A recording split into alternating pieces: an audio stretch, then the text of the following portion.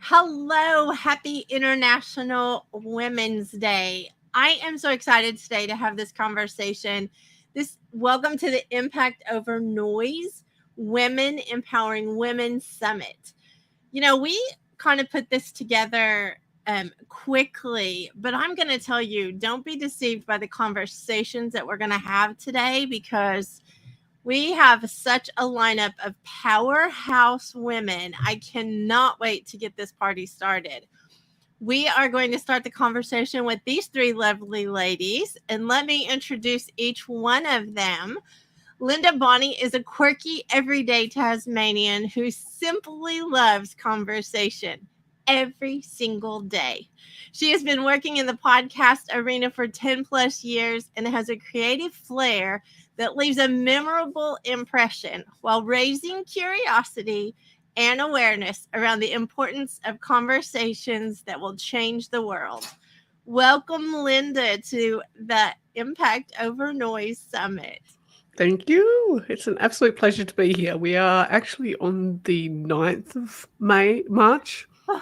May, goodness, just added a few months to the year already over here. So I've already witnessed and experienced and had the pleasure of joining the Australians for International Women's Day. Now I feel like I get a double dip, which is amazing. I love that. I should have been there yesterday. That's what I should have been. So, thank you for joining us. My pleasure. Let me introduce Maureen and Jill, and then we're going to get this conversation started. And Linda, I'm going to come to you to get the conversation started, so be prepared. So Maureen, I've got to get to the right little bio, is an award-winning marketing, branding, and business strategist. Like, she has 70-something awards, and she stopped counting. I'm just going to say that.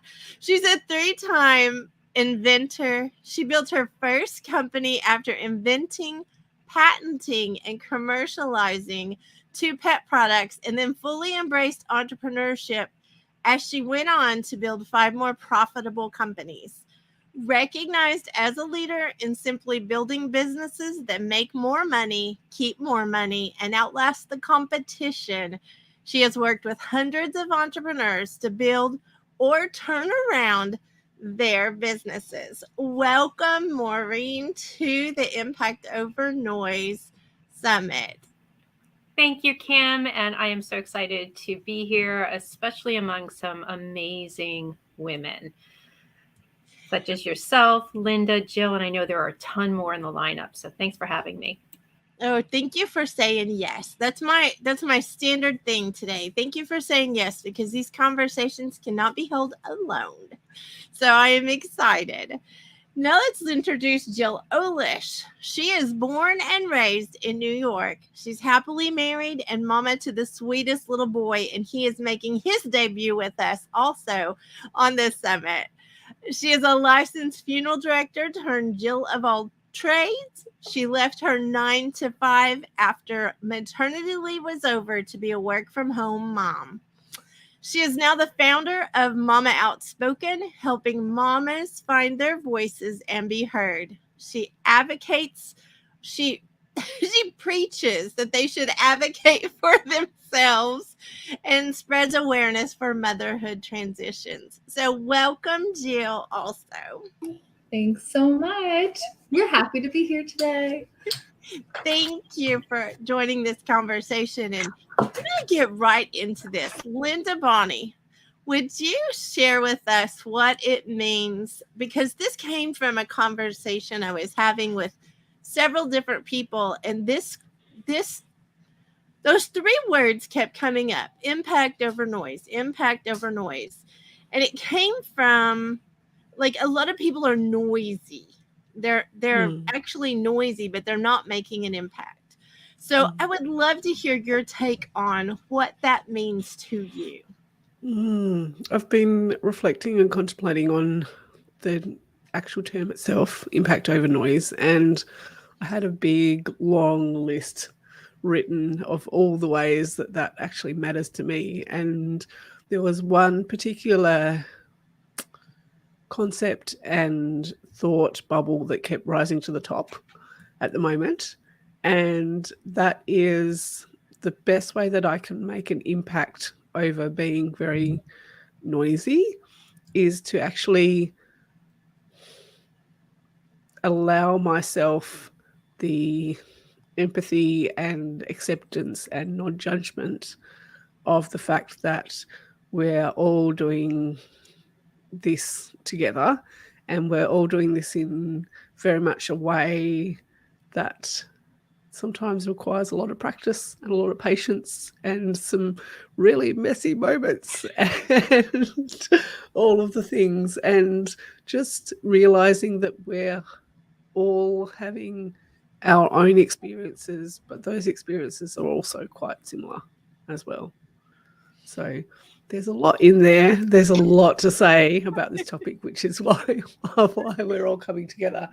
But just learning that we are all experiencing this together, I think really helps me to realize that we're not just all noise and all of the head noise, especially, and just realizing and recognizing different ways that can build over time as well. So let me ask you this before we move to Maureen. When you talk about doing things together, in my view of what you do, it's very powerful because you instigate conversations and you hold conversations that maybe other people are a little afraid to. Mhm. What have you found empowering about having conversations, in particular with other women? Because sometimes we can be intimidated by other women. Absolutely. Yeah, definitely. So getting really curious has helped me a lot, and recognizing that there is actual strength, a lot of strength in asking very powerful questions and leaving the space to listen, more importantly, because sometimes when we are asking a question from ourselves, we're wanting that question to be asked of us. And we're wanting that question to maybe have a little bit of an answer which we might have pre-predicted at times, or wanting to fixate on certain topics or ideas that follow on from that question. So being curious enough to ask the question without the judgment or hang up in the answer at the same time. That's what's really helped me. Ooh, that's really good because, we do a lot of times I hear conversations where really they're not listening. They're just wanting to be able to use their voice, so they pretend to listen to yours. Yes, definitely. Yes. And in my view as well, within those conversations, there's sort of three different components to that. There's the actual curiosity and the investigation, and then there's a negotiation, which we talked about only recently, and then there's also a cooperation as well.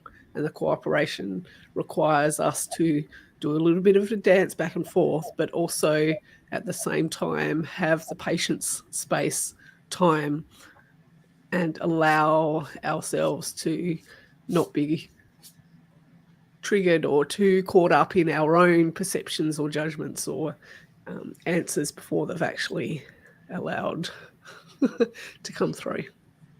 So I'm curious about something that I know about you. You're a busy mom. I want to say that right. Mom, not mom, but mom of three little wild boys who are like so fun. Yeah. You're a wife, you are like all the things. You're a business owner, you do all the things. When you have a conversation, how do you decide how to juggle all of that? Because that is a juggling act of how can you have enough time to have conversations and do all the things? So I recognized and realized that I had a lot of resentment building, and that was really powerful, and that was making me physically ill as well. So letting go of a lot of that is one of the biggest things that's really empowered me to have those conversations without feeling discouraged or resentful or angry or frustrated if they do get interrupted, because that's part of what's happening here. Definitely what's happening here.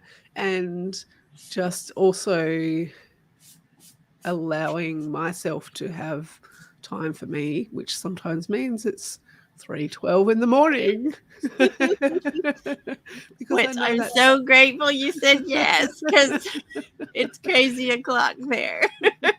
I knew that was going to be easier than 7 or 8 a.m. Trust me. So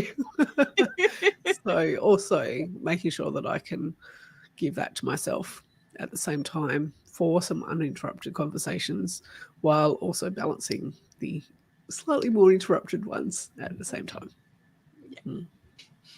Oh my goodness. Well, I'm going to go to Maureen, but Maureen, I almost feel like we could just be done. Linda just answered so much of the questions. I would love to know, and you're welcome to, this is a conversation, so you're welcome to respond to anything Linda said, but I would like you to tell us what impact over noise means to you. Yeah, Linda, I think you covered it all. I think we're done for the day. Let's just go out and skip to the happy hour celebration tonight. So it's only 3 a.m. Yeah, you can stay up the rest of the night with us, right? I just had my nap, so I'm good.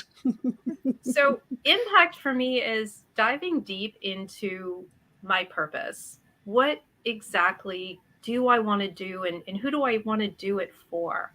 What do I have a passion about? What is my mission out there? And it's really diving deep into, what can I do for people out there? So it's not necessarily how big it has to be, how huge, how noisy, how splashy. Sometimes impacting people come in the smallest, simplest packages. In fact, just having a kind word for somebody or making them feel like it's going to be okay can have the biggest impact. Doesn't have to be enormous. And so for me, it's really taking things every day and having an impact on as many people as I can. I think through kindness, through generosity. My mission is for entrepreneurs. How can I just add one thing in their life that will make their business successful, their business sustainable? And sometimes it's the simplest things. But we can never forget that they're the priority. It isn't necessarily our purpose is the priority. The people around us are the priority.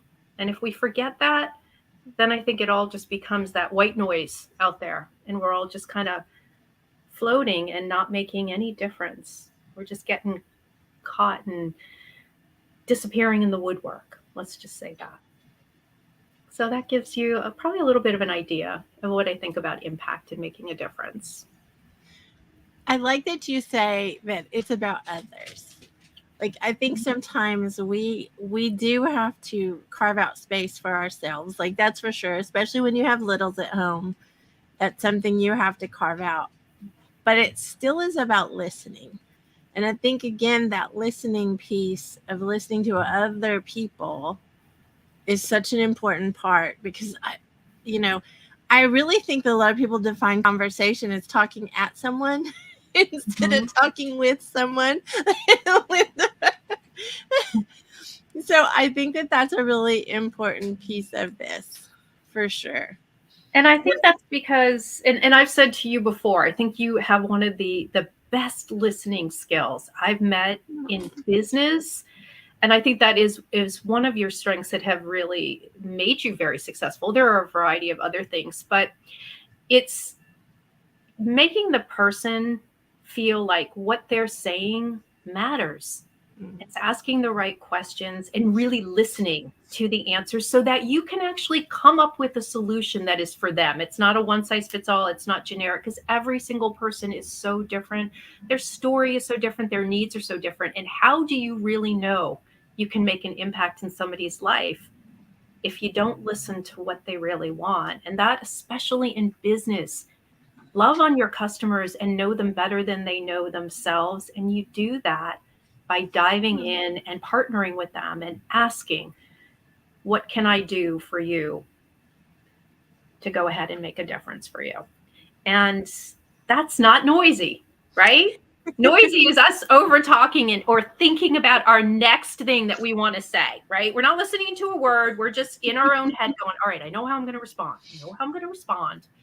I know. And then you may not even be responding for anything that's of value to them. So for me, Kim, listening, and I will tell you, knowing you has made me a better listener because you ask extremely pointed questions because of your listening. And the more pointed and the more direct and the more detailed it can be, the more information you're going to be able to learn about somebody so you can really direct the conversation in a way that will make the biggest impact. So thank you for that. Okay, we're officially 17 minutes in and I'm already embarrassed. Like, thank you. What? Why? Think about your impact. This is about women impacting and each one of us bringing something to the table. Think about that. And just knowing you, 8 months maybe, that I have been able to sharpen that skill that sometimes we all think we're good at. Like we all sometimes think we're really good listeners, don't we? Until you really see somebody who is really good at it and you go, you know what? I think I'm going to talk a lot less and listen more. And I think that's a course you should teach. Remember, I told you that. You did tell me that. The funniest thing about that is I wouldn't say that I'm a good listener. I think I need to work on that. That's what's funny to me is like I think because I'm always striving to listen more, that's funny to hear like out loud. So I love that you say it and I appreciate your kind words, but I do giggle because that is not, I feel like I need to practice a lot more. So thank you, Maureen. You're so welcome. Absolutely. Let's bring Jill into this conversation and her little man. Jill, what does impact over noise mean to you while you are like mama and right in front of us? Like, Well, there's a lot of noise going on over here right now. So it's hard to think that I'm making impact over this kind of a noise. I know you want bubbles. So we're going to try and blow some bubbles while we talk. Impact over noise.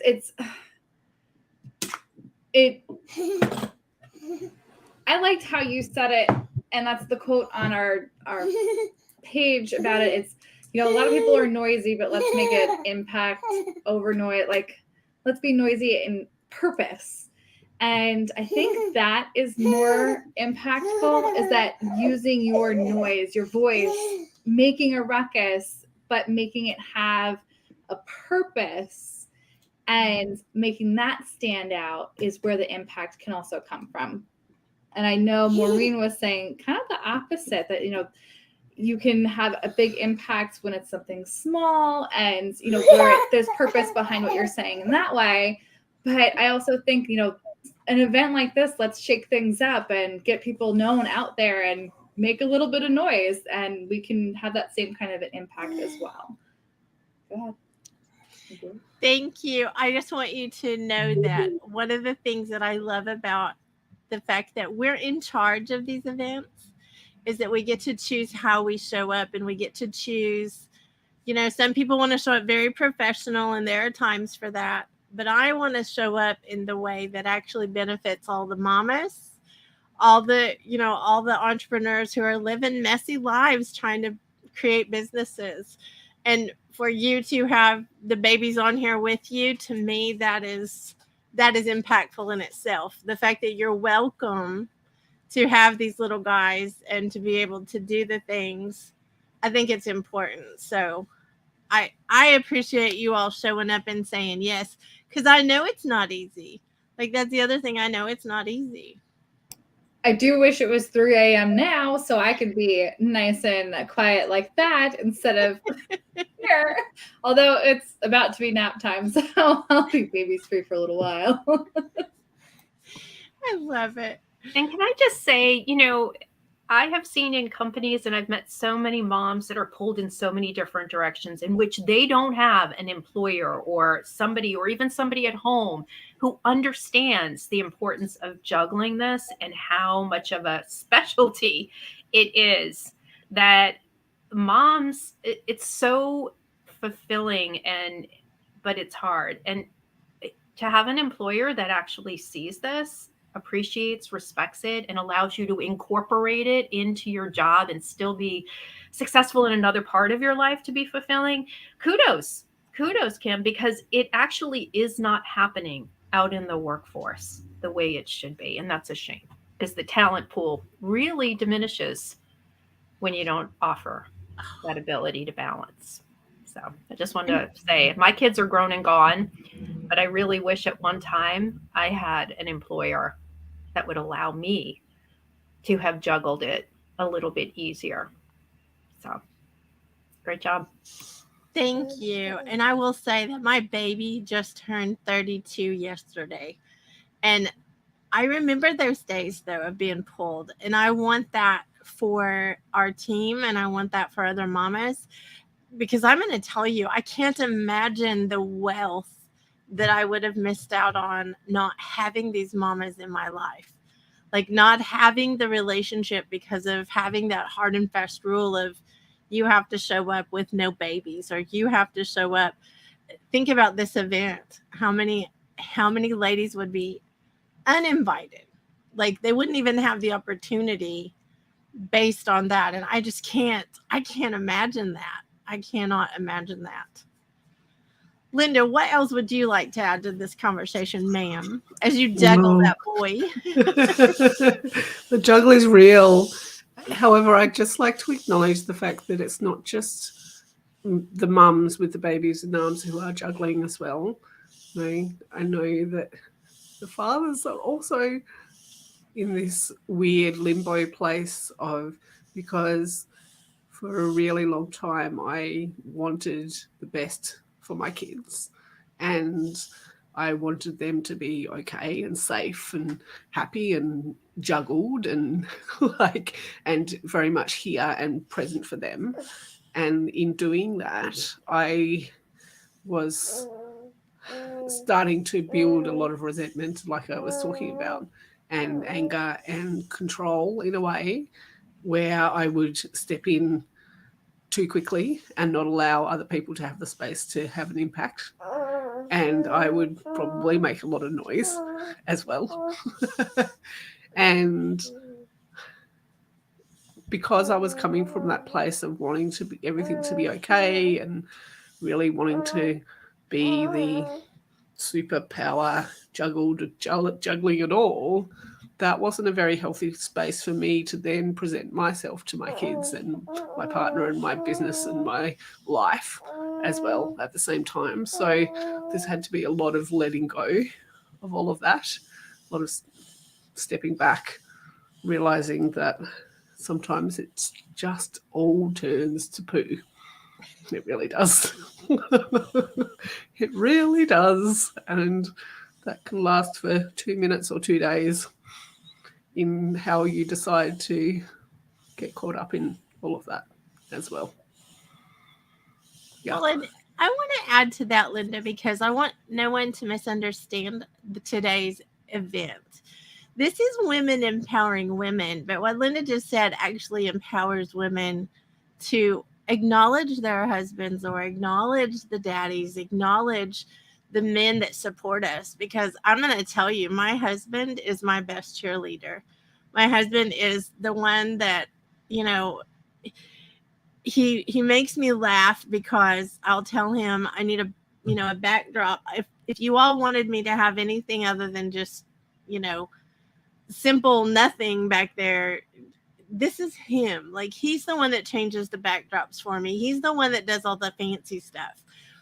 I cannot imagine not giving him credit or not acknowledging him out loud on this women's event, that there are men who support us behind the scenes that make it possible. But sometimes we strong women, because this whole event is very strong women sometimes we don't allow them to support us. We don't allow them to do the things. And I feel like, Linda, you are speaking to so many women out there with the empowering them, empowering the women to allow those men to step in. Like, I think that's really important. Yeah, exactly. Especially with 3 boys as well.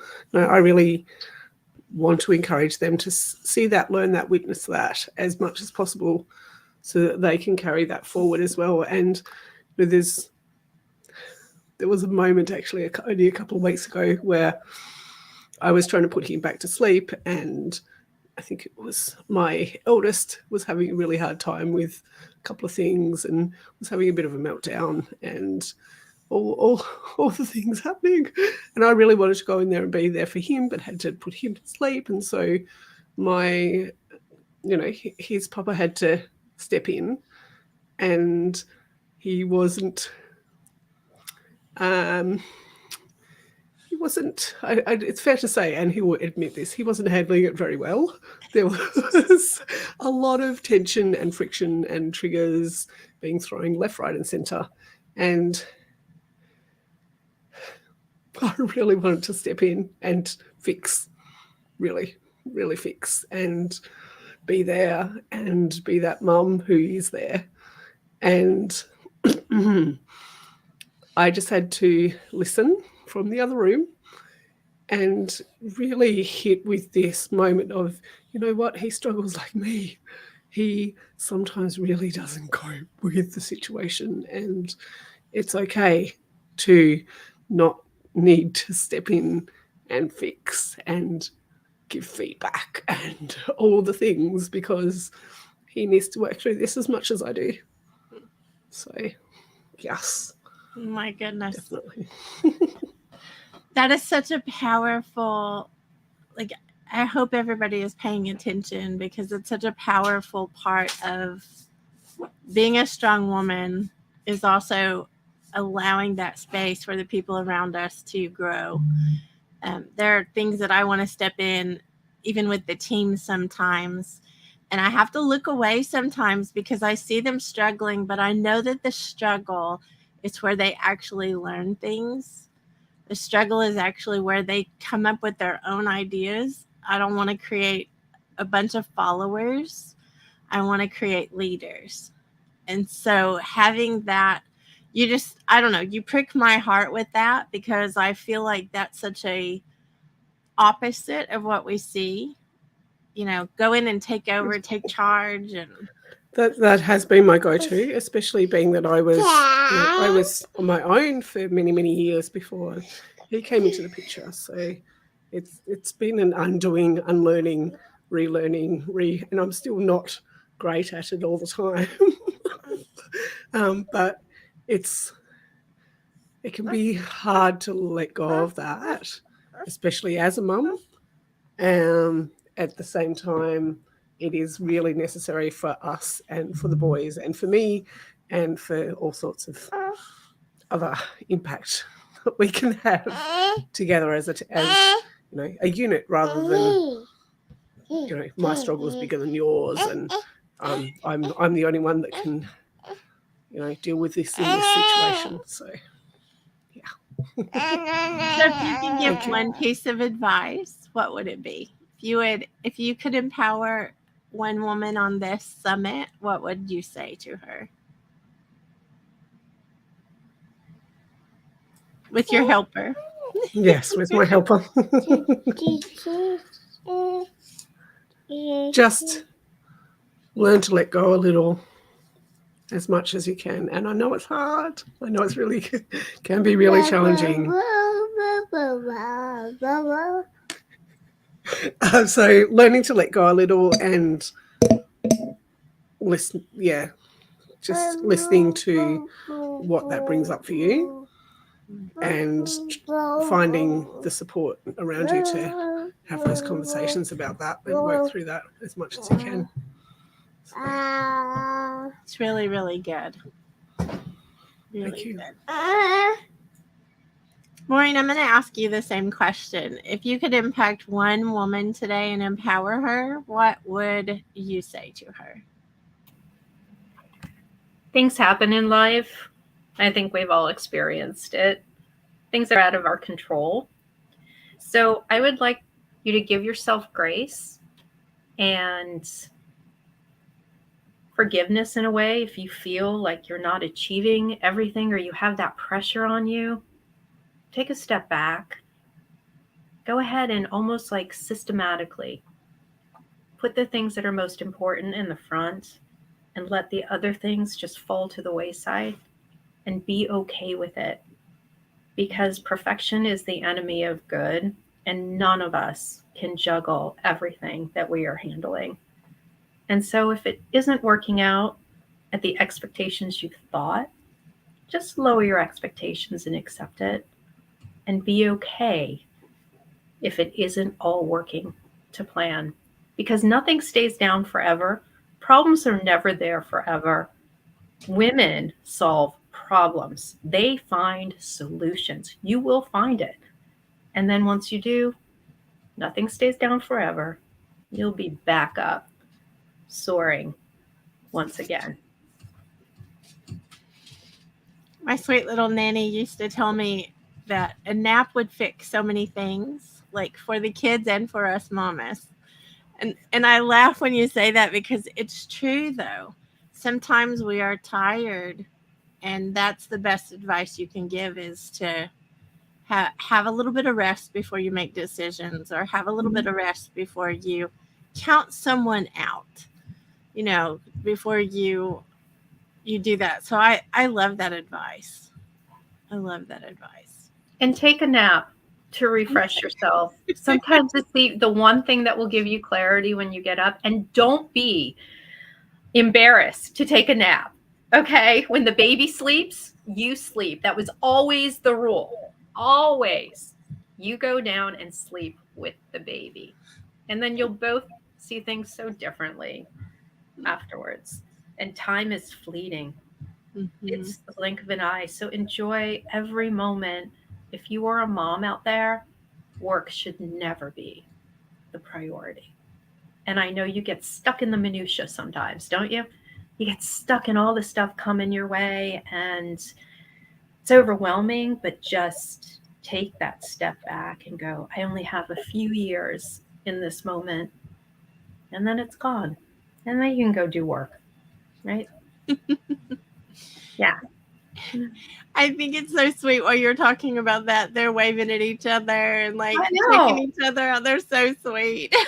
And probably both moms and the moms out there are going, I don't believe a word she's saying right now. Yeah. I've got to drop off daycare. I've got to get the bottles, the diapers, the diaper bag. I've got to run them from one end to the other. I'm out of breath. But you know what? That is part of it. But take a step back. And like I said, give yourself grace if you can't get to all of it. Just prioritize what's best for you and your family. That would be my advice. And let me tell you, there was a time somebody told me this exact advice, and I didn't listen to it. Isn't it funny? We can give out advice, but we don't listen to it. I'm saying, listen to it. I think Kim and I know with kids that are grown and gone that it was fast. So fast. It still blows my mind because I don't know where a 32-year-old came from. Just saying, I am not that old. That's what I'm going to say. and my daughter is getting married in September. I got to figure it out. And then I think about, I could be a grandmother. Do you know how foreign that concept is to me, to be young and a grandmother? I'm like, don't call me grandma. Don't call me Nanny. Just call me May May. Like, I just don't want to hear it. And my husband's like, well, you'll be the best looking, hottest grandma out there. I said, I don't care. I don't want to be the best looking. I don't want to be the hottest anything. Just don't make me your grandmother. Isn't that terrible? I'm going to tell my daughter that. But see, funny. This is, we as women sometimes get caught up in that age thing and go, oh my gosh, we feel so young inside, like I'm still in my 30s. There's no way. Like, your son is in 30s because you're still in your 30s. Like our Exactly. mindset is so different. And don't we look so much better than the generation before us? And like my grandmother looked like 80 at 40. Like the clothes they wore, the hairstyles, they didn't take care of themselves. So women today, oh my gosh, you have the world at your feet, even the older you get. So I am trying very hard to embrace it, and I'm trying to empower others to embrace it too. But I am totally transparent. It sometimes is a struggle. So I told my daughter Lydia, 5 years, 6 years, 10 years, that's okay. When you're in your 40s, you can start a family. I love it. Linda, were you going to say something too? Yeah, look, I just wanted to add the flip side to that as well. I find that being 100% mum with this little one and all the things that involves does not fill me to my greatest capacity, and being the best person that I can be for me and for him. There are many circumstances and days where I actually need and rely on my work to offer fulfillment and purpose and all sorts of things outside all the things that are monotonous every day. So there's that flip side at the same time. So yeah, look, there's lots and lots of different layers, and absolutely know how fast the time goes. I can't believe that I'm going to have an almost 10-year-old in a minute, and that's not even 30 years down the track. So yeah, look, time absolutely flies, no doubt about it. At the same time, in order for me to appreciate this time and enjoy this time, I also need a little part of outside that at the same time. I think Jill would probably have a bit to say and contribute perhaps at the same time as well. I was going to say, I was like, I think Linda is my soul sister on the other side of the world, because while Maureen, I will say that every piece of advice that you gave, I have said to another mom myself, because I've learned it. And I did have to be told that from someone else as well. And from multiple people, one including Kim. But even though you don't like to hear it and you know it's true, it really is true. But at the same time, you still need to keep that little bit of yourself from before. And I don't just think that's with just moms. I think that's with every woman, because we all go through seasons, regardless of what that season is, whether it be an actual season outside, because things we all know change from fall to spring, or if it's a season with like a gap in like an age range, whatever you're going through, if it's a job change, it's all the same advice that we need to listen from one woman to another. But yes, I know, Bubbles. My one thing that I just wanted to say was, though, living your yes, I know, I see the bubble.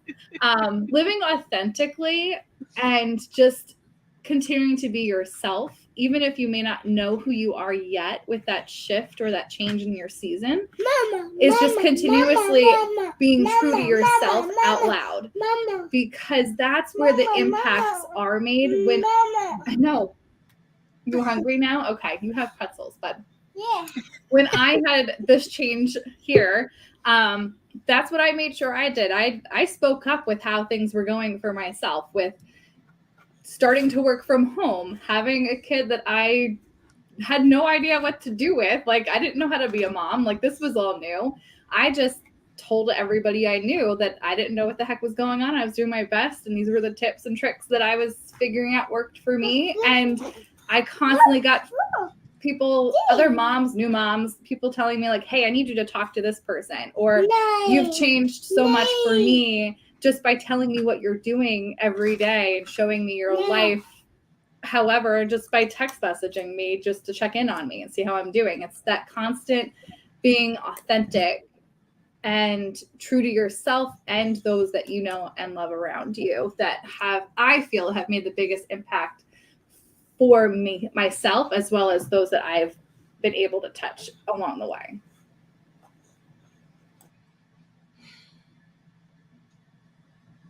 Go ahead, ladies. I know you want to respond.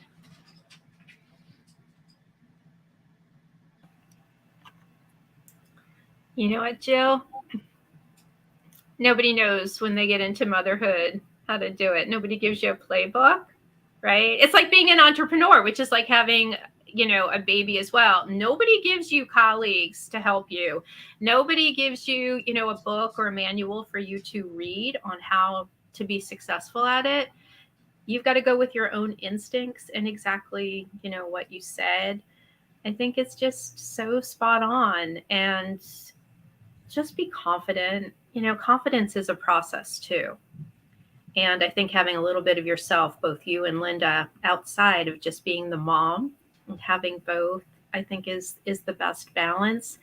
I wish I was as smart as you are at your age, who's able to recognize.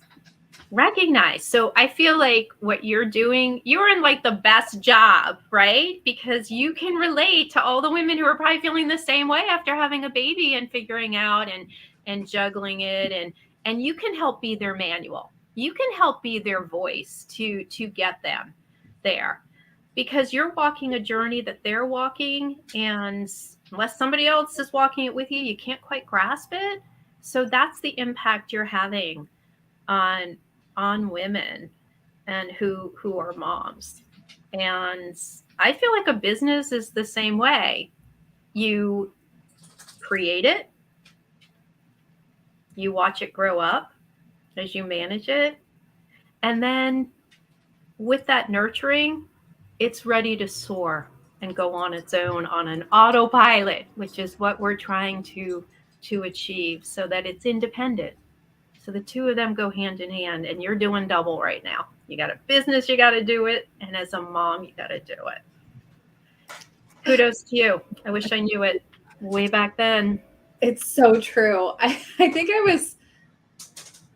I was still pregnant, and I had asked my doctor, I'm like, why don't they tell you about the crap that you go through during your pregnancy? She's like, well, if they wrote everything down, you'd never be able to get through the book. Like, it just would not exist. Like, it would just be like a Britannica Encyclopedia series. I'm like, well, I think I'd read it because I'd want to know. But no, I mean, that's why we have these communities, and not just for moms, but like we have built on Clubhouse, just this huge community of entrepreneurs and business owners and people with like-minded thoughts and thought leaders. All of us, look at the groups that we've curated and just grown, that we're all impacting not just our own communities, but each other, and just it grows exponentially. And it's crazy that I guess you could almost say that we're that book, we're that manual. We just have those resources, and then we're able to expand that to each other. Linda, were you going to add something to that? I'll try. Oh, look, there definitely is a shift that's happened, going to happen, and is currently happening. I just think there's still a little way to go, because there's still a lot of those habits, those ingrained patterns for me that I fall into, of playing the victim, thinking that it all comes back to me, thinking that I need to interfere or step in or be there 167% of the time. So there's still a lot of etching away that we need to do, and really that starts with us and then filters out to those around us. And so, women empowering women, it starts, essentially it comes down to us first, and then the conversations we have from that and through that and with that, and not always getting it perfect all of the time and all of the things as well. So yeah, look, there's a shift coming. There's a shift that's happened. There's still a bit of a shift to go. I think when you talk about that, Linda, I think one of the most empowering things, and you bring this to the table in every conversation, and that is you're first. Like when we're willing to go first and be transparent, we're willing to go first and say, look, I don't have this figured out yet, or I'm working on it, but it's messy, or just all the things. I think that that's a really important part of having conversations that actually empower people. And so you brought it back home for me of the noise. Like there's a lot of mamas out there giving advice based on how they want things to appear Instagram perfect. Like, this is what it looks like. We're always got our makeup on. We've always got our hair fixed. We're on vacations. We're always having these big, elegant dinners. Well, that's not really what life looks like. And so when women like, you three come into a conversation and you're willing to say, this is messy. I don't get it right all the time. I think that is such an empowering thing to start those conversations of people being able to be empowered. I think that honesty is one of the first things that has to happen before someone can be empowered. I think this one agrees, apparently. I think we might be having a nap mid-morning somehow. He is so sweet.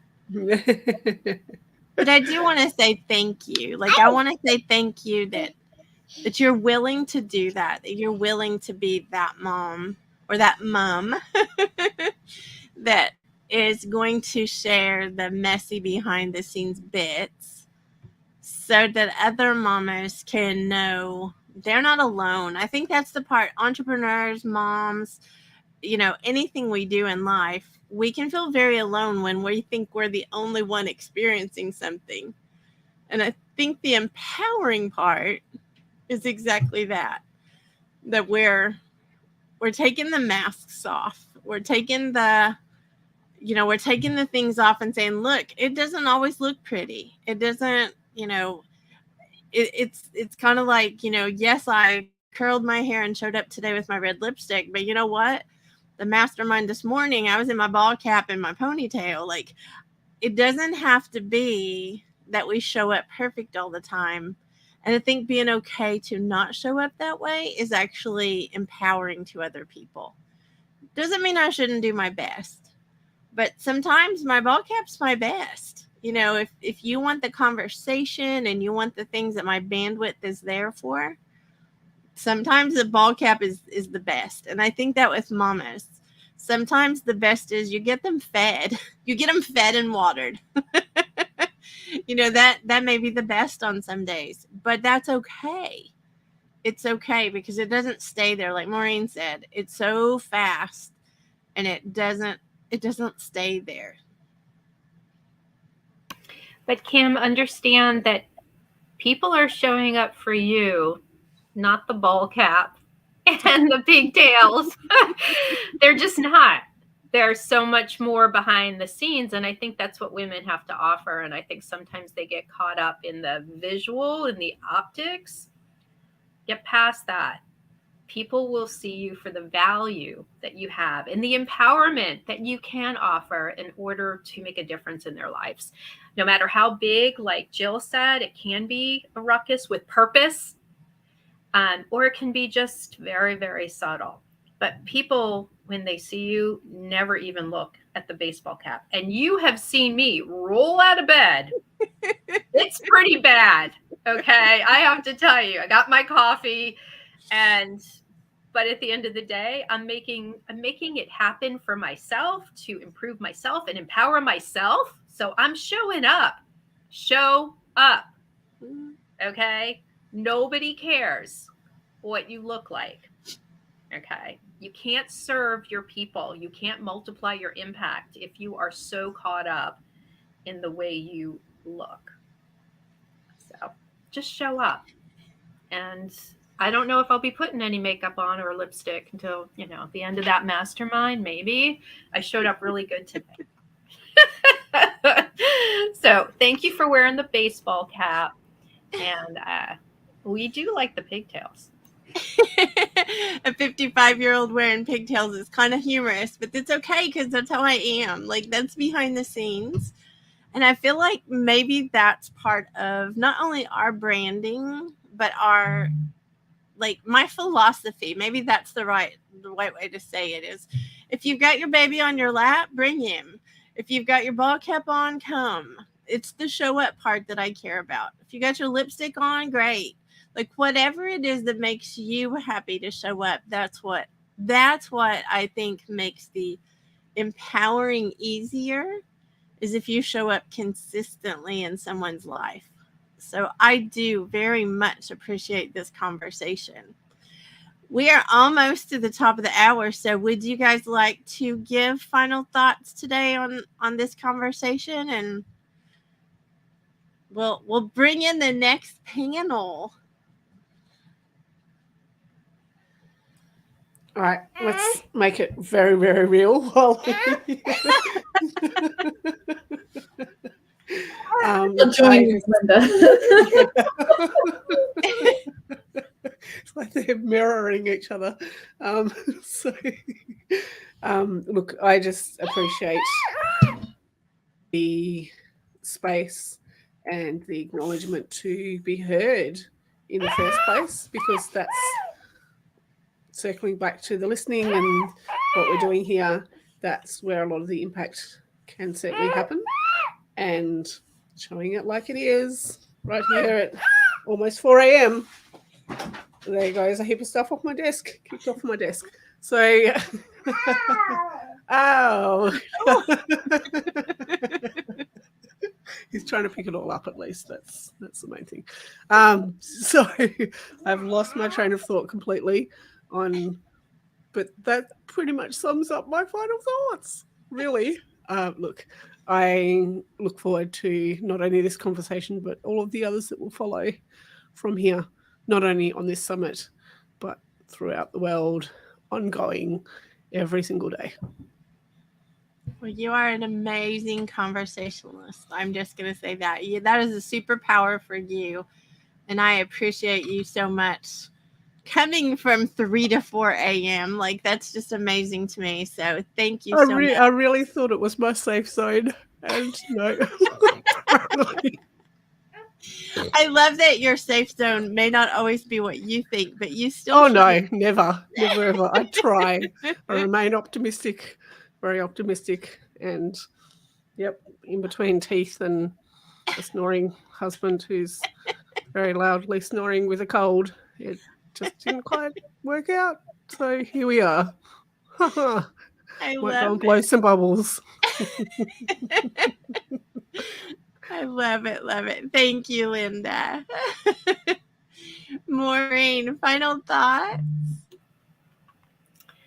Yeah, I truly believe if you're going to make a huge impact on others, you have to embrace your strengths, your value, confidence, and I feel like you have to, embody and truly believe what you are doing and that purpose. And you have to empower yourself before you can empower others.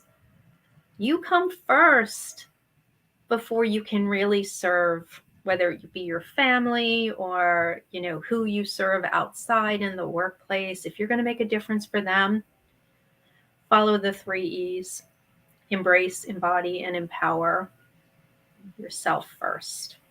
And then it'll be amazing how powerful your impact will be to empower the people around you. I tell you what, the conversation is just so good. That's all I'm gonna say. Is this is just, oh my goodness. Jill, final thoughts, ma'am. I want to echo what Maureen just said. Okay, all right. Taking care of yourself first will allow others to see that you are doing what they need to do also. So leading by example, I guess we'll put it that way. And you can't serve from an empty cup. You can only serve from an overfilled cup. So always make sure that you're doing what you need to do first for yourself before doing what you can for others. And when you lead by example, that's when you make the biggest impact. That is very, very good. Very true. Thank you, ladies, so much for this conversation. I am so honored to be part of all three of your lives and to have you on this summit today. Thank you. Thank you. Thank you. You are definitely some of my favorite humans, just so you know. I hope you all will be able to stick around. We are going to head over to the next panel and get the next conversation started, but you all feel free to stick around. I'm going to pop them up and I will get this party, the next part of the party started. Thank you. So I am excited to invite, and we are having some issues behind the scenes. I just want everybody to know that, and that's all right. We will figure it out. I am going to bring up Yvonne, and I'm going to bring up Izzy, our Melissa Stetcher, and I am going to bring up Gail Scott. I am going to introduce each one of them so that everybody can get to know them quickly, and then we're going to start this conversation. This conversation, I cannot wait to get started. Yvonne Marchese is the host of the Late Bloomer Living podcast. She's a professional photographer, a mom, a wife, and a serial pivoter. I love that. She grew up in El Paso, Texas. In her 20s, she sold everything she owned to follow a lifelong dream, moving to New York City, where she worked as an actress for 10 years.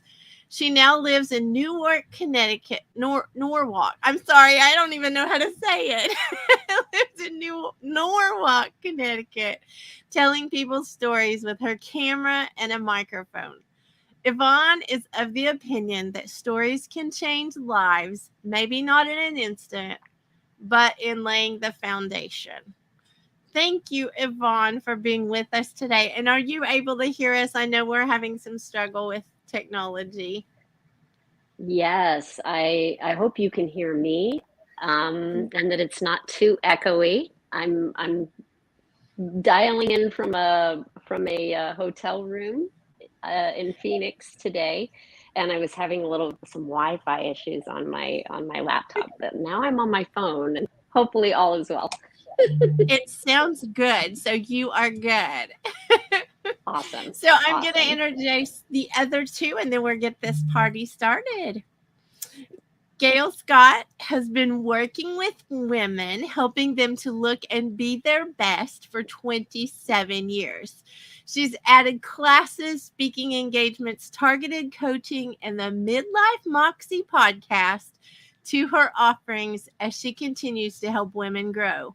She truly believes that women can accomplish more than they think, and they can really have it all. Gail, welcome to the Impact Over Noise Summit. So glad to be here, and I didn't know my friend Yvonne would be up here with me, so double yay. So glad to be with you, Kim. Thanks for inviting me. Thank you. I'm going to introduce Izzy real quick. I'm sorry, Melissa Stetcher. I will quit calling her Izzy. She's my Izzy. So Melissa Stetcher is the owner and creator of Hopeful Simplicity, where she helps people achieve a less stressed lifestyle by focusing 15 minutes a day on organizing. She works to shift the overwhelm of it's all on me toward home team we when it comes to home management by tackling one small space at a time. When she's not spreading hope, this mama of one spends free time podcasting, reading, gaming, and making memories of adventures with those closest to her. There are several things missing off of that bio, but we will get into that. Izzy, thank you. Thank you for adding that so everybody knows who I'm talking to also. So welcome, Izzy. Hello, everybody. Well, this is going to be so much fun. So, Yvonne, I'm going to go back and ask you first, and then I'm going to ask the other ladies as well. You all are very powerful women, and that is what this summit is all about, is women empowering women. When you hear impact over noise, what do you think about when you hear that? Because that came from several conversations that I had, that just kept coming back, that sometimes we're noisy, but we want to make an impact. So what does it mean to you, Yvonne, to make an impact over noise? Excuse me. First of all, so many great things were said. I was watching in the first round and loved the ideas of listening brought up by Maureen, which kind of ties into what I'm thinking about. And it's not something I came up with, but there's an acronym that I learned in Clubhouse, in a Clubhouse conversation, which is WAIT. That's the acronym. And that stands for Why Am I Talking? And that all ties back into getting in touch with your purpose and what it is you have to say, and the listening part of that component, figuring out what's needed before you step in and start making noise. I think that's the first thing that kind of comes to my mind. That's really, really good. I have not heard that acronym before, so I really like that. Thank you for sharing. I wish I knew who to give it credit to. It's a great one. Some Clubhouse guru that we can't remember their name. Is that close anyway? All the wealth of Clubhouse, all the things that come through it. So, Gail, I'm going to ask you the same question. What does impact over noise mean to you? Well, first, let me apologize for all the moving around and the light. It is such a sunny day here today in South Carolina, and my dog is after a cat that's outside, so he's barking his head off. So I'm just like, mute. So I apologize for that. But I think there's a lot of noise out there right now, to be honest, Kim. A lot of people who pretend to know, pretend to be able to take you where you want to go, and they're basically putting themselves first. They are first and foremost. They're not listening, like Yvonne was talking about. They are not truly taking clients and customers, they're not putting them first. They're not taking them where they need and want to go. They're trying to take you where they want to take you or show you their expertise. And to me, that creates a lot of noise in the marketplace, and especially on social media. There's just tons of noise. And we've got to be able to filter out the notes we really need to hear. We're looking for that symphony that sounds right in our ear, that aligns with us, and it's going to help us move to our next space, whether it's personally, like organization with Melissa, if it's, working your career, working with a product. And so to me, that's what noise versus impact means. So like, for instance, with my clients, I work with targeted clients. I don't do long-term coaching. And I'm really trying to reduce all the noise and all the chaos and get down right to the one place they need me and provide solutions, walk them through, and then turn them loose. So that's what it sounds like for me. So you're impacting lives specifically. Like, I love that too. I think when we go after impact that's everywhere, we think we can impact everyone. I think we miss a lot of the ones that we actually could impact by being specific. So I love that, Gail. So Izzy, impact over noise, what does that mean to you, ma'am? Yes. I mean, I love what everybody said. And then Gail's moving around and I'm over here twirling and I'm like, oh, let me join her and stop the twirl. My bad. For me personally, impact is, okay, so what are we going to do about it? Here are all your struggles. Here's the problems. Here's the frustrations. Okay. So what are we going to do? What are the action steps? How are we going to walk one little step at a time to make a change, to impact our lives individually, and then spread that out one person at a time, and then one more person, and then one more person. So if you make that individual impact of changing your stresses and your frustration, you're going to impact somebody else to be like, well, they can do it. I can too. And it's small and it's simple and that's it. That's what I think. I love it, Izzy. And Izzy's our little TV star. She was on TV last week. Was it last week or okay, because my days are running together. Sorry. She was on TV last week, and that's something that I want to actually point out. Is it wasn't from being noisy. It was from actually making an impact that she was invited onto that TV program to make more impact. So when we put those ripples out there, don't be surprised when you are making a real impact that you get a chance to make a bigger one and a bigger one and a bigger one. I think it's when we are focused, like Gail said, we're focused on people and listening instead of just wanting them to do what we want. I think that that's the empowering piece, is let them think for themselves instead of it being us telling everybody what to do. I really do love that. So Yvonne, I want to know how you would empower another woman. Like, what could you do to empower another woman today? The first thing I would think is just to encourage, I think the thing is with women, we take on so much. And there's an overwhelm that goes with that. At least I'm speaking from my own personal experience and assuming that that's universal. But I have a favorite quote. A lot of times it's attributed to Teddy Roosevelt, but he was quoting Squire Bill Widener, which is, do what you can with what you've got where you are. And I would just say, it goes back to what Melissa said about the baby steps. To start your day outside of the noise. It's one of the things that's a linchpin for me every day, is to get up and not get on my phone right away. I have some quiet time. I move my body, try to get grounded within myself and set my own intention for the day. And from there, that's the place where I go forward into my day, so that hopefully I'm living a day that I've chosen and designed. And I can keep tapping into that throughout the day and just doing the little bits that I can from where I am with what I have. And that's how I would empower anybody else, woman or man.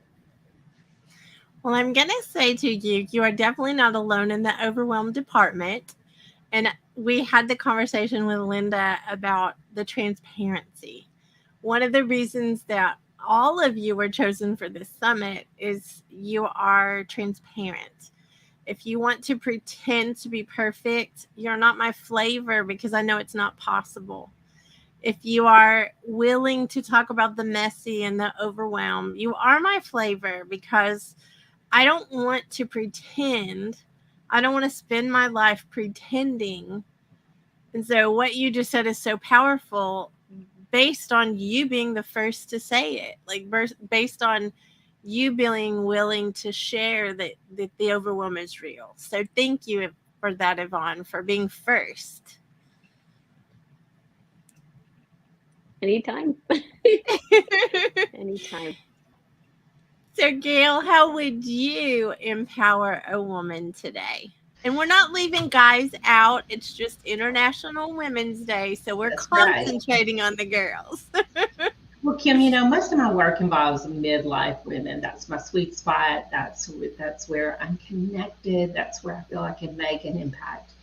And what I see with those women in their late 30s to, well on into their um, past 50 is that we have often become a victim of the busyness disease. And we've told ourselves somewhere along the way, and this applies to even younger women, but I just know the women I've worked with. And a couple of things change when we get into midlife. Usually our kids are growing up, and some of that busyness can wane just naturally because we don't have their schedules. But that leaves some women feeling empty, unimportant, and like they don't have a place. So it can be negative on that way when that busyness runs out that we have placed our value in. But even when we're younger, y'all, the busyness is not going to get you where you think it's going to go. You cannot take pride in busyness. Take pride in really focusing on what's important in your life. And you need to reevaluate that regularly every few years, because there was a time where it was most important that my eyes were on my kids. And we all go through those seasons. I homeschooled the last one. That's what's wrong with me today. I'll just say that as talk about transparency. If I seem a little off, I gave it my best. But we take pride in certain things, but we also need to stop that and think of what's truly important in that season. And as I see women shift midlife, that is a time where they really have to reevaluate, where do I want to spend my time? Is this career working for me now? Because a lot of times women make decisions in their early 20s of who they're going to marry, the job they're going to have, the education, children, and 20 years later, they've not reassessed any of those decisions. So I'm not saying reassess your husband, but your kids may not be the forefront anymore. You may not need a career that works around the school schedule anymore. You may not need the income anymore. You may need more income. You need to reevaluate in each season what your priorities are. Because our last one's 19. And so my priority has switched back to being my husband. And we will just curl up in the evenings. And I have really prioritized those evenings to be with him. And am prioritizing travel in this space. I'm prioritizing things I want to do around my home that may not have been possible when my children were younger. And I'm spending more time doing things like podcasting that I would have not had the time to do. So I think part of eliminating the noise is I want to talk about eliminating the static. Again, go back to those notes that are really right for you. They're really beautiful in your ear, that really make your heart sing. And do that at least every 5 or 10 years. Sit down and evaluate. What am I saying yes to that I don't need to be saying yes to? What have I just fallen into, doing? And, what do I need to say no to? What do I need to eliminate? What do I need to back up on? And sometimes it's really hard to open up and let those things go, but I promise it is so freeing. And you find out you don't need to run the entire universe to be impactful. You will be way more impactful when you're in your lane, doing what you were meant to do and what you're gifted to do. I love that. And I have to tell you, I love that you pushed on the static, because we don't think about that sometimes, that noise has tones, like you said. And static might get attention, but it doesn't cause transformation. So I love women can get value in that busyness. How many women love to tell you how busy they are? And I'm looking at her like, well, you chose that. Why do you want that? There is not innate value in just being busy, especially if the things you're doing are not bringing you joy, are not furthering your goals, are not supporting your family. If they're not in alignment with what your soul truly wants, why are you doing that? There are no trophies. There are no badges for being the busiest woman. It's just you will wind up martyring yourself, and you'll be miserable and unhappy. I think the worst part of what you just said, though, is when we martyr ourselves, nobody's even really paying attention when we're doing it that way. You think your children, your husband, the PTA, the Girl Scout, all these places are going to suddenly rise up and make you, give you some kind of, crown or something for being the most dedicated. They're not. They're not. I love that, though. I love that you bring up the busy, because I think I identified with being busy, especially when my kids were young. Like, I think I did find a lot of my worth in being busy, and being quiet was strange. So that's something When that I've happens, you I cannot felt. hear. That noise becomes so great in the business that you cannot hear with any clarity what's important and where you really need to be. That's so good, Gail. So good. Okay, Izzy. Impact over noise. How are you going to empower women? I'm gonna bring Gail on my hopeful simplicity site and just be like, here. No, I mean, I love the permission that sometimes we need to give others. Like, okay, I'm giving you permission to give yourself to realize the dishes don't really matter. I'm giving you permission to sit down and not thank somebody for helping me with housework. No. We all live here. And so the impact I want to make to women is it's not all on you. Get out of your own head, get out of your Pinterest perfect wannabe lifestyle from the 1950s housewife, and accept and love where you are now. And be okay with it. Just because you're a mama does not mean stressed out and tired and mom hair don't care. Has to be the reality. If you don't want that to be your reality, pinpoint what you want it to look like. I want my life and my relationship with the people I care about, kiddo the most, to look like he's going to grow up, know how to be a productive human, but also have those memories of, you know what, you remember that one time we sat down on the couch and watched a movie and had nothing but ice cream for dinner? Instead of, you remember that one time that you were too busy cleaning the house and doing the dishes and being stressed out and being resentful? So I want that kind of impact to help parents, to help people that are stressed out, to know stressed out is not normal. It does not have to be the normal. I'll get down off my soapbox, but that's where I was. I think Yvonne and I are going to just get our pom-poms out and like cheer for you and Gail on your soapboxes. We like this. Absolutely. And I love to be cheered for, I'm not going to lie. So, can I add something to what Melissa said? Absolutely. I think too, we have to not be afraid, especially as women, to sing our own song. When we talk about noise, noise attracts attention. And sometimes we are drawn to noise. Like if you're out in public and there's a sound, you're like, okay, what is that? And I'm going over here. And I think sometimes that happens in life. We wind up following along with the crowd. And I've been one to not take that path in life. Like homeschooling was a choice that my friends were like, why are you doing that? But I really felt like it was right for my son, my family at the time. I'm working for myself and leaving a job that was a good job. It seemed odd and strange, but I needed to walk to my own beat. I needed to be in touch with what was right for me and my family, no matter how it felt to the rest of the world and my friends and people around me. And I think sometimes that noise, when we're caught up in it, we can't hear what's really right for us. And when we push the noise aside and say, I know that's what everybody else is doing. I know that's the big consensus. I know that's the big, thing the crowd is seeking out in public. But what are the other options? Think outside the box of what is truly right. We don't have to do it like everyone else does it. What's going to work for you and your family and your life long term? So I just had to add that to what she was saying. That's really, really good. Yvonne, did you want to add something too? I do. For some reason, where I thought you were going with this, Gail, was the idea of using your voice and having the courage to use your voice. I'm not sure. And I feel like that's in there somewhere. Like there's this tapping out, getting rid of the noise of what you've been told is what you need to do or be.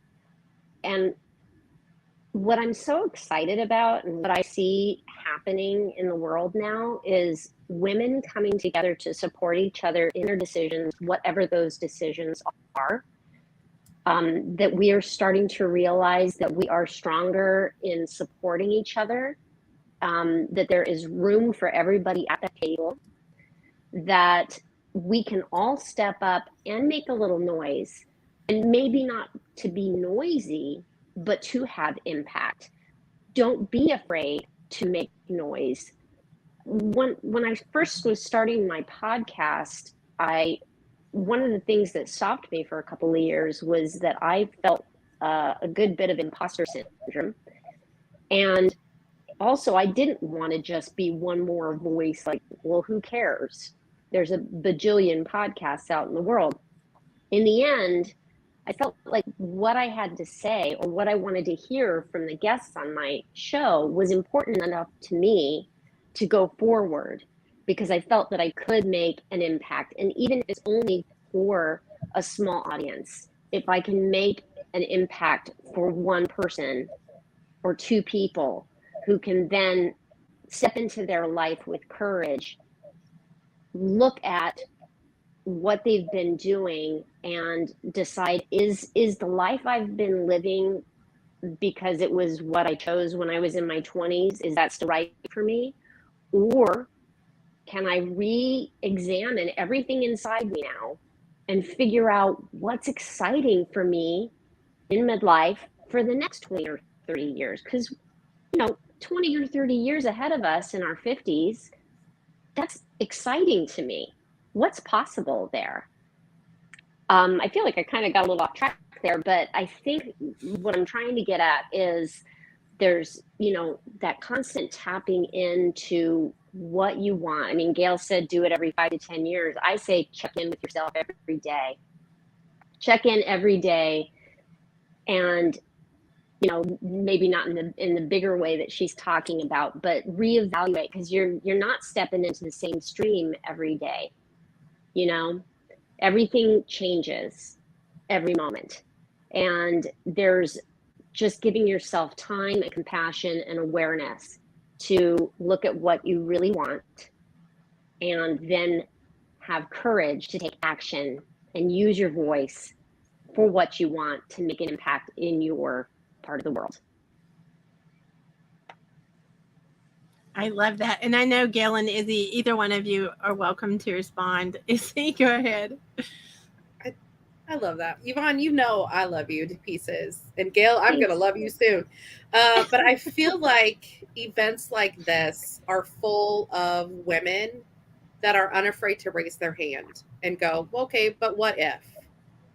And I just heard that. It's like, okay, well, what if I do start this podcast, and what if it only impacts one or two people? Well, it impacted one or two people, and they'll impact one or two more people. And I just love it. I love everybody on the stage and coming through here. We're all just like, okay, but what if we're going to change the world one little thing at a time? I love it. I love it. I think podcasting, we have a lot of power. We have a lot of reach, potentially, hopefully, but the thing is, like, I know over on Midlife Moxie, we really try to give actionable things, not just talk about it, but here's what you can really do. Here's what this woman did. Here's what this expert says. What's a step you can take to make change in your life today? Or even we try to give people tools to evaluate. Some women are not even sure how to put a cog in the wheel and stop the train fast, from going so fast, just to evaluate if things are right. They just keep riding along, and the noise keeps going, and it's just getting louder and louder, and she's getting more and more burned out. And I think it is important to say we have options nowadays. We can speak with our voice. We had a guest on yesterday, though, we had an interesting conversation about sometimes when women have, the pendulum has swung so far the other way, we become nothing but vocal mouthpieces. And we don't want that either. We don't want to just be that clanging cymbal that's just, wow, come listen to me, I'm a woman, hear me roar. What if we bring that pendulum back to mid, and we use our voices in a calm tone with all the confidence that is within us in this season, and we speak truth. We speak with authority. We speak to fulfill others. We make deposits in their bank accounts of confidence and self-esteem. I think that's where the power is. And I think when we're talking about impact over noise, that's one of the things that resonates for me. You don't have to be the loudest. You don't have to be the loudest to be heard. And if your voice is only heard by a few, like Yvonne said, that can be super impactful. You can change someone's life. But if it's just a bunch of noise to gather that crowd in public, that's just not what it's about anymore. And that doesn't get the work done that's going to move women more and more forward. And I think as women leaders, when we give other people a place to speak, especially like on a podcast or, on our website, through our blogs, we are furthering that. So like the work that Melissa and Yvonne and Kim are doing to give voices to other women is just super impactful and powerful. And, we can just keep paying that forward until we're just a huge symphony, and both corporate America, retailers, medical providers all have to listen to us as women, because we're singing this beautiful concert, and it's not just one or two of us yelling or screaming and making that ugly noise that no one wants to hear. We will be a force that no one can deny and that people will be drawn to. So, stepping off the soapbox once again. I'm really liking you all brought your soapboxes. That makes me happy. I think mine may be built into the wedges on my shoes. I'm just going to say. I love it. I always say I'm crawling back down now. I'm crawling back down off my soapbox now. I think I carry mine. I don't think they're in my shoes, Gail, but I do think I carry mine all the time. And, I can be very loud. Like, just being honest, I can talk with a loud voice and I can do all the things, and I'm super excitable. I get excited about things and all of that. But it really does make me question what other people are hearing. Like, are they hearing loud and obnoxious, or are they hearing loud and impactful? Kim, when you have a podcast, you get to hear that very clearly when you listen to yourself back. You're like, got a little excited there. I'm not sure my point came through. I was squealing in the mic. Oh my goodness. Well, I'm going to just make a confession. A princess confession. The replays on Clubhouse have been quite a in my face kind of thing, because I can tell that I am so, you get me excited, you get me on a soapbox, and I'm just like, blah. And then I'm like, oh, well, maybe I'll just stop that. That's not going to happen. I'm just going to tell you. But I love your voice and your excitement and your laugh. That when I'm in a room with you, I'm so encouraged, and I think so. I think we all hear our voices, but we also learn. Like I've learned on the podcast, get off that mic, don't snort and breathe, don't laugh so loudly, all those things. So I think we all judge, but I find you to be very pleasant and very, just very affirming and just positive, exciting. Thank you for that, Gail. And let me know where I need to send the check for that comment. Yeah, Greenville, South Carolina. I love it. So what else do you all think about making an impact or empowering women? I want to keep this conversation going because I just think, man, the soapboxes are excellent. I love your soapboxes. Well, I think what's unique is I did not know Melissa before today, but like she said, we're new BFFs. I see a podcast swap coming up, and Yvonne and I just crossed paths really recently. We kept crossing paths kind of from a distance, but we've gotten closer in our brushes. But here's what I love. All four of us have a different voice. We have a different little niched out space where we're working to better the lives of women and to empower women. And I love that we as women are finding that we don't have to compete all the time. Now, I'll race you to the mailbox if you give me a prize. Don't be mistaken. And I love a good sports game. But, and don't even get me started on some upwards, because it could come to blows. But we have been told, especially by the, people in charge, and we know who have been in charge for all these hundreds of years, that we needed to compete, that there was scarcity, that there was only so much available to women in the form of jobs and positions and things we could do. And they have set us up to cut each other's throats. I really believe this when I keep looking at it. I don't have scientific proof, but you think about the way you grow up feeling. You feel like you have to compete for dates. You have to compete to be the homecoming queen. You have to compete for promotions. You have to compete. And that has made us look at other women as threats. And we have walked into relationships with other women with a lot of suspicion and, you know, the hair up on our back. And we've not walked in thinking, look at this lovely lady. What can she offer to my world? What can I offer to hers? Let's you know, work together. And it's changing, y'all. I know all of you four are seeing that in spaces that we've been in. We have realized what has happened to us and that we don't need to compete for everything. Now, compete with yourself, compete to be the best. Yes. But we don't need to slit another one's throat to get to the top. We don't need to bash another podcaster to be the best podcaster. We don't need to take each other out at the knees. We need to collaborate. And what we're finding in spaces like Clubhouse and on these podcasts and on our blogs, that when we collaborate, we fill each other. We fill each other's spaces almost like a puzzle. You know, we all have deficits, we all have strengths, and when you put those together and those pieces come together, then that whole thing is just super strong, almost like, you know, these metals that you bring several metals and put them together, and then that, you know, that aggregate, you know, product is so much stronger. And I'm excited about that, Kim. I think it takes a lot of pressure off. It takes the cattiness away, the just quote unquote, you know, the B word. And I think women are going to walk forth with a new confidence and their heads held high instead of walking, you know, shunt down like a cat chasing a mouse. So I just want to bring that out because the four of us, we're collaborating today and no one feels threatened. We're all I'm going to echo that, Gail. Absolutely. It's one of the exciting things. I mean, you and I have a very similar mission, and that just excites the hell out of me. And the more I'm participating, as you said, in the spaces that we've been in, and the one that immediately comes to mind is Clubhouse.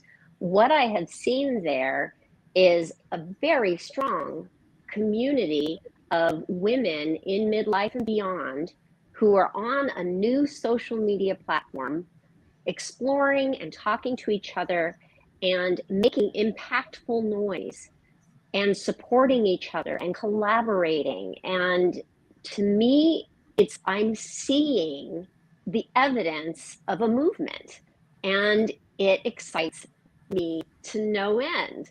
It's just, you know, I can't even begin to tell you how lifted up I am to hear women beating the same drum and not looking to be put above men, but looking for it's our time. This is our time. This is our time to come together. This is our time to support each other and to lift each other up. And it's happening. It is absolutely happening. And that's super exciting to me. And the other thing that excites me about this moment in time that we have is that there are fewer gatekeepers.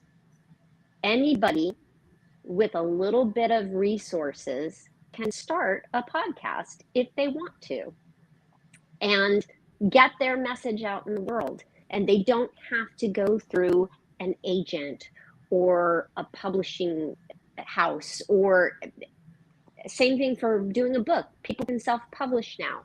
There are so many things, so many avenues that are open to us now to be able to make an impact in the world and collaborate with other people. And, you know, just one thing added on to what Yvonne said, you know, we both are working in that midlife space. We're not just doing the work we're doing for the midlife women. Yes, we're all about those midlife women. We're there, you know, but when we behave differently and we conduct ourselves different and we achieve and live in a different way, we're going to impact the future generations. We're going to speak to our daughters, our nieces. They're going to be watching this. You know, they're not going to be looking at midlife and going, oh my gosh, I don't want to get be 40. Oh my gosh, they're gonna go, heck yeah, I'm 40. Woo! Right And on. they're also gonna behave differently in the time period they're in. They're not gonna learn those behaviors of cattiness and backstabbing and not working together. They're gonna learn collaboration. They're gonna see what it looks like. They're gonna see the power in that. And I think that's just gonna trickle down. And people are going to quit trying to pit us against each other, and they're going to realize the collective power of women when we come together. It's dangerous when we get together and collaborate, to be honest. Like, it is very dangerous. I think that that's In a part good of way. You what, Yvonne? In a good way. Dangerous great good, way. It's That's a right. good kind of But danger. you know, I think it was, In a I great didn't realize till lately, I think this has been an intentional way to keep us in our place. You know, if they could keep us disorganized, disgruntled, jealous, petty, you know, comparative, if they could keep us all those things, we could be kept down. We could be kept in our place. So. Izzy? No. So I love it. I love it because our news feeds on the negative. We see all the bad stuff, but then you bring us empowering women that are going to stand on our soapboxes. I'm going to build your box next to mine. You're going to build hers next to her. And we're going to be like, that's great if you want the numbers and the likes and the follows and the fake money, but let us actually change. That's what I like, because we are making the difference. What we are doing now is having a conversation. Somebody watching the conversation, listening to the conversation, joining it can be like, oh, let me grab a glass of wine and have that conversation with the people that touch my life. But we're also, my son knows very much that we can both cut the grass, we can both sew our pants. Regardless of if we check that M or F box on the paperwork, no, it's equal. And he knows that I am very different from the generation that raised me. But I would not be where I am without watching that generation raise me. And they started walking that path. So I could walk that path, and maybe my branch of the path goes over here because no, we're going to build a new lane because that's not going to work today. But watching them have the courage and make the changes and walk the path and push down the trees if need be with a chainsaw, whatever it takes, watch me do it. And I think just having conversation events like this impacts beyond even our lifespans. Great job, Kim. Good job. I was going to say thank you. I want to share with you one of my favorite, like I have 3 quotes that I say constantly, and you probably have already heard it, but I'm going to say it again anyway. One of those is that true confidence is when you can walk into a room and you don't feel the need to compare yourself to anyone else. I think that's what I'm witnessing more and more of, that I am confident because of who I am. I'm confident because of the impact I'm making. What can we do together to make it bigger? My word of the year is exponential. What can we do exponentially to make an impact together? Because I'm not a threat to you. Like, I am not out to be any kind of a threat to anyone. I am going to be the very best. I'm not going to play small. I'm going to use those confidence muscles. Like, I am going to do those things. But I think that that's one of the sexiest things on the planet, is to see confidence, not ego, but confidence actually in action. And that's where the collaboration can happen.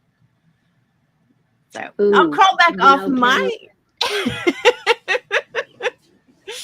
Kim, sorry to interrupt, but you just made me think of an idea that I was introduced to about. So there's 2 things you can think about. There's jealousy and there's envy, right?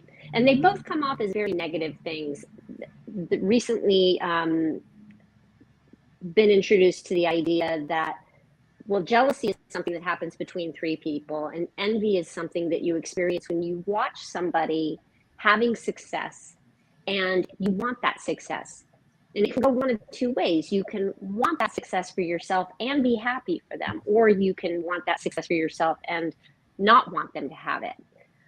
Hopefully, where we can all go is the idea of watching that success that another person has and wanting it for ourselves and being inspired by that sense, like taking the time to notice when we have that feeling of envy and looking into ourselves and thinking, well, why am I having that feeling?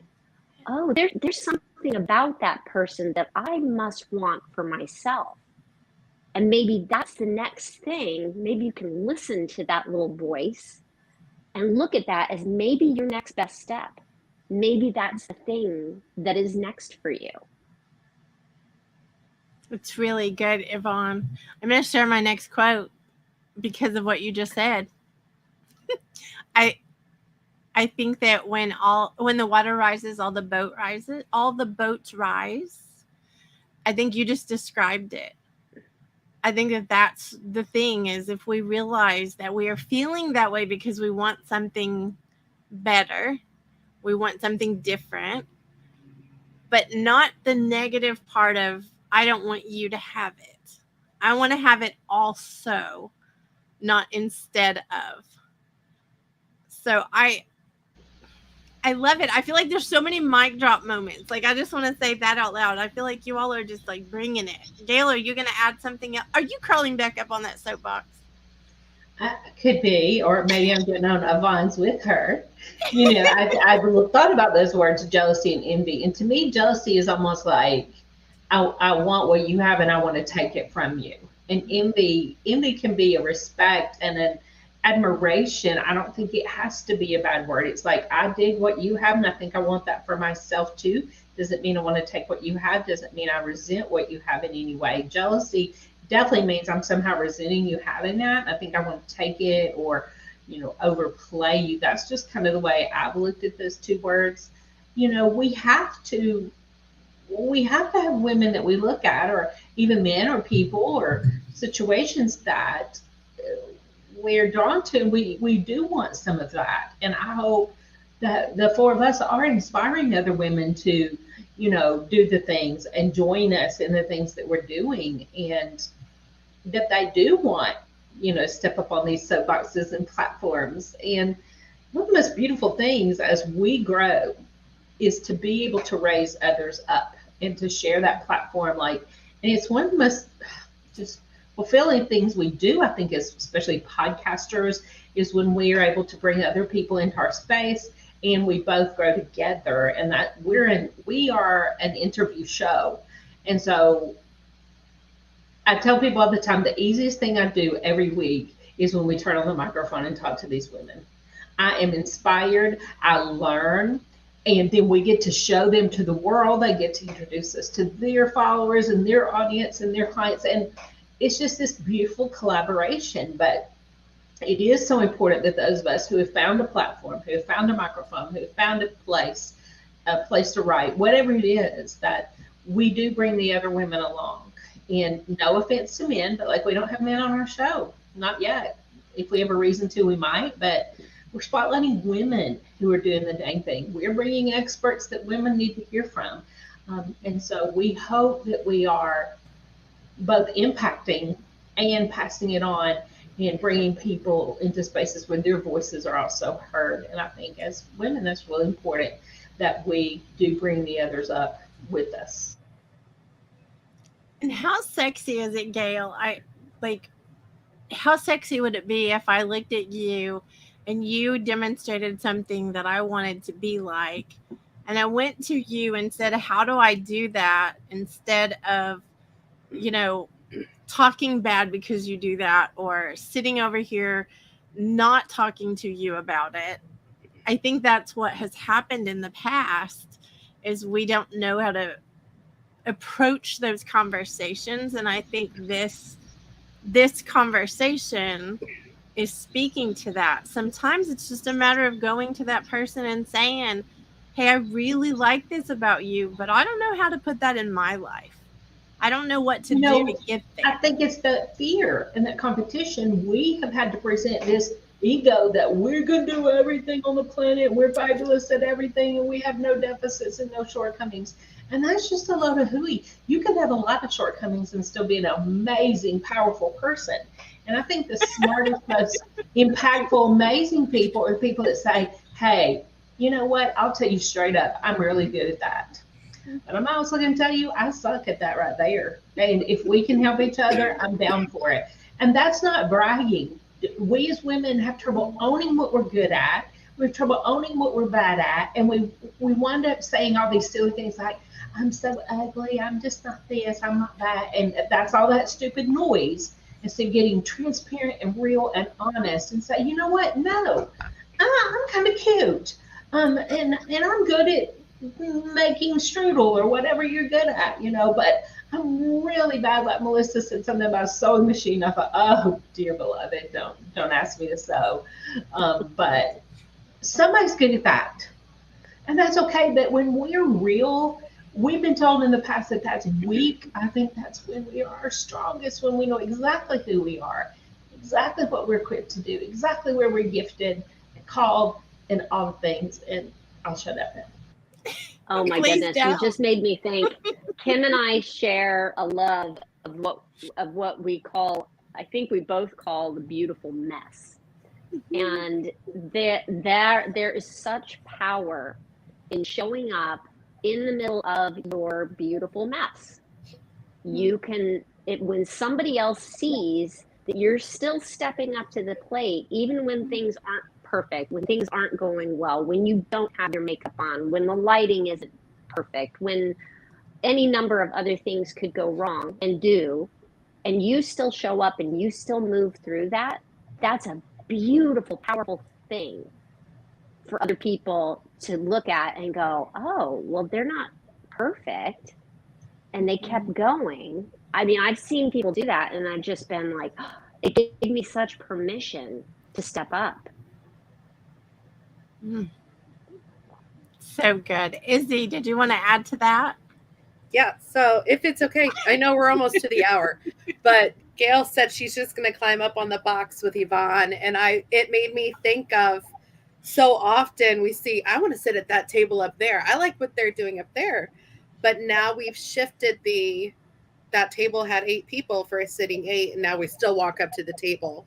And I feel like impactful women, empowering women are be like, yeah, the seats are full, but I have half a chair. Come sit with me.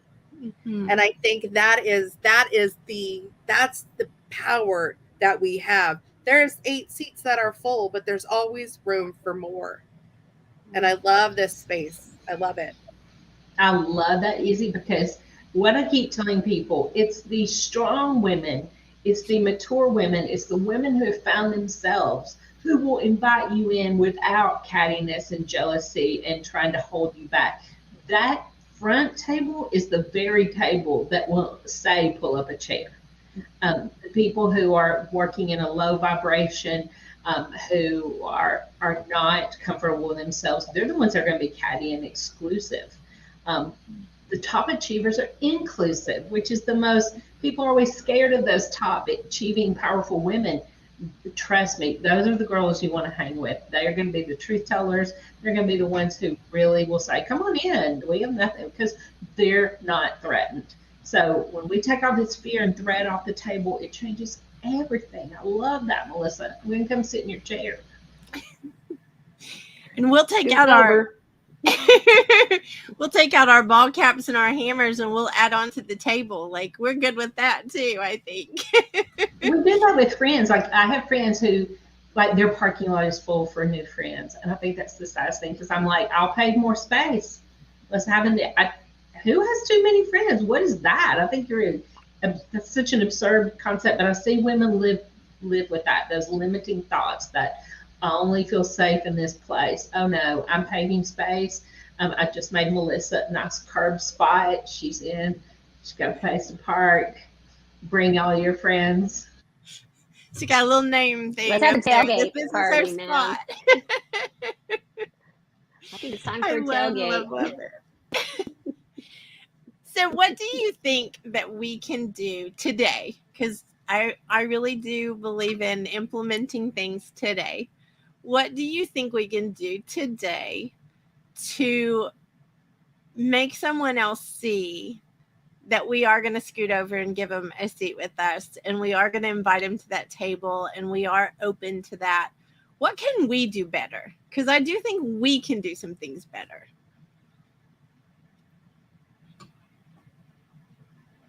Not everybody at once.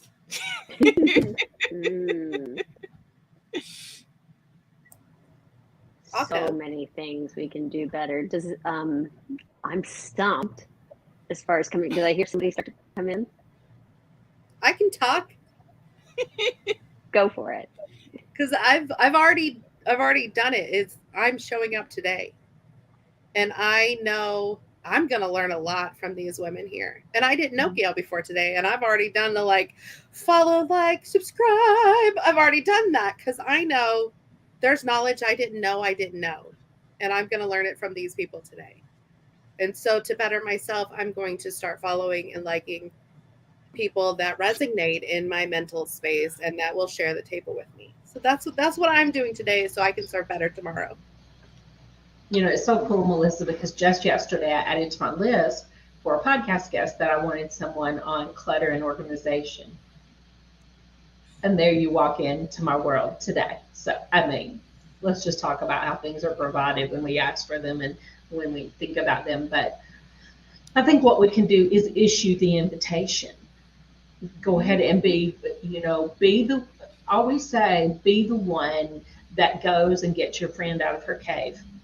You see a woman struggling, instead of talking about her being down, especially if she's somebody you know or you're in friendship with, be willing to notice when someone's missing, when they're not showing up at the table. Lend a hand, invite her back in sometimes is important. Also be a connector of people. I love to connect people where I think there's benefit to both. And sometimes we get too possessive of our friends and relationships, and we're afraid if we connect them with someone else, then we will lose them. It's multiplied, people. It's like having more children. It's not divided, it's multiplied. And so connect your friends to one another. Bring her in and let her meet your friends. Reach out. Clear the space before she even walks up to the table and say, come here, come here. If a woman looks lost, don't turn around like you don't see her. Say, here, there's a chair right here. We'll make space for you. So make space for those women, invite them into the places, and also show them a little of your mess. One thing I really try to be on social media, now some days I want to look good because I'm here promoting beauty products on one hand, but I'm also promoting other things like my coaching and my courses, and they need to see my imperfections and my silliness and that I'm very real. So sometimes I'm on that camera with very little to no makeup so that people can see. And when we're real and we're transparent, I think that just almost sucks other people in. It creates a magnetism and it lets them know they're okay. They are okay. And now I can see the connection between her excellence, but also where I am, and that I can, bridge that divide too. I love that. And I think, all of us have walked into a room where we have felt that, I don't even know what to call it, but that horrible feeling in our stomach of not knowing where we can sit. Like I can think about it when I was even in school, like elementary school, walking in and almost holding my breath. Am I going to get, am I going to get a seat by somebody I know? Or am I going to have to go sit with strangers? Or, am I going to, do this or do that? And I think you have hit the nail on the head by saying invite them. Don't wait for them to even ask. Go and invite them so that they can come and skip that. Like skip that horrible feeling. We have to take responsibility too. As the woman walking in the room, don't walk in the room being, we all get a little, I got nervous about this today. I'm going to be honest, because I didn't know who was on this panel. Kim just asked me yesterday. I didn't even know what we were going to do. And I was a little bit nervous because it was just unknown. I wasn't so nervous I turned it down. I was excited. And you can have that excited trepidation.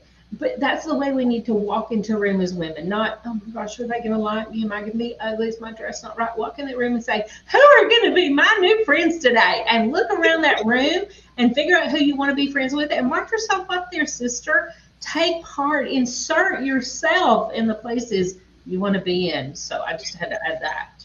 It makes me think, Gail, of when my kids were little and I would just watch them, you know, show up at a playground and go up to any old kid at the playground and be like, hey, you want to play?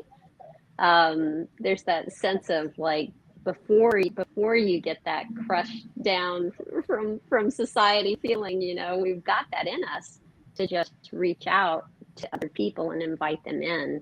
And that's a beautiful idea. Kim, I think I've come up with my answer for what I can do today. One thing is to, I'm always about, I'm big on reinvention. I'm big on, you know, taking yourself from where you are to where you're going to be next, and thinking about that and getting outside your comfort zone. So one thing that I am looking to do right now is I'm learning some new software. I'm trying to learn new things. That's always a good thing. But the other thing that I want to encourage people to do, and myself, is to take care of myself. I'm currently recovering from COVID in a hotel room, and so I am trying to run a balance between, okay, well, I've got all this, it's like a little monastic cell, and I've got time to work and catch up on work, and I've got time to take care of myself. And I think it's about trying to pay attention to what your needs are in the moment, and go right up to that border, get over that comfort zone line, push yourself there, and then give yourself the time to step back and take care of yourself and rest when you need to. You know, I have taught for a very long time, Yvonne, that if you will take your life serious, where, you know, something happens and you're in the hospital, you would let things go, like the dishes, like Izzy was saying, or, you know, you would let things go. I have said that for a lot of years. And the incident, what we are calling the incident of 2021, when I landed in the hospital, it was such a in my face of, okay, well, now we're going to actually do this. Like, we are going to apply all of this stuff because I didn't have the strength to do all the things that I had been doing. And having that grace and that space, as Melissa Bottorff Aries says, that's her quote, and I steal it all the time because it's so good. But grace and space is sometimes the best cure for our dis-ease, not like the sickness part, but literally for us and the stress and the things that are going on. So I am sad that you have had to go through that, but I am delighted that you are turning it for good. Like, you're doing something that is impactful to other women, even watching that you still showed up today. Like, you still showed up today. I am so feeling blessed that I feel better and am able to be here today. It was a big question mark there for a while, and I'm just so grateful to be part of this. And I thank you, Kim, for holding this space for all of these people to come together, to talk about this, to celebrate what today is, and to lift each other up, to lift all those boats up. Thank you for doing this. Oh, you're so welcome. You guys are like too sweet to me. Y'all are going to make me cry, and then my mascara is going to run. So we got to quit doing that. So I would love for you to share your final thoughts today, though. What would you like to say, your last words on this summit? What would you like to say today? Yvonne, we'll go to you first. Turn around, look at who's next to you, look at who's around you, ask them if they want to play, invite them in, expand your world. That's it. I love that answer. Dale? I'm going to encourage you to sit down, to quieten the noise, and ask yourself how you would like your life to look. Some things aren't changeable, but a lot of things are, and especially if you are in midlife. I want to implore you to remember mathematically, you're halfway done.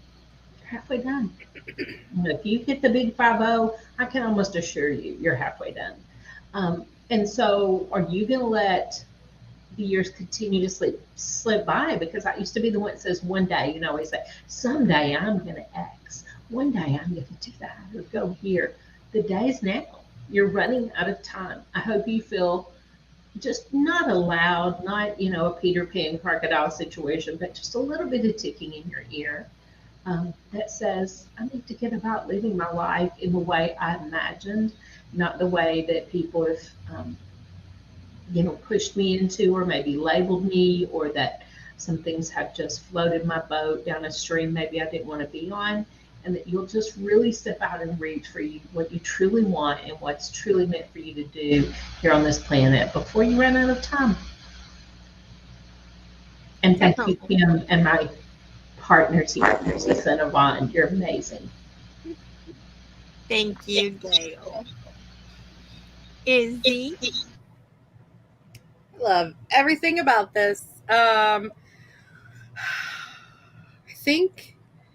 think I'm gonna leave it short and simple. It's your moments now. Step up, rise up, live to your fullest, and just stay hopeful during your journey of progress.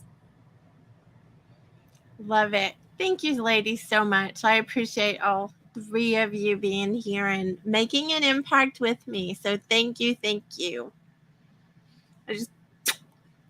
Happy Wednesday. Thank you. We're going to add some new ladies to this stage. Thank you, Izzy, Yvonne, and Gail for the conversation. And now we're going to move over to another conversation. Going to keep inviting these ladies to the stage, these powerhouses. All right, so now we have the famous Crystal Fox. We have the famous, fabulous Kat Cristiano. Let me introduce you all, and then we will get this conversation started. Crystal Fox is a speaker, an entrepreneur, a host, and producer of the podcast Crystal Ball: Clarity of It All. She ensures each episode is packed with tips and mental strategies to gain mental clarity in all areas of life. As a mental health advocate, she is shattering the stigma by sharing her mental health journey of what it takes to step out of the fog and into a clarity mindset. She believes putting yourself first and getting crystal clear in your purpose allows you to live in the power of your story. So thank you so much, Crystal, for being here today. Allows you to live in the power of your story. So thank you so much, Crystal, for being here. I'm not sure where the noises. Okay, that's so Kat, I want to introduce you really quickly as well. Kat is an Air Force veteran and host of the podcast Sisters in Service, who found her passion for helping other veterans after her tenuous transition from service. Her mission is to help veterans avoid the black hole known as transition, to help women veterans find their voice and to discover their strengths as they enter civilian life. Kat, first, thank you for your service, and thank you for being an amazing, fabulous human. Thank you for having me. You are so welcome. Let me introduce our Holly Totten. Holly is a podcaster and founder of Rightly Notable. With 35 years of writing experience, she understands that not everyone is a writer, but everyone can be an author. Through conversations and collaboration, she will share your story by writing your book. And the end of the bio, I have to confess, Holly, is cut off.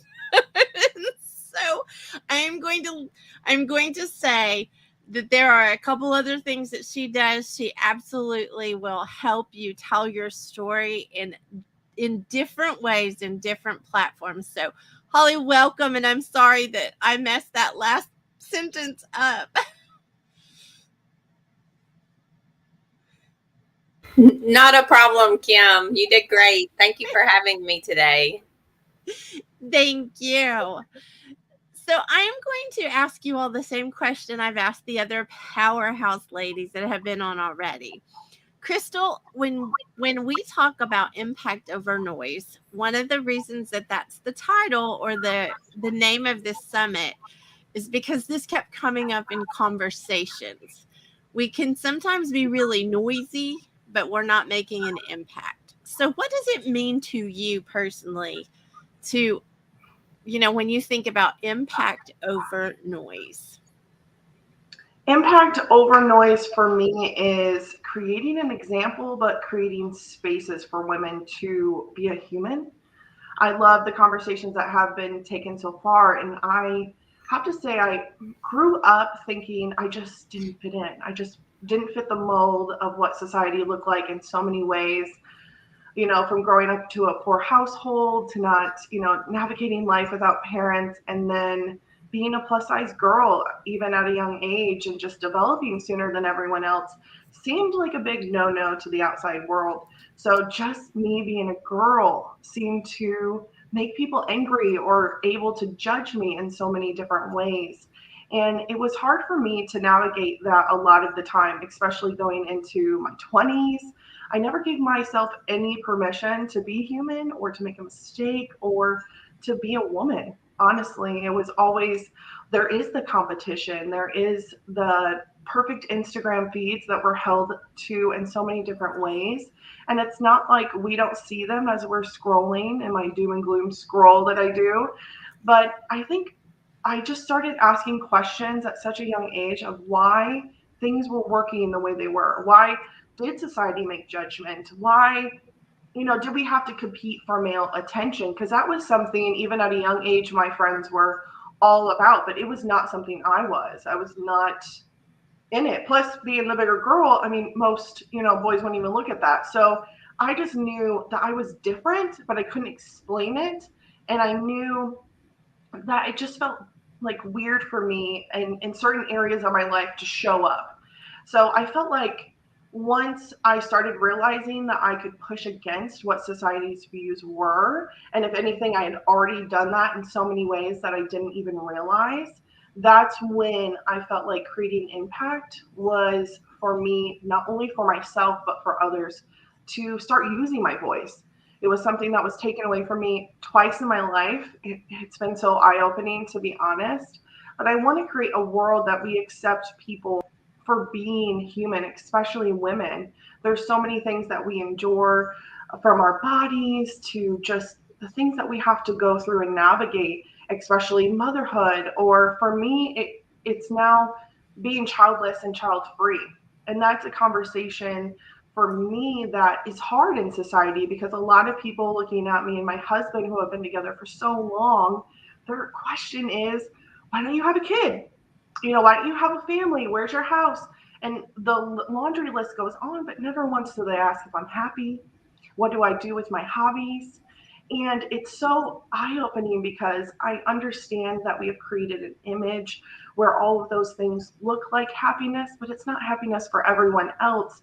And women are now being empowered to choose what happiness looks like for them, even in a childless, child-free aspect that, I wouldn't have even realized if it wasn't for me being open and speaking to other women who are willing to use their voice, that there was a lot of other women struggling in this area as well. Infertility is hard to handle, especially when you have to answer to all those questions every new person you meet. You almost have to give them a medical interview of yourself and, why you didn't make certain decisions like adoption and stuff like that already. And this was something I actually experienced even most recently, just sitting in a restaurant Element. A nice woman was next to me, but she was just like, I want you guys to be parents. And I know that it was because she looked at it as like we were good people and to be there. So I knew that she didn't have this negative way of looking at me, but the same sense, it wasn't like an eye-opening communication towards me. So as I was trying to get her to understand that, it was very challenging, especially on my behalf per se, because I'm sitting there like having to replay all those thoughts and then answer to them. So I think also navigating, what does society look like for women moving forward? So we can say we went through this in our past, but I think creating a better future, there's a lot of women, a lot of girls that will thank us later because we didn't get here if it wasn't for someone else. And I think that is creating impact. We're seeing the change, and even creating the childless, child-free spaces. I've seen girls who, and I call them girls, but they're 20 years old, making decisions for themselves. And that, to me, like, I get goosebumps just like telling you that, because to hear their strength, to hear their voice on a decision where I didn't feel like back then that I could make. I felt like once I obtained all of these things outside of myself, I would be happy. But the truth is, I woke up and I was 30 and I wasn't. I had spent so much time just running on this trauma, and I never gave myself permission to make a decision just strictly for what I wanted and what I wanted to do. So my impact is clarity. My impact says get clear, ask yourself what you want, and create a better future. Even and allowing people to be different. I think that is too. I love that. Love that. Kat, I'm going to ask you the same question. What is your take on impact over noise? For me, I think women who show up, but they're quiet about it. What I mean by that is, the more I see people, especially on social media, and they're just loud and obnoxious, I tend to back off. But when I see someone showing up all the time, regardless of whether it's on Instagram or Facebook or wherever, and whether it's 4 people or 400 people, they're serving an audience. They're there for people, and I can see their heart. And they're leaders. And I always shied away from leadership because I learned at a very young age, being the oldest in the family, that if you're the oldest and you're in charge, you're the one that gets in trouble. So I shied away from it. And my family made it very clear that women at that point in time, your children grow up, your daughter grows up, she gets a boyfriend, she gets married, she has kids. End of story. And I said, no. I don't want to do that. My father saw everything in black and white. And I was like, why can't it be purple or blue? And so I wasn't supposed to be asking those questions, but I did.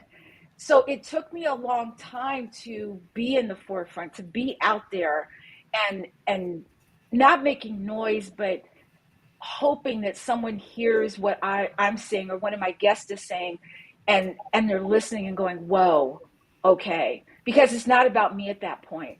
But I found my leadership style very late, even after the military. And I found that I am a leader. I'm just a different leader. And I think being a leader is staying in a lane that fits you, and not being afraid to be out there and say, here I am. It's messy as hell, but I'm here, and here it is. And I'm okay with it because I know it's going to get better. And so, when I hear people being very noisy, I tend to back away. But when I see somebody, I kind of get closer. Like, I kind of want to get close to the camera and say, who are they? What are they talking about? And really listen in and really take in everything that people are saying. So my BS meter is really high sometimes. So I can just say, yeah, no, I don't want to deal with that. But, and being unapologetic, I think for me, as I get older, I realized quite about a couple years ago that I have more time in back of me than I do in front of me. So there's no reason for me to be afraid anymore. Just get out there and do it. And if somebody doesn't like it, okay.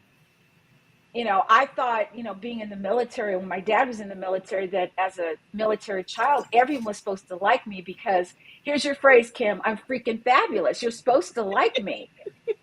I was waiting, Kat. But then I realized, as an adult, that it's impossible for that to happen. And I'm okay with that now. And if you do, that's fine. We don't have to be besties, but I'm sure that we can learn from each other, and that's okay too. So if I learn something from anybody, whether or not we're best friends or whether just acquaintances, I feel like you're in my circle because you taught me something. So thank you, Kim. So let me just say this out loud. Anybody who's freaking fabulous, I need to be their bestie because I love that. And I drive Kat crazy because every time she comes anywhere in Clubhouse in a room, I'm like, tell me. You can do it one more time, Kat, before we go to Holly. You could do that. Okay, here it goes. I am Kat Corchado, and I am freaking fabulous. I love it. Thank you, Kat. Holly, I think you're freaking fabulous too. Well, thank you. And Kat would tell you the same. Say it, Holly. Say it. I am freaking fabulous. I love it. That's some big shoes to fill, Kat. I love it. So, Holly, you tell me what your idea or thought of impact over noise means to you. Okay. When you first mentioned this, what immediately popped into my head was something my dad used to say to me when I was little, because I was always a chatterbox, just talk all the time. I was the one that always got in trouble at school, that kind of thing. And he used to tell me, I think you just talk to hear yourself make noise. Or he might say, I think you say things just to hear yourself talk. Either way. And I heard that so much growing up, and I think he was right. But applying that now to this, when I think about impact over noise, I think about it as talking and as listening. I think it has two aspects. And I think a difference in impact and noise is value. Some people talk just to be talking, like I did as a child. And do as when you're out with your girlfriends, just having a good time, whatever. But there is a difference when you talk to have an impact. The things you say have a value, and you really need to think about that as you are talking to other people in specific situations. But then I also think it has a listening aspect, because sometimes the impact over noise, it's time to be quiet and not make the noise, but time to be quiet and listen for the impact. And sometimes listening impacts not only you, but it impacts the people that are talking, because when they realize that you're really listening, they might up their game a little bit and provide the noise. So to me, that's what I thought of with impact over noise. And I am freaking fabulous. I just thought I'd add that in there. I love it. Thank you, Holly. So, Crystal, we're going to go back to you and ask you this question. When you think about women empowering women, how do you think that happens? Like, what really is empowering a woman? What does that really mean? I think empowering is meeting women where they're at all stages. I think it's creating spaces just like this one today, honestly, where we can come together. I can listen, like what Holly said, is like listening to your even approach on this topic as a woman, like makes me open my eyes in so many different areas, like learning stuff about Kat. I love that. And that's so inspiring as well, like just different point of view. So I think it's creating space and allowing women to step in their own, but meeting them where they're at, and no competition, which I love that it was discussed prior, because that is huge. I love that, Crystal.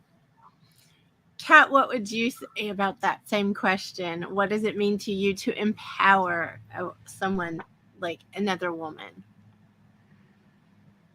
I agree 100% with Crystal, but it's sometimes you want to be a part of in a group, but you feel like you're not at that level.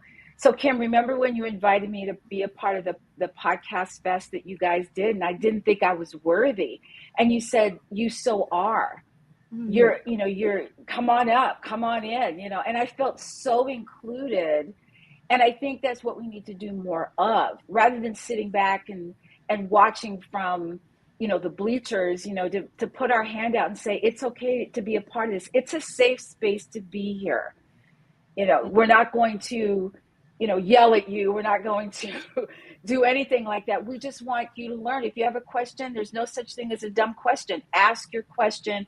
We'll give you an answer regardless. And that's, a lot of that is in the rooms that I've been in with Kim. There's no such thing as a stupid question, because I do have some, by the way, but no ma'am. But I think it's just inclusion. It's just saying, it's okay. Learning from each other is being included, knowing that even though I don't have a business, that I can learn a lot from Kim, and I can ask Kim a question, or Crystal or Holly, and I know that they'll say, here's where you start. Here's what you can do. If you need me, let's meet one-on-one and I can walk you through it. So it's not holding your hand, but it's guiding you along the way so that you can be a part of that also. Well, let me just point out to anyone who didn't see Kat on Share Your Pod, she was freaking fabulous, just like I knew you would be. And can I just say, Kat, this is like my moment to be right. Can I just say I was right about you? Okay, just this once, Kim, just this once. I think whenever you believe in someone, I think that's the difference, is when you really see, maybe they don't see yet, or maybe they're like pulling back because they're afraid or whatever it is. I think that is such a sexy thing, though, when you show up even though you were afraid and you showed up anyway. That makes me so proud. I just have to say that out loud. Kim, can I just add something real quick? I think if I had that as a child, I could have been so much further ahead. When someone believes in you, whether it's your parents or anyone, it gives you that, okay, maybe I can do this. And then you're not so afraid when people try to push you down and you're trying to fight to get out, that eventually sometimes you feel as though, what's the point? I might as well just stay where I am, because they're telling me I can't. So thank you.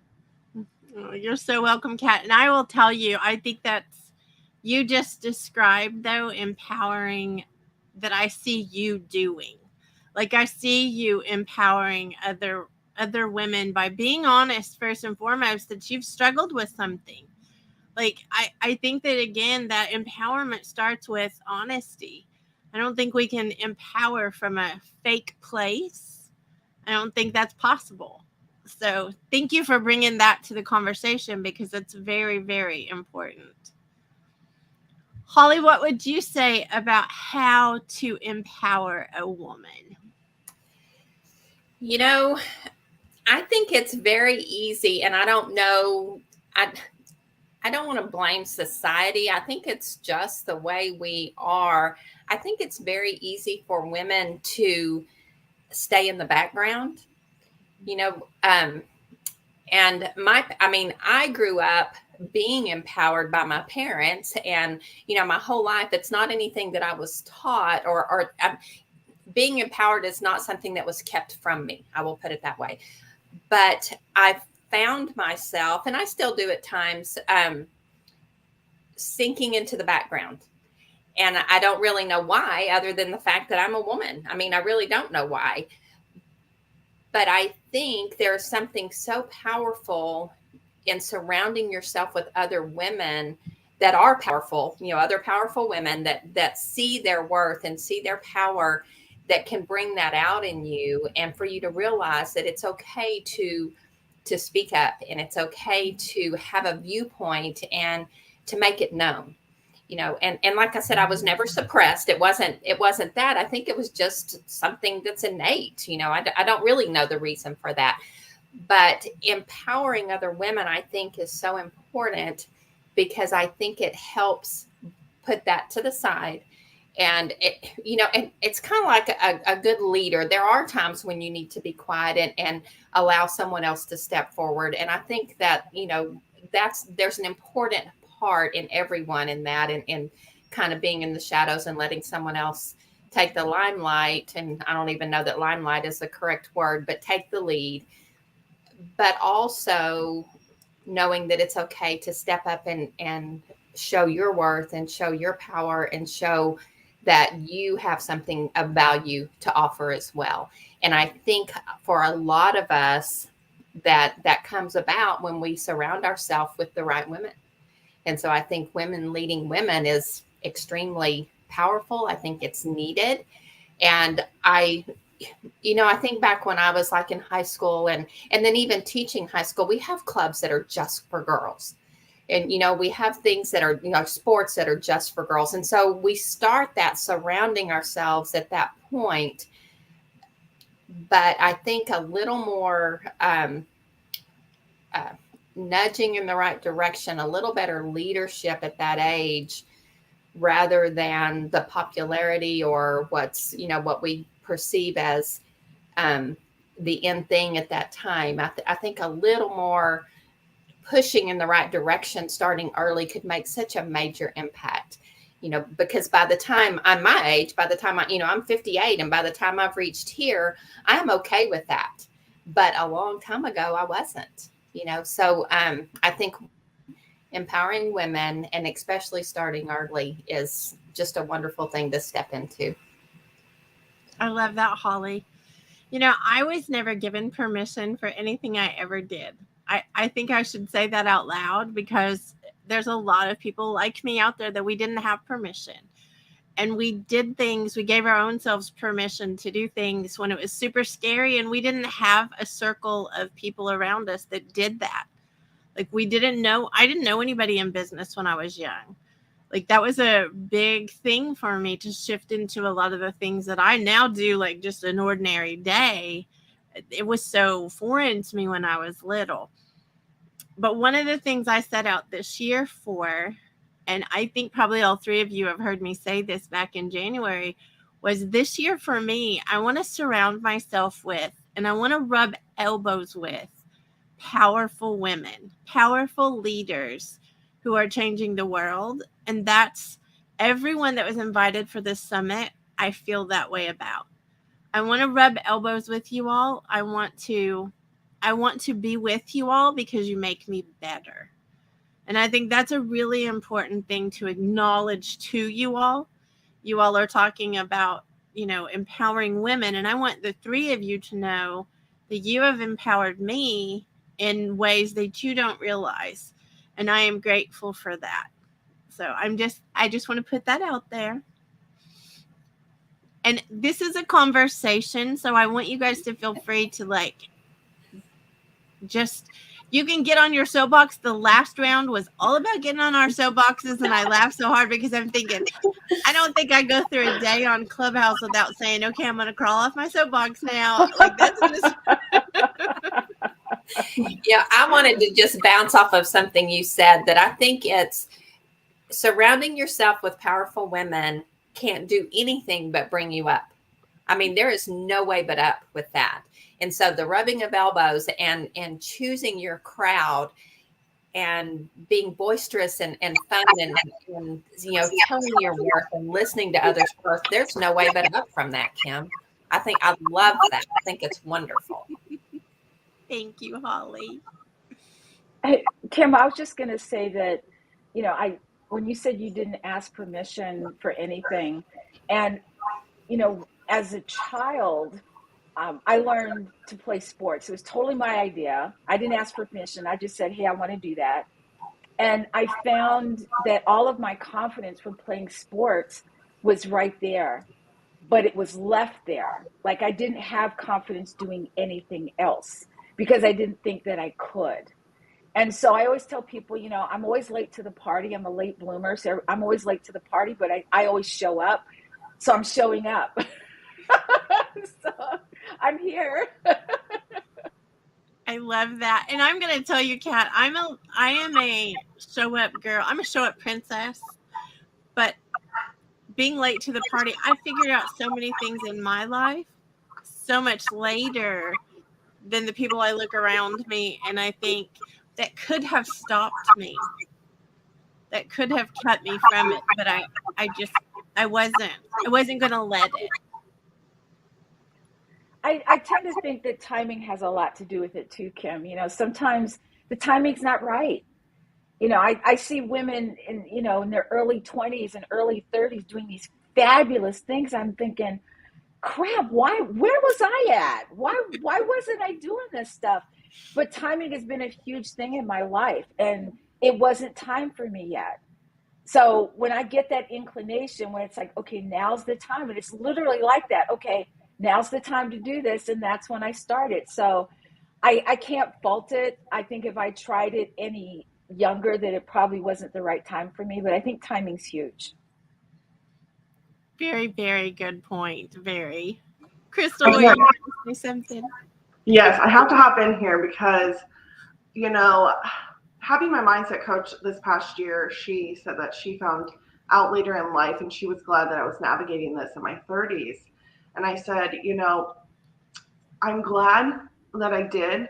I don't think that it's going to prevent me from doing much, but stepping into my own power, and that is huge for me. Now, have I had to give myself permission? Yes, in many different areas, even when I didn't get it from other people, which turned out to be okay.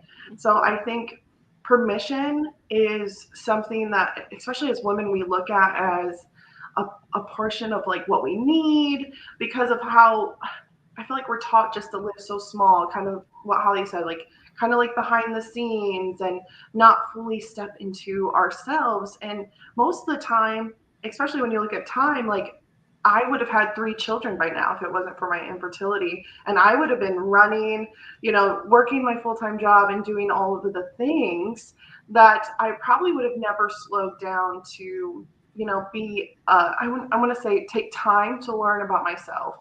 Because although I went through that, I have to say it's been eye-opening for me to have the time to do so, because what I thought motherhood looked like was very different, and I was kind of putting it to this, it will just, pour into me, give me all the love and happiness.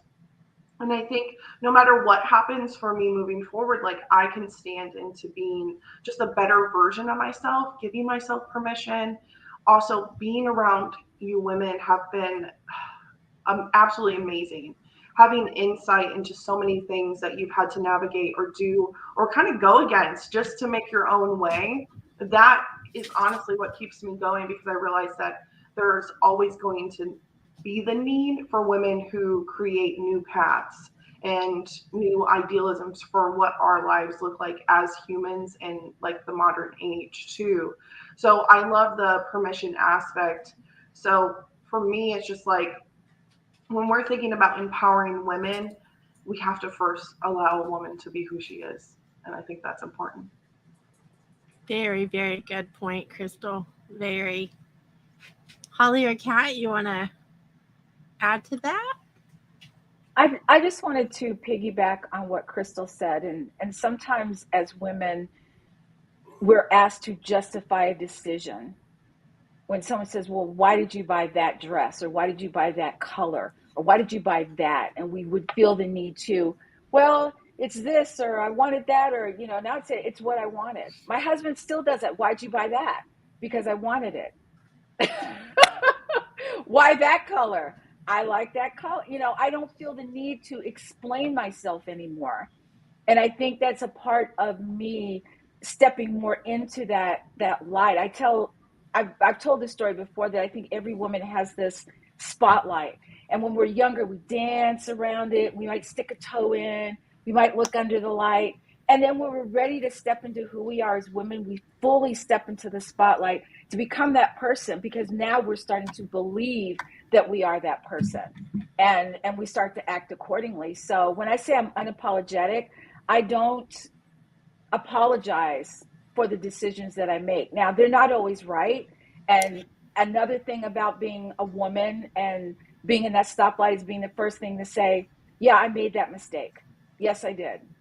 Can we move forward, rather than explaining. But I just think that's a big deal is for women to step into that spotlight and own it and be a part of this huge conglomerate of women who are powerful and ready to help in any way, shape, and form. Kat, I love that. This is Holly.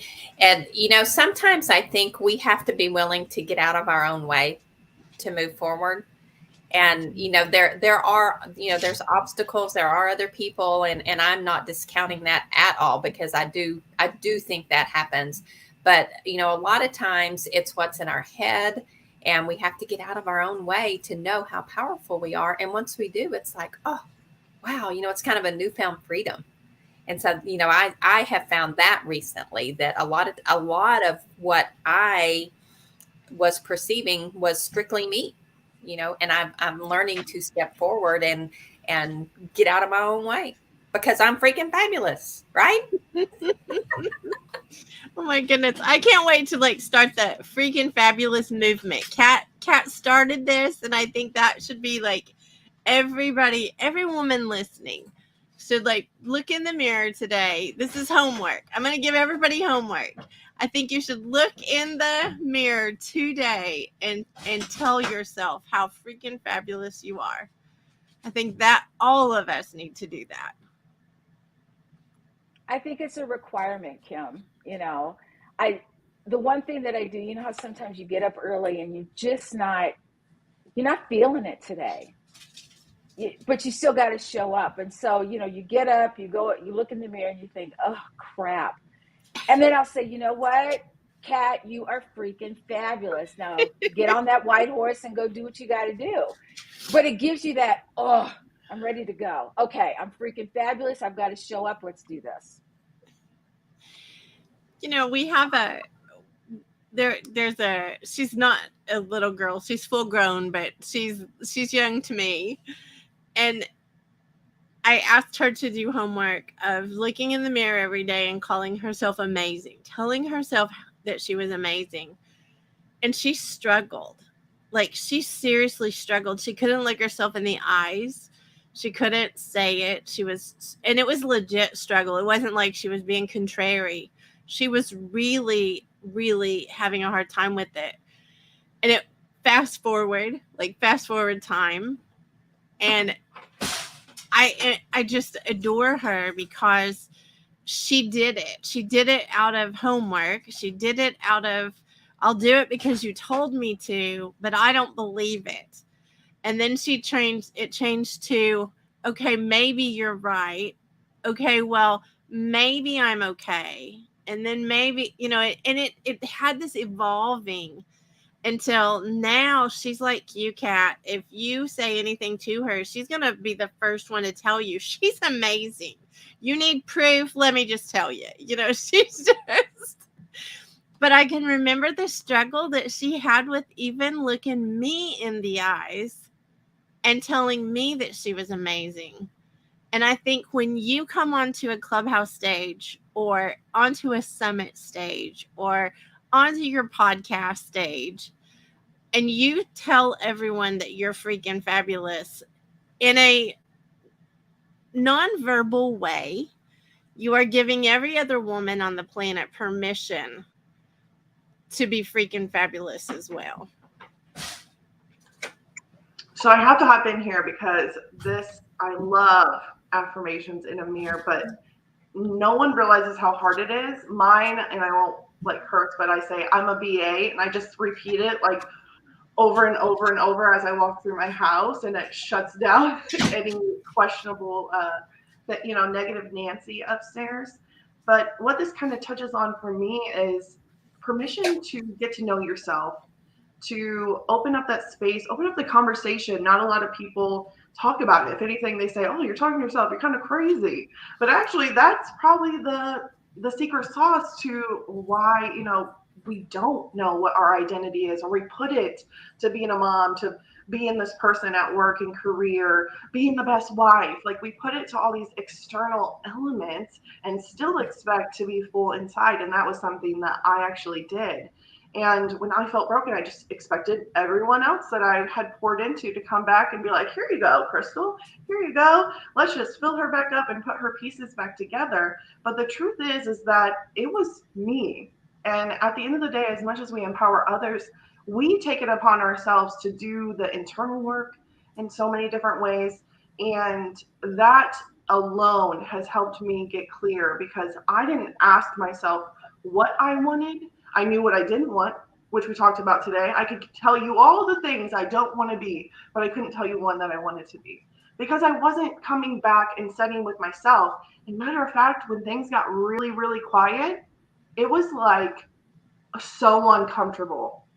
I was a go-getter, high achiever, like constantly on the go, that there was not time for me to actually think about why I'm navigating in a certain way, or, you know, what my verbiage is, or how just me as a whole living my life looked like. So I think what helped me the most is that although it was one of the darkest times of my life, it gave me the chance to slow down, even though I hated it. To be honest, at first I hated it. But it allowed me to start using my voice. That's why podcasting really helped. It was the mic, right? You're talking to a mic. So I started talking and realizing I was inspired by other things, and I wanted to lean into my passion and create spaces. But I was ultimately getting to know me and knowing that a lot of things I was running on was limiting beliefs or past traumas that I just hadn't even had the time nor the knowledge to open my mind and realize at that time. So if anything, I want to give women permission to start to get to know yourself. Take that time, because the perfect person that you're trying to be for everyone else, you're not being the perfect you, whatever version that is. And that's who we need in this world, is for women to show up as they are, because then there's so much more of an acceptance too of, she's showing up, she's going to tell you, like, you know what I mean? Like really standing in your own, finding out what you want. When people on Clubhouse would even ask me, what's your why? What's your what? And I was like, people ask this stuff? Like, what am I supposed to answer to these? Like, I would get like a little, like, you know, a little sweaty maybe, and be like, what? I don't know. And then when I sat down and realized, when Kat talked about the spotlight, I felt like I was on the stage, the spotlight's on me, and I'm like sweating in front of a group of people, like, okay, I have to answer these questions. But I created that space, and other women created that space for me to start answering those questions. And now, over a year later, I can tell you exactly what I want. I can tell you what I don't want. We can go over that if you like. But I can sit here and use my voice. I'm sitting here today. I used to be terrified of speaking, and now I feel empowered to even be sitting here today. But it's because I know me first, and then I can pour out. I love it, Crystal. And I'm going to add to that with, you know, finding your voice is something that we don't recognize our own voices a lot of times as women. We have not given ourselves permission to even hear our own voices. And that's not the noise that we're talking about. Like, that's not the noise that we want you to be desensitized to. That's the one you've got to learn and listen to what you want. I always suggest, and I'm sure people get tired of me saying it, but I always suggest you have coffee or tea with your dreams. Like, seriously, get quiet. Seriously, get in a habit of spending a few minutes every day with you. Get in a habit of finding out what you really want, because you'll look back at the end of your life and say, why didn't I do this? Why didn't I do that? And it's because you never stopped to find out what it was that you want. Most dreams, and I don't want to be morbid, but most dreams are actually in the cemetery. Most dreams that people have are not, they don't come to fruition. They don't happen because we spend our lives busy. We spend our lives needing permission, looking for permission, and we spend our lives doing what everybody else wants or needs, and we don't take time to find out what we want or we need. And I think it's such a disservice, not even just to us. I'm going to make it like bigger than that, because if I don't do that when I hang out with the three of you, then I'm telling you it's not okay to do that either. So when you walk into a room and you're playing small, remember you're telling everybody else in the room that they need to play small. When you walk into a room and you're not your own self, you're telling everyone else in the room, don't be yourself. So I think that's really important when we talk about that stuff, that what are you demonstrating by and disempowering? I'm not even sure if that's a word. Holly, you'll have to correct me. You know, we take the power away from other people by what we choose to do in our own lives. And that's hard. Like, that's a hard pill to swallow because all of a sudden we're responsible for more than we realized. You know, Kim, if it's okay, I'll jump in. You know, a lot of times we tell other people, and, you know, especially I think about times when I've told my own children, you know, when they're going to do something, just be you. People are going to love you. You know, show them who you are. People are going to love you.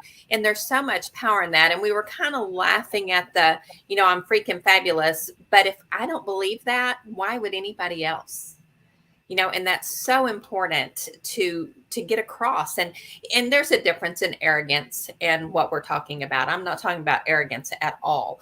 But if you don't believe in yourself, if you don't know who you are, other people are not going to believe in you, and they're not going to know who you are either, because they only know what you give them and what you portray to them. And so I agree with Crystal totally. You have got to figure out who you are, what your dreams are, what your hopes are, and let, you know, share it with others, because, you know, we're beautiful. We're all beautiful people, and we need to let other people know that. And that empowers, that's an impact over a noise that empowers them to do the same thing. You know, so it's a pay it forward more than, you know, anything else. So. I love that, Holly. Crystal or Kat? Hi, Kim. I just wanted to say about affirmations and believing in yourself. And I think sometimes we really look over the little wins in our life. We always look at the mountain that's up here, but we don't look at those steps that got us there. So when I do something that, you know, when I do something on Canva that I look back and I'm like, oh, this is great. Or the first time I did an Instagram live and I had to figure it out, and I was doing the happy dance and my husband walked in going, what happened? And I was like, I figured out Instagram live. And he's like, yeah, okay. But it was the biggest deal to me that I figured it out. And that's when you start affirming that I'm freaking fabulous. Mm-hmm. You know, when you start listening and hearing that, then you get it. Okay, so let's just be really honest, Kat. I think I have empowered a lot of people to go ahead and be messy on their reels, because if you've ever looked at any of my reels, I never get the words right. I cannot sing the right words to save my life. And I laugh because it's like, I don't have time to do this again. This is just what it's going to, this is just what it's going to be. We're just going to go with the words not matching, and we're going to post it because I needed to put a reel out there. So I think it's so funny that you say that. But the wins that we get, we don't celebrate. We are taking opportunity away from other people as well. I do think that. And from ourselves too. You know, when we don't celebrate those wins, we're taking it away, and then we stay small. Mm-hmm. But, you know, when I learned how to do it, and someone says, I don't know how to do this, I'm like, I can show you how to do it. You just empowered someone else who can teach someone else, who can teach someone else. So we're leveling up as we go. I'm rubbing elbows. Just want y'all to know I'm rubbing elbows with y'all today. Crystal, were you going to say something? Yes, I think, you know, even to take one further is, I love it. First of all, I love affirmations. I could talk all day about them and stepping into your own. But I love the celebration piece, because I feel like we don't do that enough. And especially celebrate with others. I mean, I even put together my own virtual birthday party because I love, you know, seeing everyone. And I even had questions and trivia questions for everyone, because that's what fills my cup. And most importantly, I also had to redefine like what success was, because we often don't feel successful or things feel really big to us as women, or we're not saying all of our accomplishments. That has been a huge mind shift for me, because one affirmation that I kept saying to myself is, I am successful where I stand right now. And I keep saying that because I, just like Kat, learned how to do a live for the very first time. I was nervous the entire day. I'm not going to lie about it one bit, but now I will just hit the button and go. I'm hitting the button and going, no matter what happens. And I think that is where, you know, being empowered, also seeing like women just show up and it doesn't have to be perfect. I love that as well. So just redefining what success looks like for you. Sit down with coffee, look at, you know, is it this corporate job? Because to me, that's what I thought it was. I thought it was climbing the corporate ladder, getting to this, you know, corner office, and then my life was going to be set, along with, you know, the family, the house, all the things. But the truth is that I'm actually in probably the best spot of my life, but I wasn't even realizing it for the longest time or embracing it, because I felt so unsuccessful that I was behind. I was trying to catch up with everyone. Look at, you know, these rich people with NFTs. A 4-year-old made like 6 of them, made $400,000. And I'm over here like, I don't even know what an NFT is. So I kept putting myself in this like unexpert realm. And I even did that when I met all of you. I only talked about my podcast, and I never talked about anything that was intricate in my life or the things that I've done, because I felt like I was just like gloating, like, this is what I've done. But I realized I showed up better telling you who I was, what I've done, and why I loved or didn't love something I did. And that made me get closer to you. And Kim, you honestly made me realize that when we were talking about business, I said, well, obviously, you know, training, blah, blah, blah. And you're like, obviously, we didn't know that. Like, we didn't know that about you. And I was like, oh, wait, you guys just know me as Crystal, the podcast host, because I've never brought any of that stuff to the stage or talked about me in that way. So I just, you know, anyone who's listening, sit down, redefine what success and your wants look like for you. And I'm telling you, it's the most important thing. I love that. I remember the day that you said that, Crystal. Like, I completely remember, because to me, it was so funny. It was something that you had all this expertise that you weren't sharing. Like, you were just like, no, I'm not saying any of that. And I'm giggling because you are a little powerhouse. You are a BA. Like, you are that. And people underestimate you. All of us. Not you, Crystal, but you, Crystal, you, Kat, you, Holly, me, Kim. Like, they underestimate us because we don't own our schnizzle. And I think that that's really one of the things that's really important is, you know, one of the phrases I have come to say, because the marketplace is creepy. Like, there's so many creepy people in the marketplace talking about they're an expert, and they've never done the thing they're an expert at, but they're an expert at it. And so one of the phrases that I really have embraced and I like is, I'm not an expert, but I do have a lot of experience. Like, that's the difference. I am not standing up here to tell everybody else you have to do it this way, but let me share my experience with you so that you know maybe something not to do, or maybe something that will help you. And Crystal, I see you doing that from that day you opened that can of worms, like you opened it. And from that day till this, I have watched you truly blossom and be able to step into who you truly are, not hide what, you know, because what we've done is part of it. Like, that's not our value.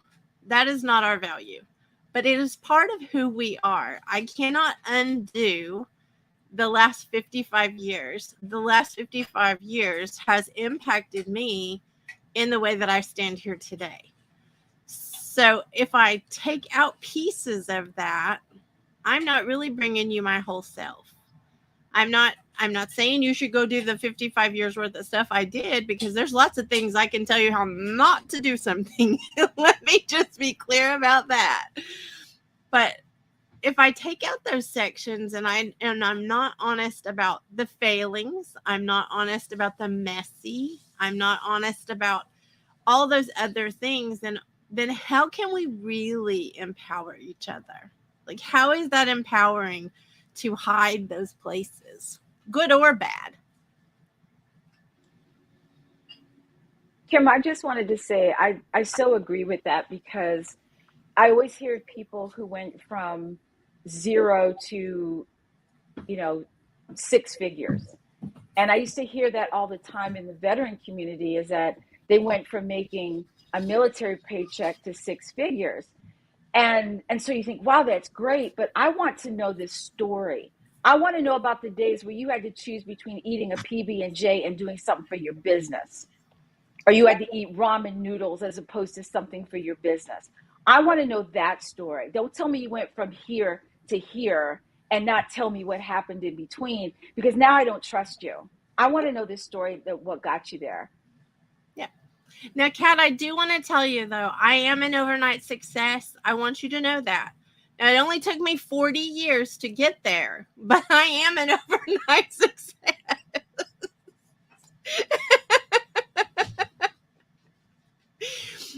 I had plenty of times when it was PBJ and sometimes it was PB, sometimes it was PB, no bread and no J.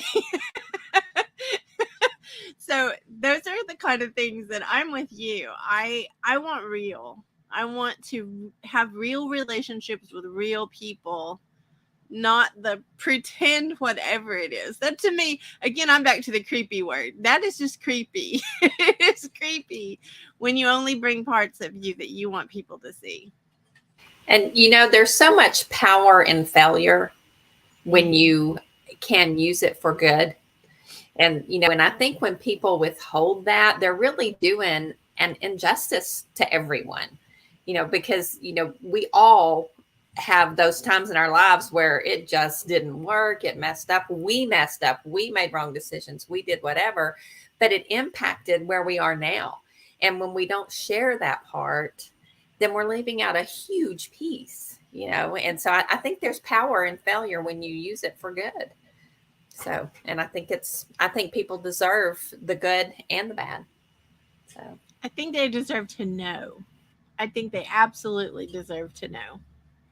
Well, I would love for you to give us your final thoughts for this summit, Crystal, and this conversation. This is, to me, just the sexiest day I can have. It is. I even wore this little red lip for you. First, I want to say thank you. And then anyone who's watching this, make impact over noise. Choose to create spaces and start accepting women as who they are. Love it, Crystal. Thank you. Kat, would you like to give your final thoughts, ma'am? I just want to tell women who are watching this, who are maybe kind of sort of thinking about starting a business, but they're not sure where to start. Just get into those spaces where women are willing to share. And don't be afraid to not step into that spotlight, because it's yours. It's got your name on it. Just step inside it and start to learn about who you are and what you want. And, go from there, because then you realize what you can do and how powerful you really are. Because as women, if we all got together and shouted really loud, it'd be super powerful. I absolutely agree with that, Kat. Holly, final thoughts today? My final thoughts, I have loved this. I've loved the whole day. I enjoyed being able to participate and add some value to this hour with these other beautiful women. And I would just encourage everyone to listen to the impact, find the impact, and be the impact, because it's there and you've got it, and it's with the people that you surround yourself with. And take a moment and find it and be it. I love that, Holly. Find it and be it. Simple math. Find it and be it. So before we go, I just think all three of you should unmic and tell me Kat's phrase. I think all three of you together making a noise, tell me what you are. I am freaking fabulous. Oh, sorry. We're going together. Let's do it together. 1, Okay. 2, 3. I'm freaking fabulous. See what you started, Kat? No, you started that, Miss Kim. You started that. You make sure you remember, ma'am, you came in the room and said it. I just loved it so much. I just make you do it every time I see you. I was so full of myself, and I'm not even sure why, but I was like, I'm saying it. I don't care. And I did. But look how much you empowered me even. I love it. Love it, love it. Now Holly and Crystal are going to be saying it all day too. So thank you so much, ladies, for being here and having this conversation with me. I love you all so much, and I'm rubbing elbows. I'm just saying. I'm rubbing elbows with some powerful, powerful ladies. So thank you all so much for being here today. Thank you, Kim. Kim. Bye-bye. Bye, beauties. Bye. We are going to be going to our next session, and I am super excited for our next session as well. I am going to add Izzy and Angel. So I need to, I know, I'm thinking this might be a hot mess session, just saying. Spoilers.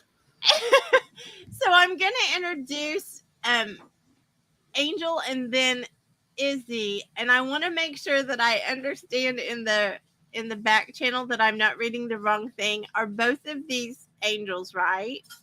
Both. Okay, because I'm like, wait, am I reading this or am I? If you There was a don't want lot to, you can just there. make up your own. I will just make up my own. I can just make up my own. So Angel Lavecchio is an international speaker and facilitator, an instructional designer, a podcast producer and hostess, learning and development professional, and a teller of dad jokes. As a wordsmith who simplifies the overcomplicated balances heart, humor, and logic by asking the questions. What makes sense? What brings the joy? And what is truly helpful? Miss Angel Lavecchio, I'm going to add to this. She is absolutely hysterical, first and foremost. But I will say this. Her curiosity is absolutely uncomparable. Is that the right word? I'm not even sure that's a word. Or inconceivable. Inconceivable. She absolutely does such a great job of asking the questions. So I love that about you, Angel. I'm just gonna say that. Thank you, Kim. Appreciate that. You're so welcome. And Izzy, I'm going to reintroduce Izzy because Izzy is, I have to go back. Izzy, aka Melissa Stetcher. She has it backwards on her screen. It's actually Izzy. She's the owner and creator of Hopeful Simplicity, where she helps people achieve a less stressed lifestyle by focusing 15 minutes a day on organizing. She is our organizing queen. I'm just going to say that. I'll add that to that. We work to shift the overwhelm of it's all on me toward home team we when it comes to home management by tackling one small space at a time. When she's not spreading hope, this mama of one spends free time podcasting, reading, gaming, and making memories of adventures with those closest to her. She's also a podcast host. She's also she left a lot of things off this list. So I'm just going to say she's actually my organizing queen. She has helped me get some chaos out of my life. So I can say that I am so grateful for her talent coming into my life. I just want to say that. Ditto. Times 15. I love it. Love it.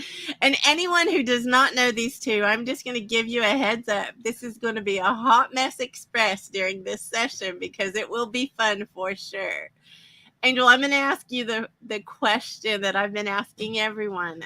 So, impact over noise. We can be really noisy without making an impact. What does impact over noise mean to you?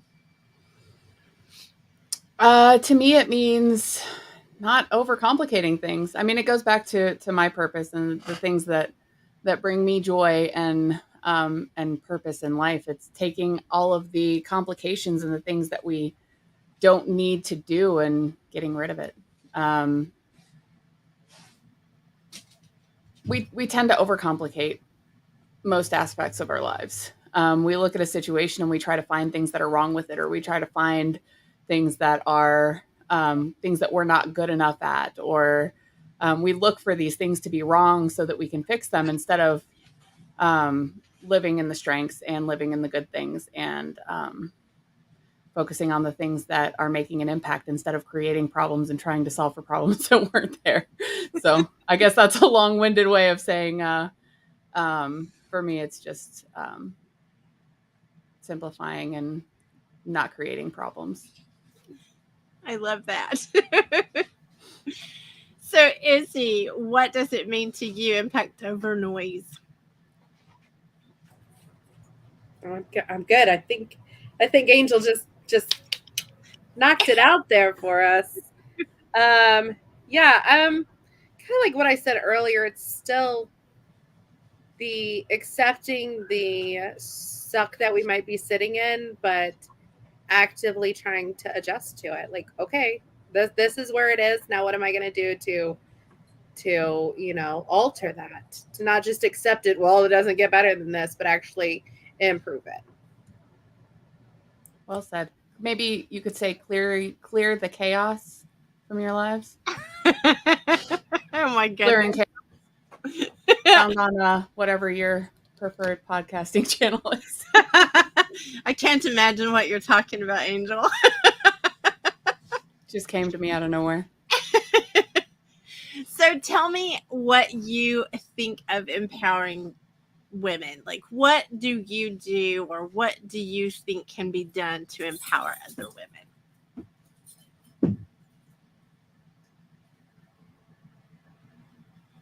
Is that to Izzy or to me? It's to you, Angel. I'm sorry. Oh. I thought you were frozen, and I'm like, I don't know if she's frozen or if she's just not going to answer. Like, I was contemplating. I gotcha. Ask questions, get different perspectives. When you're in a room, make sure that you're hearing all the voices in the room, and the way to do that is to be curious. Just really my answer to every question. Okay, we're done. Just be Mic drop. Oh, wait.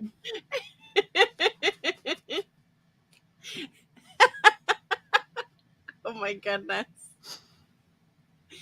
So, Izzy, I'm going to ask you the same thing. What does it mean to you to empower other women? Like, how do you see that working? I see that sharing a space with you two. I mean, watching just the growth of just 15 minutes, that can make the difference. And it drives me crazy because Angel empowers me and impacts me regularly, because she does ask the questions. She does stay curious. And sometimes we just want to be like, well, that's not the easiest way. And that's not how I want it to be. And she's like, okay, but why? And so I think empowering and impacting each other, knowing our strengths and knowing how to find that curious balance is really, it's game changing for life. I love that. So empowering women is something you do through organization. I can't even talk. I'm getting tongue-tied. Through organizing. That is something that you do. When you talk about clearing the chaos, Angel, you're talking about chaos inside, and Izzy's talking about chaos on the outside. I think kind of both. It's kind of both. That's why we have the podcast together, because we come together and pieces of the physical environment and the chaos in our minds kind of come together for the podcast as we kind of navigate through those different conversations to get to some level of clearance. Unless you're talking about episodes 5 or 10 or any of the episodes on the 5s, those are a little bit more fun focused. So tell me what because this is a conversation, so I want to make sure it stays like conversational. Tell me about empowering other women. Like, what are you actively doing? What are you doing in your job, in your business, your podcast, whatever? What are you doing? What would you suggest someone could do? And you can't answer, be curious. It has to be more than that. It has to be something that is like, Okay, so I can More bring than- some examples in. So my answer is be curious, but it's be curious and pay attention. And so that involves paying attention to what's going on in the lives of the people around you. When someone is doing something, lift them up when you can. Share their voice. When somebody says something that impacts you, spread it to other people, share it with other people. When someone randomly reaches out to you and asks if you're interested in speaking at an event the next day, say yes. I mean, curiosity and openness is probably another big piece of it. Being open to notice the things like with Izzy, for instance. I see someone who has such potential to have such a huge impact on the world, and just looking at the limited amount of impact that you, Izzy, have had on my life, and my home space, and the way that I think about things, and the fact that I keep a timer on my desk. I don't use it nearly as much as I should, but I'm working on it. But I mean, taking things like that and sharing it with other people, sharing those voices. I think that's what it's about, lifting people up. And you can't do that if you're not curious about what they're doing. Sometimes it's really easy for us to get too focused internally on what we're doing and the things that we care about, that we miss stuff that could be really powerful coming from other places. And so that's why I'm such an advocate for curiosity, because we miss a lot if we're not curious enough. I think we miss a lot because we are heads down. Like, I think that is the thing. Even when we want to know about other things, I think we still, in this life we live now, I think we can fall into the trap. And I do think it's a trap of being busy and not looking around us. It is. And I'm guilty of it too. As curious as I am, I'm guilty of it.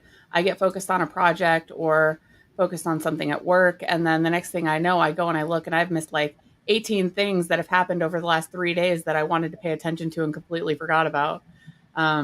I mean, it's easy for anybody to fall into that, but I can in that moment stress over the things I missed, or look and see, okay, well, what's happening now? You know? Yeah. Oh, that's good advice though, to not stress over the things that you've already missed. You're not going to be able to take Don't stress over the FOMO. No. So, Izzy, what do you have to say to that, ma'am? Don't fear what you've already missed. You can't relive it. It's already happened. I love that. I just sharing spaces with so many people. It's really, I've learned to love to meet them where they are, because hopeful is a journey. It's a journey from the stress that you're sitting in to the lifestyle that's going to be. And I find it so empowering to watch people succeed, and to succeed at their own pace, at their own rate, in their own styles, and just, hey, you know what? This works for me. It might not be what works for you or for you over there, or doesn't match your Pinterest, but this works for me. And these lidless containers that my son can get Uno cards out of works for our house. And it is impactfully empowering to just see you guys succeed. And I love it, because then you get to do it. Then you get to move forward. Now you don't have that stress. Now you get to go out and make a bigger impact from what you love to do. And I love it. I'm so proud of you, hopefuls. I used to giggle whenever you first started on Clubhouse, and you would say that, stay hopeful, and I didn't know what you were saying at first, because you would say it and then, mute yourself really quickly. And now it's but now I wait for you to say it, because it's like, go ahead, call me a hopeful, because I'm a hopeful. So since everyone doesn't know what you're talking about, Izzy, why don't you explain that so that people listening understand the hopeful? Because I think that's an impact. I think it's an impact you're making by changing the way we think about that? Okay. So a hopeful is someone like me. It is we started this journey of, I hope to one day have more free time. I hope to one day be able to save money. I hope I have time to spend with my kids. I hope my house is organized. I hope I'm not pissed off and stressed out and resentful at everybody I look at. And so then we use that hope as the backdrop to make a small change. We use that hope as the inspiration to spend 15 minutes a day to declutter a drawer. Or we use that hope as the inspiration to just take all the lids off containers because those are too much time.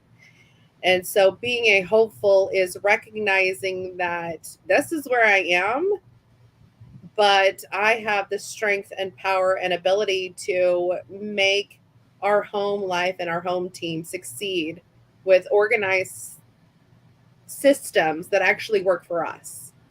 Organized solutions that fit our home team, and then our home team will grow and flourish. And if mom needs a day off, cool, someone else can handle it. Or if dad's traveling, cool, here's the routine and system, everybody is part of it, and everybody's succeeding and growing together. And that's a hopeful is staying hopeful.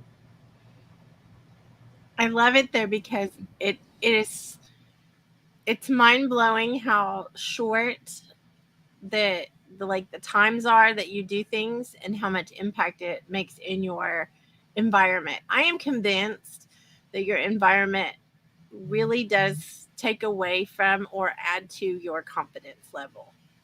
I think your environment can cause you to have more struggles, less creativity, like all the things. So I do think that your environment is important. And so I appreciate the fact that I get to be a hopeful. Me too. Me too. I was pointing when Izzy was talking, the shelves that are over here, the buckets that are up here, like this was all stuff that was just crammed under my desk or hidden away in bins that I couldn't access or really use. But a few minutes here, a few minutes there, and I now have a hallway lined with shelves that have stuff that I actually can use and access whenever I need to. I've got bins for the stuff that I need to use the most often right here next to me whenever I need it. And a lot of that is due to Izzy's influence. I love it. You little influencer, you. She's my favorite influencer. So tell me what else you all, because still a conversation, ladies, I want to know what else you have to say on the topic. I like the impact over noise thing because another thing that it speaks to with me is the idea of doing stuff over talking about doing stuff. We spend a lot of time talking about doing stuff, like how important it is for people to speak up and for people to take action. And like, I think we all get it. I think we get that it's important. And so impact over noise to me is about less of the noise and the talking about doing things and more impact actually doing the things instead of just talking about them. Sometimes doing the thing is talking. It could be a conversation like this. And sometimes it's creating podcasts or holding sessions where people can be hopeful and make their houses better. I think that that's important, though. It's important to implement, like whether it be a conversation or whether it be something else. If you're not implementing that impact and you're not implementing in a way that does empower people, I think we are wasting so much effort and so much time. And we don't have to make an impact every second of every day. Like, it doesn't have to be this overwhelming, intense thing every second of every day. Sometimes you need to sit back and play a video game and process. Processing and that is is totally okay. Processing is definitely good. Go ahead, Izzy. So I'm obviously biased to Angel in general because Angel is the chaos in my clearing and my partner in so many ways. But even the impact she's had of creating a safe space to be curious and asking open-ended questions, but giving the momentary of silence, that pause of, let that sink in and let it brew for just a minute. But I see that when through your podcast I see that, but I also see that in your connection with others. And I see that in your kiddo. Like now he's like, oh well, mommy can do that. And mommy's doing it. Like, right, mommy's going to work, mommy's having a podcast, mommy's living into her dreams. And I think that on so many levels speaks to this kind of event, because you are an empowering, impactful woman saying, I can do that, and I can create space for others to sit in the silence or sit in the curiosity. I just had to put that out there. Like, I'm so proud of you on your organizing journey, but I see you as an empowering woman, and that's why I like to share space with you. Thank you. And that Obviously, boy likewise. of yours, oh, sorry, Angel. That boy of yours is so smart. That's one of the things that he is so smart. Blows my mind every day. He has a podcast now. Speaking of wanting to be like mom, he's the future scientist is up with 2 episodes live. And how does that happen? You know what I mean? You think he's little and he's all that, but you're empowering him to have a voice even as little as he is. I mean, there's no reason not to. Like, and that's one of the things that I want to instill in him. I don't want him to think of all the reasons he can't do something. I want him to figure out that he can. You just have to, like, the perspective that I take is, instead of in a lot of situations where people try to find all the reasons not to do something or all the reasons that something won't work, I just assume that there's a solution to every problem. You just have to ask the right questions to get to it. And so that's one of the things that I try to instill in him. And he said he wanted a podcast. And I'm like, all right, you want a podcast? You can certainly have one. These are the steps you need to take. And so he started learning how to outline and learning how to research. And those first 2 episodes are all him. He wrote out the script for his intro, the script for his outro. He wrote out the outline for both episodes. He did all the work himself. I'm trying to empower him to learn that you can do whatever you want. Sometimes it takes a little bit more work. Like, it's not super easy. He sees over here the hours that go into editing and all those other things. So editing is next on his journey. I helped him with the first 2, but he's going to get there too. Maybe he'll start editing mine for me. And home team. And let's talk about how he's 25. 9 going on 25. 9 going on 25. I just am like floored by how smart he is at such a little. Like, he's single digits and he is just super smart. But I think that's a testament to you, Angel. Like, I think it's a testament to you allowing him to be curious and allowing him to explore things. So that's pretty amazing. I think evolution plays a role in it too. Our kids have to be smarter than us so that the world keeps going and growing. I know my boy certainly is. What were you going to say, Izzy? Yeah, they are. And then that 5th grade math hits and you're like, I can't help. I don't know how to help with that. But I'm curious, Angel. Curious, Angel? So have you always been, and I know, but I think it would be great to know if you've always felt like you can, as if I can do that. I don't need your permission or approval. I see that shiny light over there. I'm going to get to it. Or has this been something that's developed over your adult agings? The I can part is probably always been there. But the humble part and the realizing that I needed to be curious, that came later. I was probably a little more cocky than I needed to be when I was younger. But I've never had really, at least that I can remember, any kind of attitude that something wasn't possible. There are certain things in this life that are very certain. The people who are alive, the people who are not. As long as you're alive, there's possibility. As long as you're alive, your life can change and you can do what you want to do. You just have to take the steps to get there. And I think that's going through things that I went through when I was younger is probably what gave me that perspective. And so it's just been there for a long time.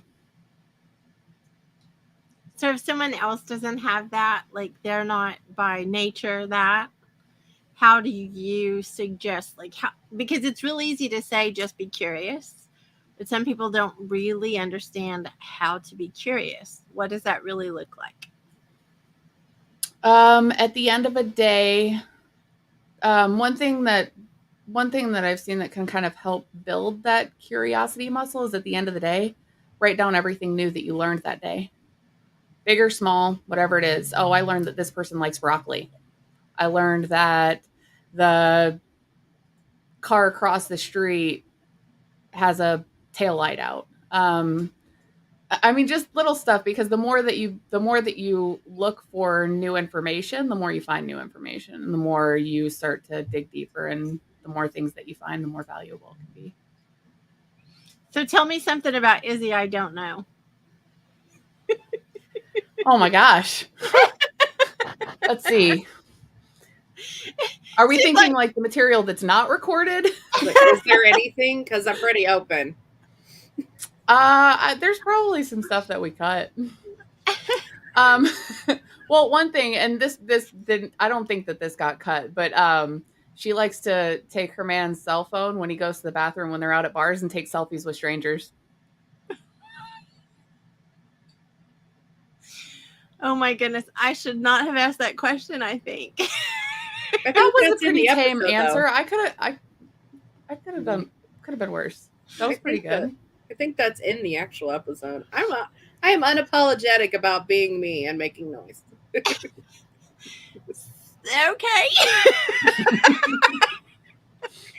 I don't even know what to do with you two. This conversation is like you love us, Kim.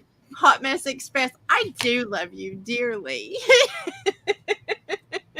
I can't even make a heart that you can see. There we go. I'm like doing it.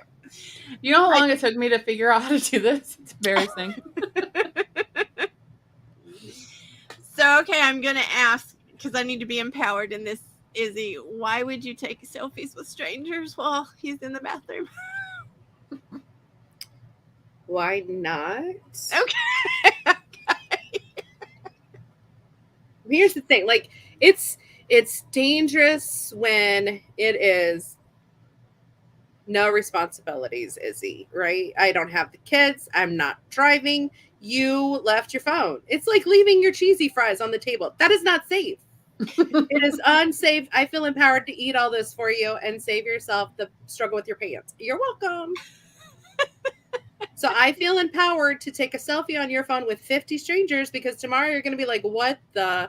Look how happy everyone was. Why not? Oh my goodness. So I'm going to say that's not what we're suggesting on the summit. That's not the empowering that we were speaking about. We're empowering people to have fun too, and enjoy life. Sometimes that means being bold and being courageous and doing something a little out of your comfort zone. Like taking selfies with a stranger while your boyfriend's in the bathroom. I am asking Miss Holly to come and join this conversation, because Miss Holly needs to help me out here. So I am going to bring Miss Holly up to the conversation as well. Miss Holly, are you ready? I don't want to bring her up until she's ready. While Holly comes up, I want to just throw flowers at you, Kim, because you empowered us to come to the stage and know each other. And now I know Angel, and we share spaces, and we get to impact outwardly in a podcast that we get to do together. And we couldn't do that without you saying, hey, meet each other. See, there you go. If I had flowers, they'd be like, man, confetti, but our cheerleaders got it in her favorite color, purple. So I just wanted to say, like, that's the impact you have, because you create safe spaces too, to bring people and powerful women like us together. Thank you for saying that, Izzy. Thank you. My life is better because you're in it, Kim. No, see, I'm gonna be like embarrassed again. Here we go. You'll match your background. I will match my shirt and my background. Thank you for saying that. I think, something I'm going to speak to too is you, Angel, sent, and it takes a long time for us to get mail because we travel, but you sent me the sweetest card that you wrote out, and that made an impact to me. you were saying that to me, but I giggled because actually you were making the impact to me, that you were sweet enough to think about me and sweet enough to send that card. And don't think for a second that didn't impact me a lot. I think sometimes we think it has to be big, impactful things, like we have to do big things. And we forget that it's those little things that really do make an impact. Like we can do some of those things to make an impact. I know. Okay, I'm gonna learn. Like, there you go. Mine's I'm a so little proud. crooked. It's a little crooked, a little weird, but it's all love. Wait, I can do it up here and it's red. Perfect.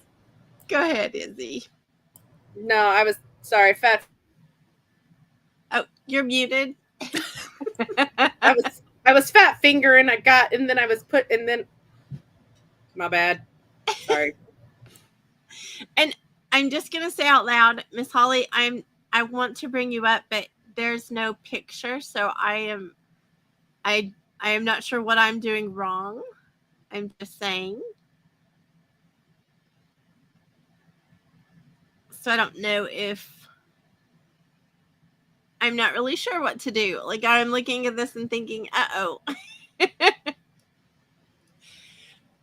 So let's talk more, ladies, about being a great leader. And I was talking last session about rubbing elbows with, other leaders and being, that's right, with being, I want to be a better leader this year. So I would love to hear, and this is like not planned, so I have no idea what will come out of either of your mouths, and that is always the case. I'm just saying. But I would love to hear what your opinion is on how to become a better leader, because I think leaders empower other leaders as well. Women empower others, but I'm just saying, what does that look like to you two? What does it look like to become a better leader? Izzy's like, I mean, this may come as a shock. I'm bracing curious. myself. I am so shocked. Be curious. Well, I mean, seriously, you want to be a better leader, a better communicator, a better human. Be curious about other humans. I mean, that's so core to everything I think that matters. When I think about leadership, being curious, asking questions to figure out like what are the strengths of the people that I serve, understanding that as my leadership grows, my responsibility grows. Hey, Holly. And taking the time to understand the people that you're serving, because it's not, if you're leading, like for instance, you're leading a company, you're probably not so much serving your clients as you are serving your team. And so I think in leadership roles, it's hard for us to forget that. But you look at like the CEO of a major company, the last time they talked to a client, probably 20 years ago. But the people that they serve are the people that work for the company, the employees. And so having that servant leadership mindset, figuring out what the people need that you're serving, first understanding who you serve, then understanding what those people need by actually talking to them and asking them the questions, I think are probably some of the top big things that I'd shout out. Oh, and read the book Infinite Game by Simon Sinek and pretty much every other book he's written. Yes, let's be very, very clear about this. Angel is fangirl of Simon Sinek, like huge. Says things that make sense. I have an appreciation for people who say things that make sense. I think one of our very first conversations was about Simon. That's what's funny is I'm just laughing, thinking back, because I think seriously probably one of the very first conversations we ever had. Probably. I have no doubt. I have a good portion of his books memorized because, I mean, again, he says things that make sense and he says that in a way that is relatable that people can understand. And so I believe in making things easy and purposeful. And that's what his books do. They make it leadership, something that people tend to overcomplicate. He makes it easy and purposeful so that people can see what it really takes to lead. Yeah, it doesn't look the way most people think it looks. Especially not, no, when I was I remember being an entry-level employee, coming in through a temp agency and thinking, man, the bosses, they must get paid so much and they get to sit around and do nothing. And oh my gosh, if I had any idea what it took to be a real leader, like, to be fair, some of the leaders I saw at that point, that's what they were doing. They were drinking coffee all day and chatting with each other about nothing.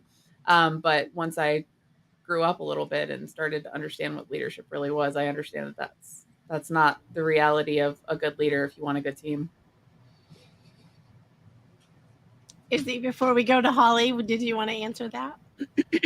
Oh, I would love to, because I agree with Angel. I think there are multiple layers of being a leader, and I think a leader can be in any position on that, ladder of employment, for lack of a better brainwave. But I think it's staying curious or having the open mind to keep learning. I mean, because even my own business, I'm still going to be able to learn. I may make that decision of being in the power seat of it's my business, but I'm still open to learning, because that might be better way to do it. That might be where we are now, right? Now we're completely virtual. I needed to learn how to do virtual because that's where we were. And if you aren't staying open as a leader, as a human, then you're shut off to learning what you don't know you didn't know. And I think you can be a leader at any point in time if you absorb the information and implement it. My son can be a leader to me when it comes to things he's better at, as long as I'm open to seeing it. I'm staying humble enough to learn it and not, thinking, okay, well, I know it all already. Let me just climb up here on my horse and ride away. I think a true leader blends in with everybody else and is just staying humble and open to learning. I love that. Just to add to that real quick, having the perspective of every single person I come into contact with, I have something to learn from. I think using like your son as an example, oh my God, if I had, I have notebooks that have things written down of bits and pieces of lessons that I've learned from my son, and I continue to learn from him every day. There's all these things that we're really great at when we're kids that we somehow forget when we reach adulthood. So I love being close to him and getting those reminders and writing them down and trying to be conscious of them. I love it. Miss Holly, welcome back. You were on earlier and I asked you to come back and join the conversation. Thank you. I'm happy to jump back in. Well, we're happy you did. I just wanted to make sure that, I would love to hear your opinion on that too. One of my goals is to be a better leader this year. So what would you say to how to become a better leader? I think we all continue to learn when we let ourselves. I think if you ever get the mindset that you know it all, then you're in trouble. And when I was a teacher, I taught for 32 years, and it was always my goal to retire before I got to the place where people said she needs to retire. Because I wanted to go out strong, and I wanted to go out when I still didn't know it all, when I was still learning. And, and I did, I never got to the point when I was teaching to where I felt like I knew it all, because just like you're talking about with your own kids, and I do this with my own kids as well, I learned from my students all the time. And I never wanted to get past that point. And so I think that's very important, that you're open to learning. I think it's also very important for a leader to know when to let others shine and to let others take the leadership role. And I've used this analogy before, and if I've used it in front of y'all, I apologize. But to me, geese are the epitome of showing what good leaders are when they're flying in a flock, because they fly in a V. And if you will watch them for very long, I wished I knew what they were saying when they're honking, but I don't. But the one that's in the lead after a little while will fall back, and another one moves up and takes the lead. And after a little while, that one falls back and another one moves up. And so in my mind, I have their conversation of, I'm ready, let me up there. And so this other one falls back and another one goes up. And I just think that's a good visual for a leader. And I think good leaders do that. I think they let other people take the limelight, take the lead, take the lead, I guess, and be able to project what they know and help others learn to take the lead. So that's my advice. I love that. Go ahead, Izzy. Okay, so anytime I'm sharing a space with Holly now, I'll just be like, when I don't want on the hot seat, I'll just honk. And then Holly, you're gonna jump in, right? Like, oh, I'm out. I don't. It's difficult. I will understand. Oh my goodness. Clubhouse will never be the same after It that will story not. with Holly. I'm thinking, oh my goodness. I don't It's even the know what closest to I have do. to a honk. Don't even know what to do with you all. I think you make a really, really great point, Holly.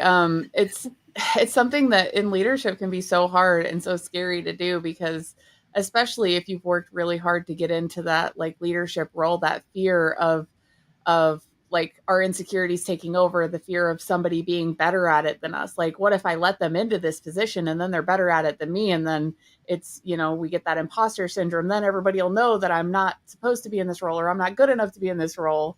And so that fear can kind of take over us and prevent us from empowering other people and lifting people up.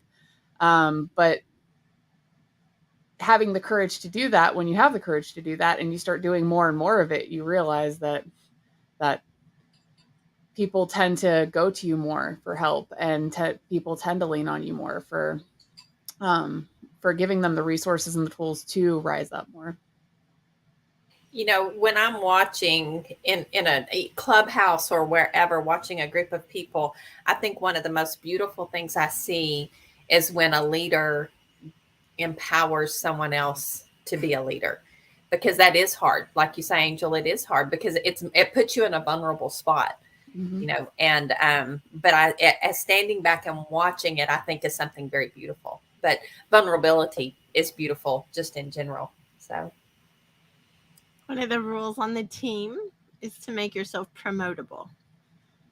Coming from corporate, a lot of people are paranoid of, if I don't keep the process, close to me so that somebody else can't do it, they might replace me.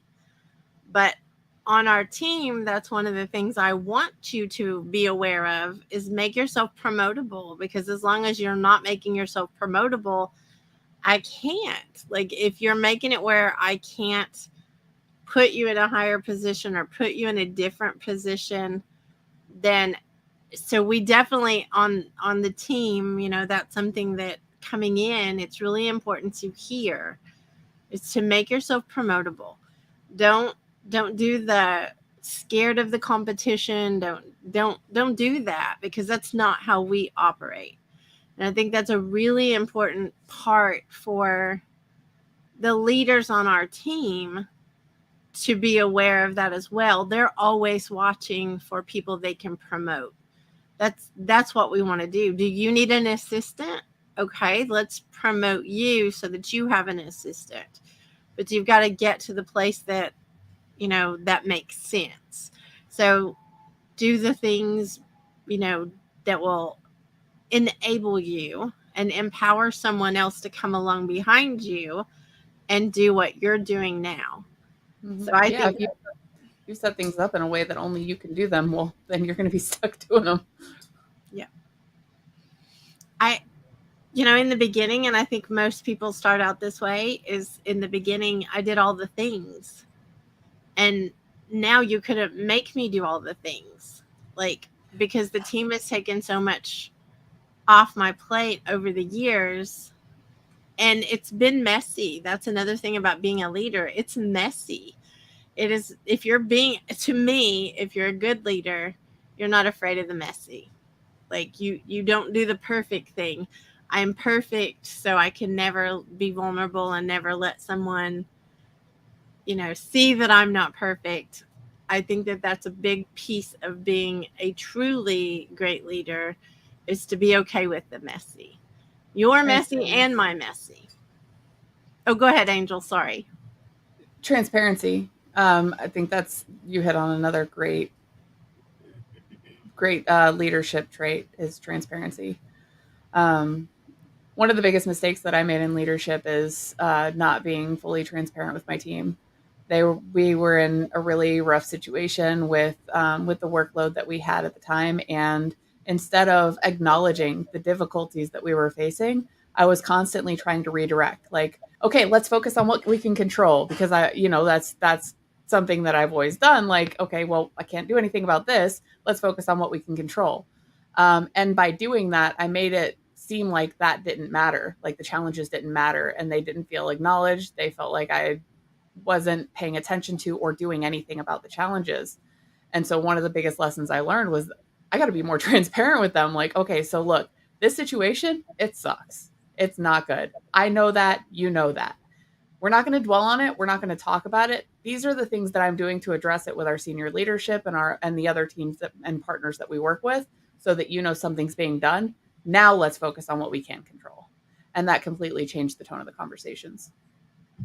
And Angel, I'm sorry, Kim, go ahead.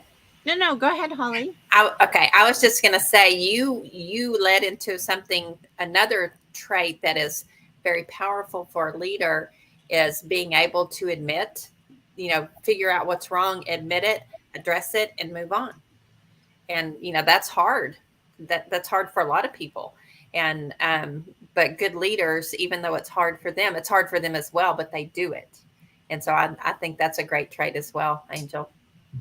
Yeah. I mean, it increases the camaraderie of you and your team. It increases the trust between you two.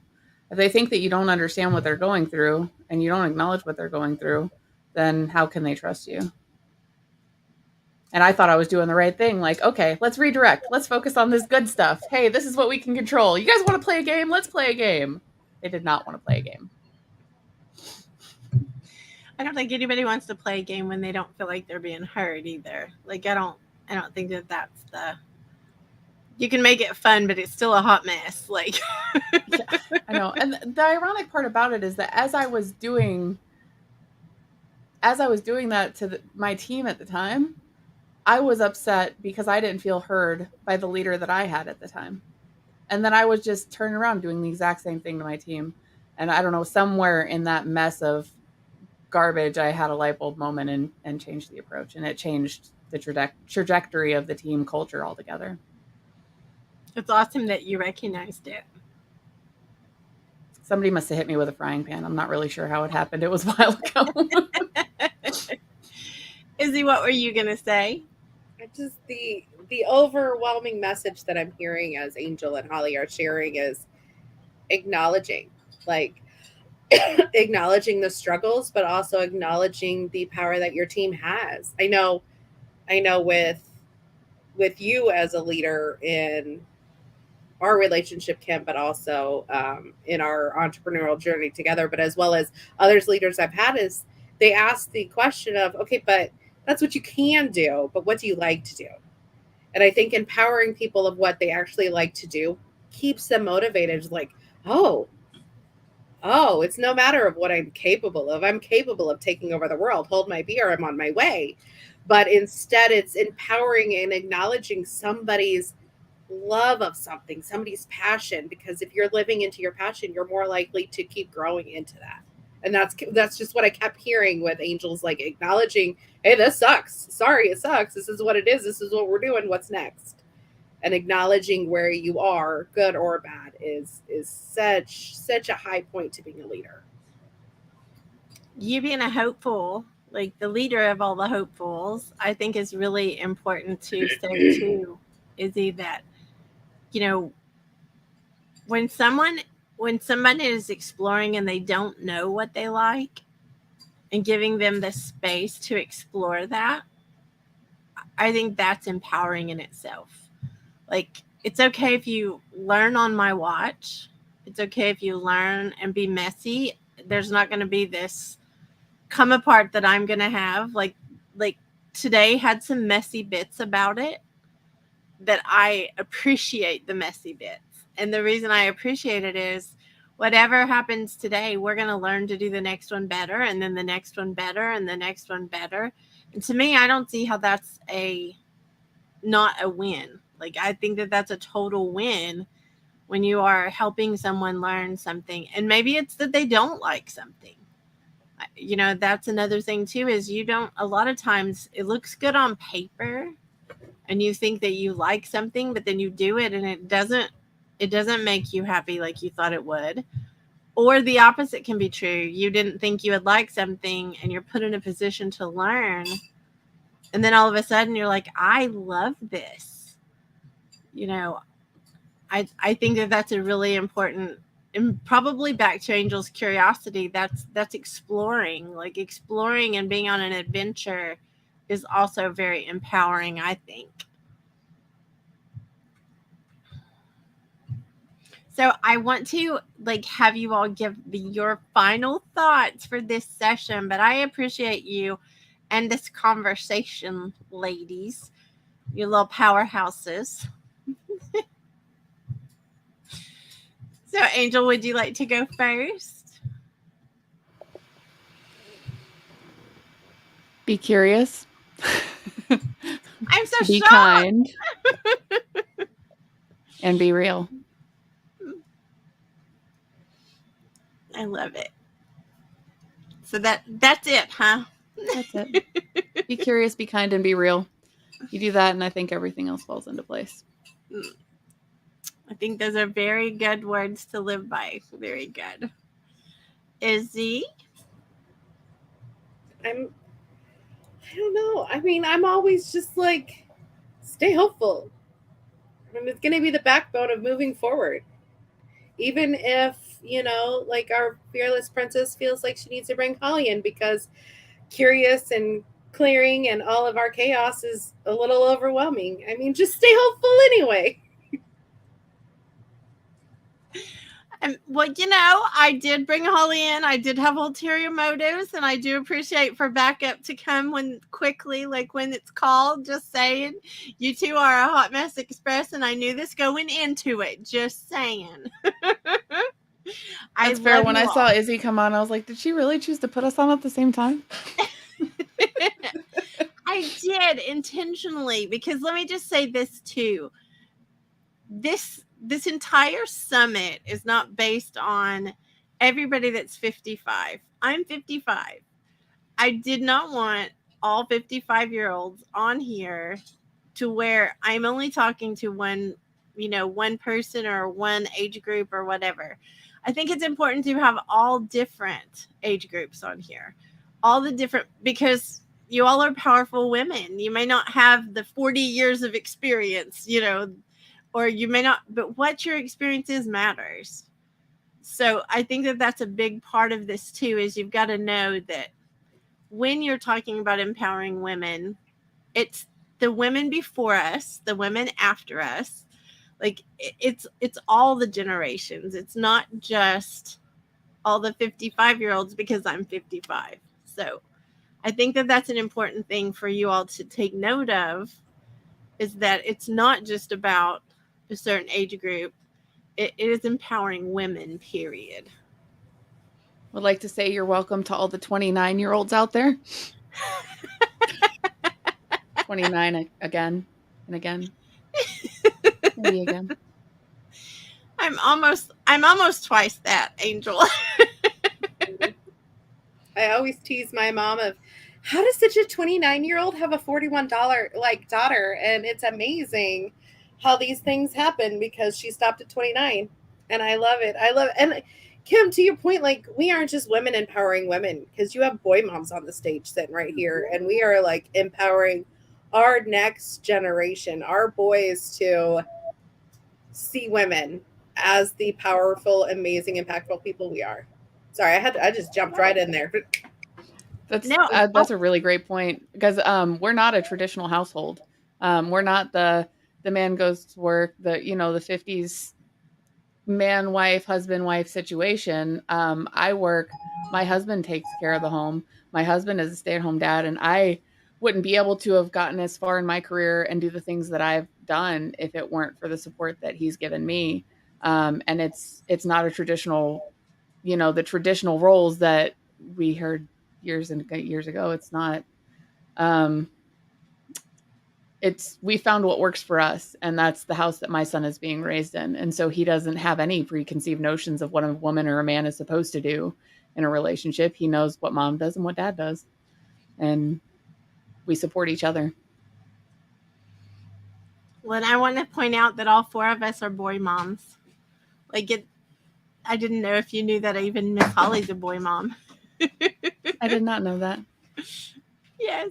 Miss Holly, do you have final thought? I'm a girl mom too, but I also am a boy mom.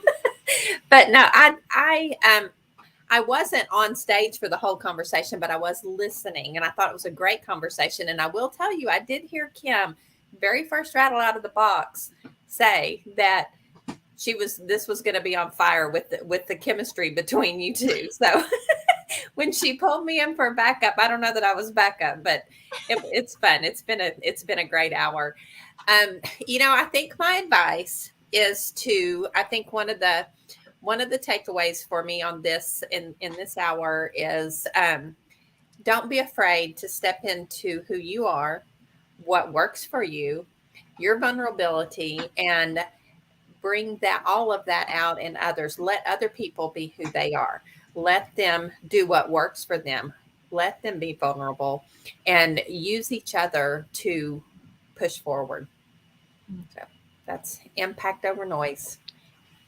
Thank you, Miss Holly. Yes. And thank you, ladies. I am so proud of you. I am thankful that I'm connected to you. And that is a wrap, as they say in professional places. And wait, yeah, I was gonna say. So thank you, ladies. Have a good day, and I hope you hang around with us. Thank you. Bye. Well, our next crew is going to bring spicy. I am sure of it. I want to welcome to the stage Miss Judy Hoberman. Hello. Hello. Linda Lordson. Hello. Hello. And Donna, but Donna, you're not on camera. I don't know if there's an issue, so I'm going to let the girls figure that out behind the scenes for just a minute, because I want to make sure that we get her on camera. And I'm going to introduce you, Judy and Linda. I'm going to do my very best to be impressive so I can impress you all. So, Judy Hoberman is the president of Judy Hoberman and Associates, a company focused on empowering professional women. Imagine her being on the summit today. She is an award-winning international speaker, best-selling author, trainer, and leading authority on women in leadership. With over 3 decades in business, she combines wisdom and humor with her behavior-shaping behaviors, and is often described as transformational. She was a TEDx speaker talking about prejudging people, and she is the author of 4 books, including Selling in a Skirt. And I'm also going to put AKA, Judy Hoberman is also known as a beautiful booty kicker. I'll just say that also. Beautiful label. Oh, and I missed a little bit more of it, Judy. I'm sorry. And Walking on the Glass Floor is another book. Judy's mission is to help one woman a day by following an important philosophy. Women want to be treated equally, not identically. So thank you, Miss Judy. Thank you, Princess. And Linda, with over 34 years of experience in the fashion and beauty industry, Linda is a leading style expert dedicated to helping men and women improve both their personal and professional appearance. Whether you're entering a new phase of your life or just looking to refresh your current image, Linda is your girl. Oh, wait, that's not what it says. Linda is a knowledgeable and experienced hairstylist, makeup artist, and image consultant, which sets her apart from the crowd. She provides fresh, no-nonsense advice that helps you to redefine your image, improve your self-confidence, and shine. Linda focuses on creating modern solutions for midlife style so you can go anywhere, anytime, feeling amazing inside and out. So thank you for joining me, ladies. Thanks for having us, Kim. Thank you. Hi, Linda. Hi, Judy. What a pleasure. Can you, There you are. There's Donna. There's Miss Oh, Donna. So I've been Donna, on this thing, and now when I needed to get on, I couldn't get on. well, we're glad you did. Donna Thank you. spent over 28 years in the fashion industry in New York, working at high-profile companies in high management positions with both American and European designers, and she started her own children's clothing company before moving to Dallas 16 years ago. Donna, I'm so sorry. I'm reading this and not finding the rest of it. So Donna was the VP. I'm just going to add my own little part.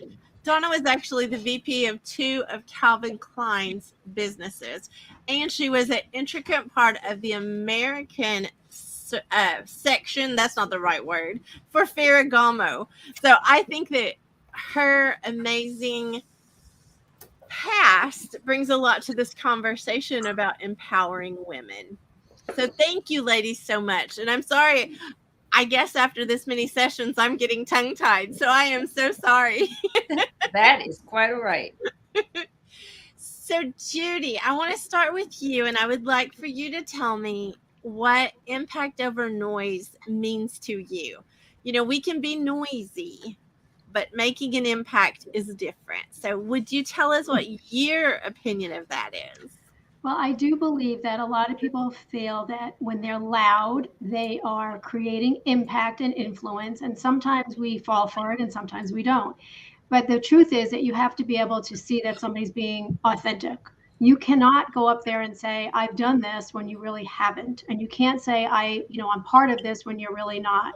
I'm very careful to not to exaggerate anything or to say anything that isn't 100% true, because that takes away for people for trusting me, respect, and anything else. And I don't want to do that. So in order for you to have impact over noise, you have to be authentic. And that is a key element in leaders everywhere. And it's something that a lot of people forget about. They think that by saying, I'm authentic, it works, but you don't have to shout out and you don't have to, tell someone you're authentic. You just have to show up as one. So you're saying that the ones that are saying that might not be, is that part of that? I can't say that for sure, but I would say there's a lot of people that, tout themselves as something. And, I know people that would tell me how much money they make on, speaking tours, and I know what they're on and I know what they're making. So they're not making 6 figures on this. They're not even making 5 figures on it, but they're telling everyone they are. And so, I would never go and say anything that you're not telling the truth and you're not authentic. I just ignore it. I just, disregard it. Thank you, Miss Judy. Mm-hmm. Linda, same question. What does impact over noise mean to you, ma'am? Well, actually, I think, on what Judy's referring to is such a brilliant point, of course, because I see it from the same perspective, but a little different. So when I'm working with clients and they have that need to have impact, they will also be noisy in the sense that they make, we all make a sound when we walk in the room before we open our mouth. And that message can really can work for you or against you if you're not really identifying with what that message is. Now, it's an exterior message, but the last thing you want it to do is conflict with what your value system is and what you mean to say and how you want to be received. And often when I see people who have the tendency to be very boisterous with their appearance or very, forward with their appearance, it can be a mixed message. And I believe that we always make a first impression, right? It's not like you get one chance at a first impression. Seriously, it of course applies. But I believe and teach my clients, it's every time you meet them. It's over and over and over again, that consistency. So understanding your message, and not being so loud with your appearance, I like to refer to it as whisper, talk, or shout. What's the sound you want to come into the room with? How do you want to relay that message? In some situations, that bold entryway is a fantastic entryway. It's fantastic if you understand the message you're sending and relating to that so that you've got that continuity. Because the worst thing, I think, what's the challenge is that if you make an impression and you're quite noisy with that entry before you even open your mouth, and it doesn't really necessarily align with your value or what your message truly is, then you've got to change it. You've got to switch. You've got to work twice as hard to convince them of what you're saying is real. Because whether we realize it or not, we are identified, connected, made an opinion of right or wrong, and it's to our advantage to understand and be in control of that message. And to what Judy said, the authentic approach, 100%, recognizing that authenticity to make sure the message matches the appearance and the story. I love it. Thank you, Miss Linda. Well, Sir Donna. Yes. I definitely agree with both what Judy and Linda said. And as far as authenticity, to me, that is probably first and foremost, because when I was working at Calvin Klein, I stood out because I was authentic and none of the other women there were. And people would come to me and they'd say, "How are you working here? You're so different than everyone else." And it's my way of being down to earth, which is, something that I'm very comfortable doing. And I also feel that besides being authentic and being real, I think a lot of, for me, things stemmed from, when I was working, but also in my childhood, because when I wouldn't say something in a group or I wouldn't comment, people thought I was a snob, but I was being shy. And so, it is, and I know people think that I'm not shy now, but I don't like to jump into a conversation if I'm not comfortable with adding something to the conversation. So I just won't say something to say something. So, it's and Judy says it too. She's an introvert, who would know? You say it too, Kim. And I think that after all of these years, we put on a persona, not a fake persona, but we put on a persona of being authentic in our own skin. And the message that we're bringing across is being authentic. So, that's all I have to say. But there was so much that was said today that I just wanted to add to this part of the conversation. I think that I would venture to guess that, well, I don't know how old Linda is, but my generation, Judy's 22. generation. What did you say? 22. There you go. Well, then you wouldn't know this. Okay. I'm celebrating 55 this year. I'm very proud. Oh, well, wow, look at that on the board here. Well, Judy and I were a little older when we were going up the ranks of our working environments and our careers. I didn't have a role model to follow. Oh, no. And everything was a learning experience of trial and error. And I had to learn by my own mistakes. So, growing up, I was a middle child. I always had to be noisy or I wasn't heard. So But I really feel that for me, I'm so much more comfortable making an impact on someone than like, vying for the attention as a middle child.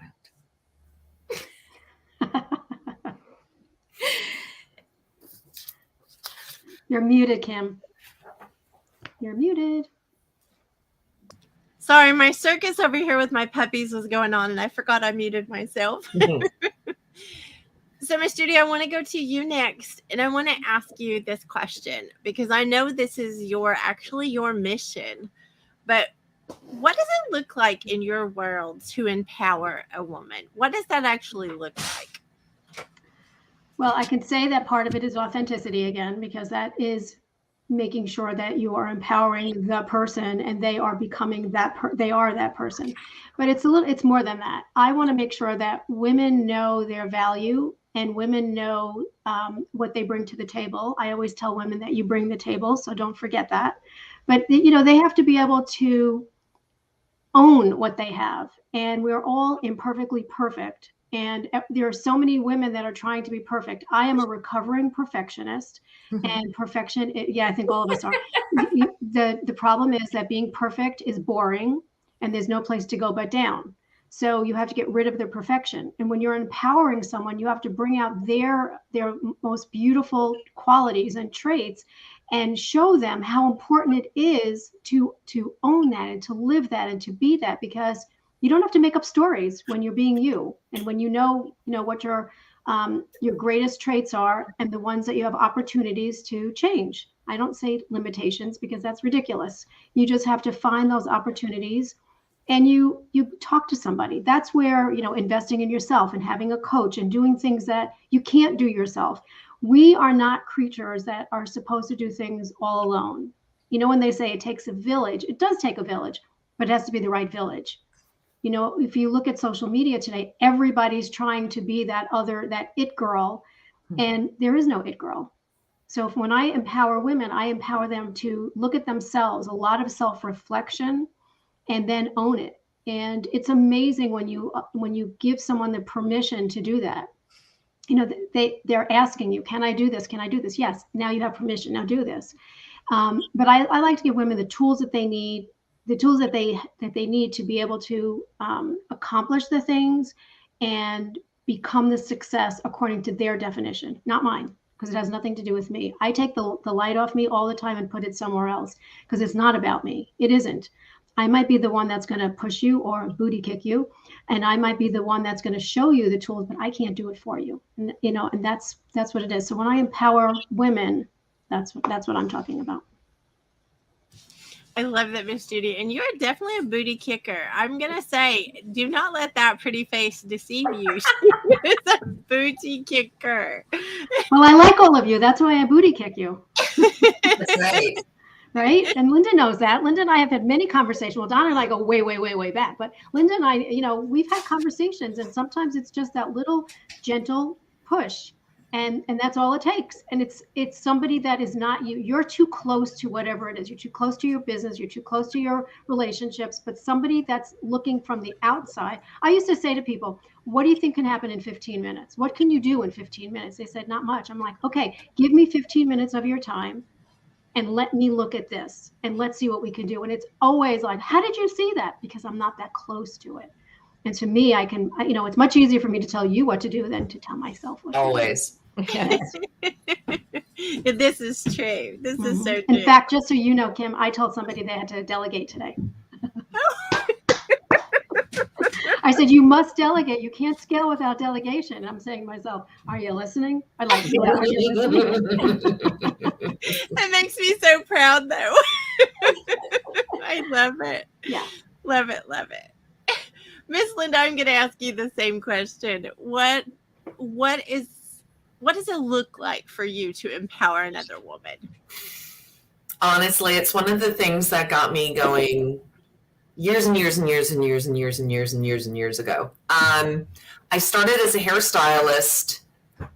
I grew up on a 100-acre farm in the middle of nowhere, and I wasn't a farmer. There was no calling to me. And there was this need to connect and create. and express. And I'm so eternally grateful, and forgive me if I get emotional because International Women's Day means so many things. But I am so grateful for my mom and her sisters. They had no brothers, so they're all women, okay? Coming from a European, very strong European family, but my grandfather empowered them. He was quite specific about his words, and it was always, you can do this. You put your mind to it, you can do this. And my mom was the oldest, and was supported by him, but didn't necessarily get the whole new country, new language, new environment situation. So she just followed his path, right? And so she empowered me. And so I got busy creating my cousin's hair. I don't know how my aunts didn't freak out. I mean, I started cutting hair when I was about 12, 13. I'd get my cousins into my room, and next thing you know, I was cutting their hair. It was the 80s. So, I mean, everything worked with hairspray. So everything was this fabulous creation. And they would come, we'd come walking down the hallway like we were on a runway. And I'd be like, look what I just created. And not one woman, not one mom, not one aunt went, you know what? They all went, oh, wow, great, good for you. I was so supported so early on. It never occurred to me that I couldn't do it. And my mom and my dad actually said to me, what do you want to do when you grow up? I mean, European farmer, wanted to make sure things were on track. So he asked that when I was 14. And he said, what do you want to do when you grow up? And I said, I want to be a hairstylist. And he said, well, I guess you'll always have a job no matter what the economy. And I remembered thinking, what's an economy? I didn't know. I was looking for connection. I recognized I wanted that, and still enjoy, after all the development that we've learned as women about over perfecting and making other people happy and putting our own needs aside. And, I became a mother, I became a single mother, I became a business owner, I became a single business owner. I mean, I had the courage and the bravery and the want and the will. And so when I see that in other women, the will, maybe not know how or the why or the what, but the will, and women call me and they say, I just don't know what to do anymore. I don't know whose body this is. I don't know where I'm at in my profession. I've changed, I've done a 90-degree angle and I'm kind of excited about it, but I really don't know what's going on. I can work with you because you've got that will. And together, we're going to discover whatever it is that makes you happy. What does that look like to you? Much to what, Judy was talking about, it's the spotlight on them and the support beside them to say, it's okay. Like Donna said, right? She looked unique. She looked different. She didn't blend in and she was okay with it. Probably there were days that were probably stronger than others, but to her power and to her strength and to her courage and her bravery to stand there and say, yeah, but this is what I am.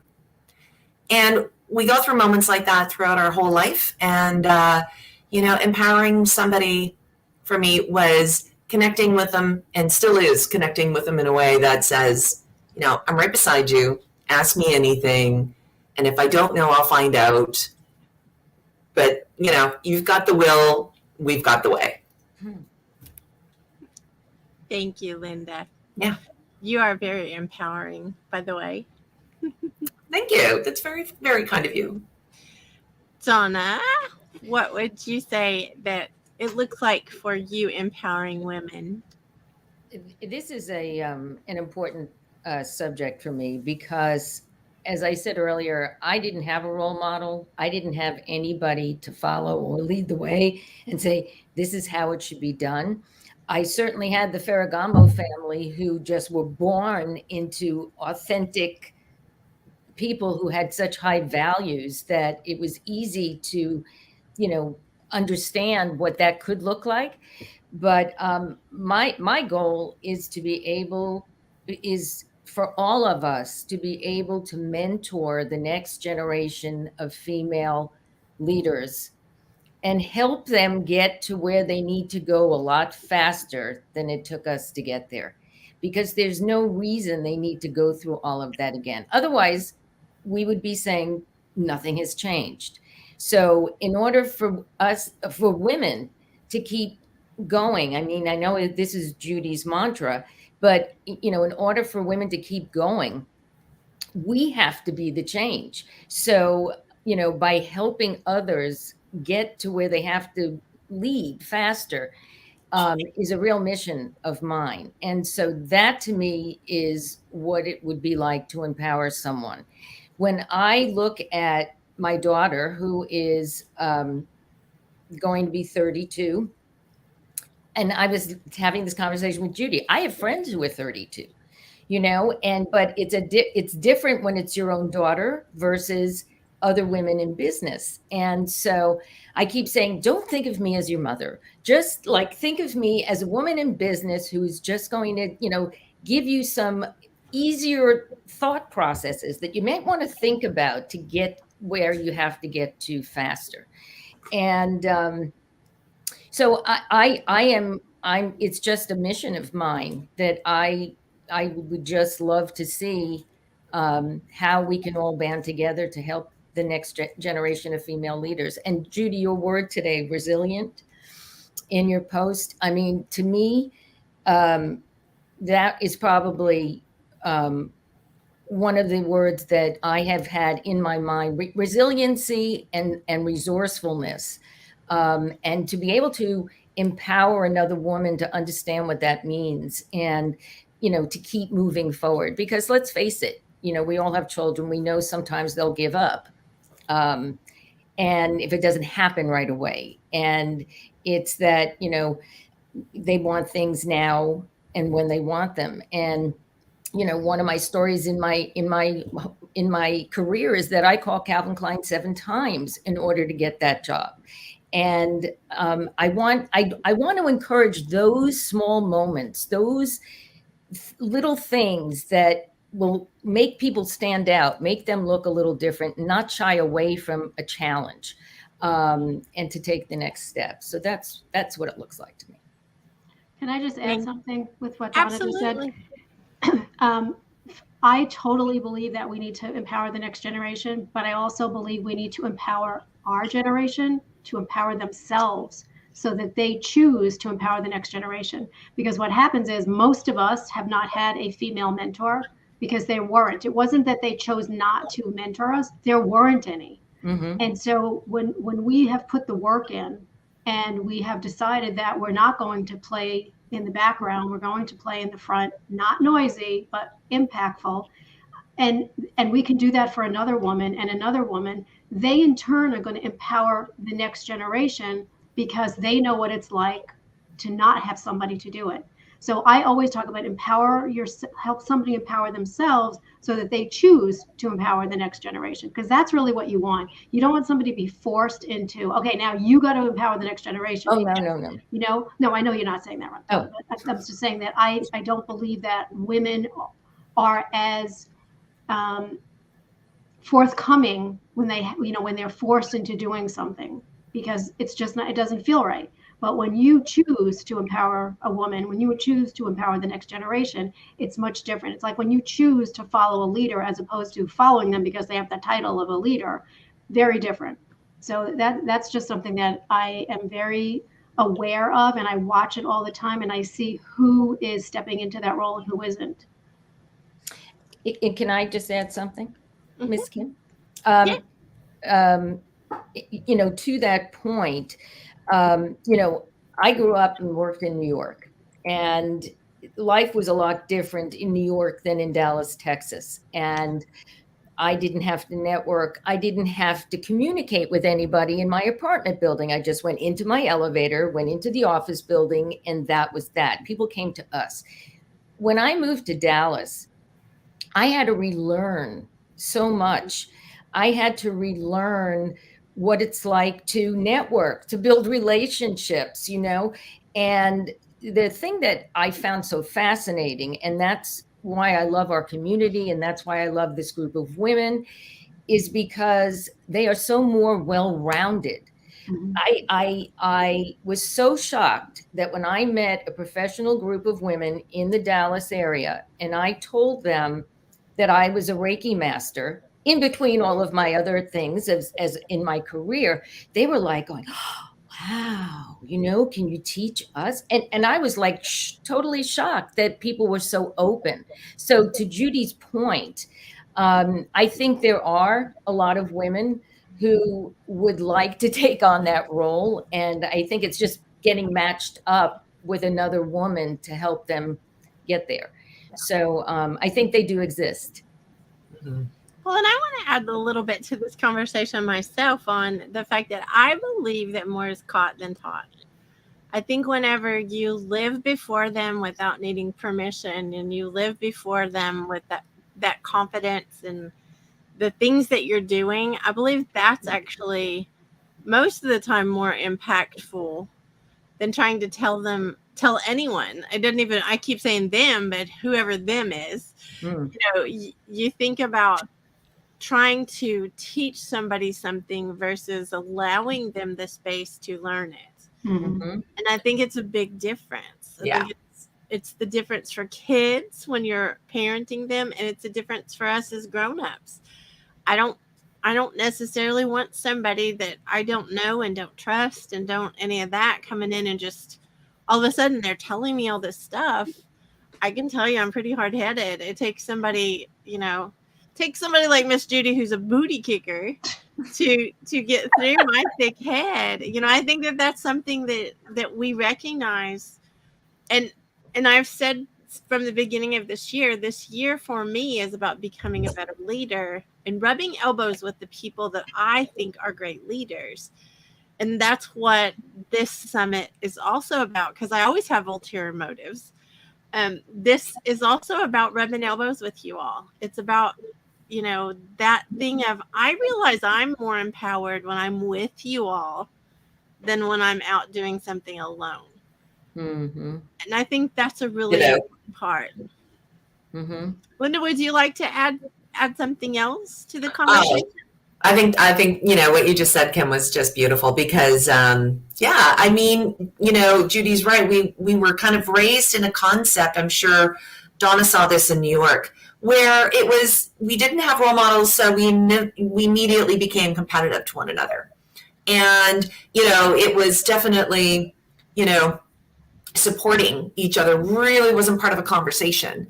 Mm-hmm. And as a stylist, that was a very competitive world. I'm sure Donna saw that through, the fashion industry as well.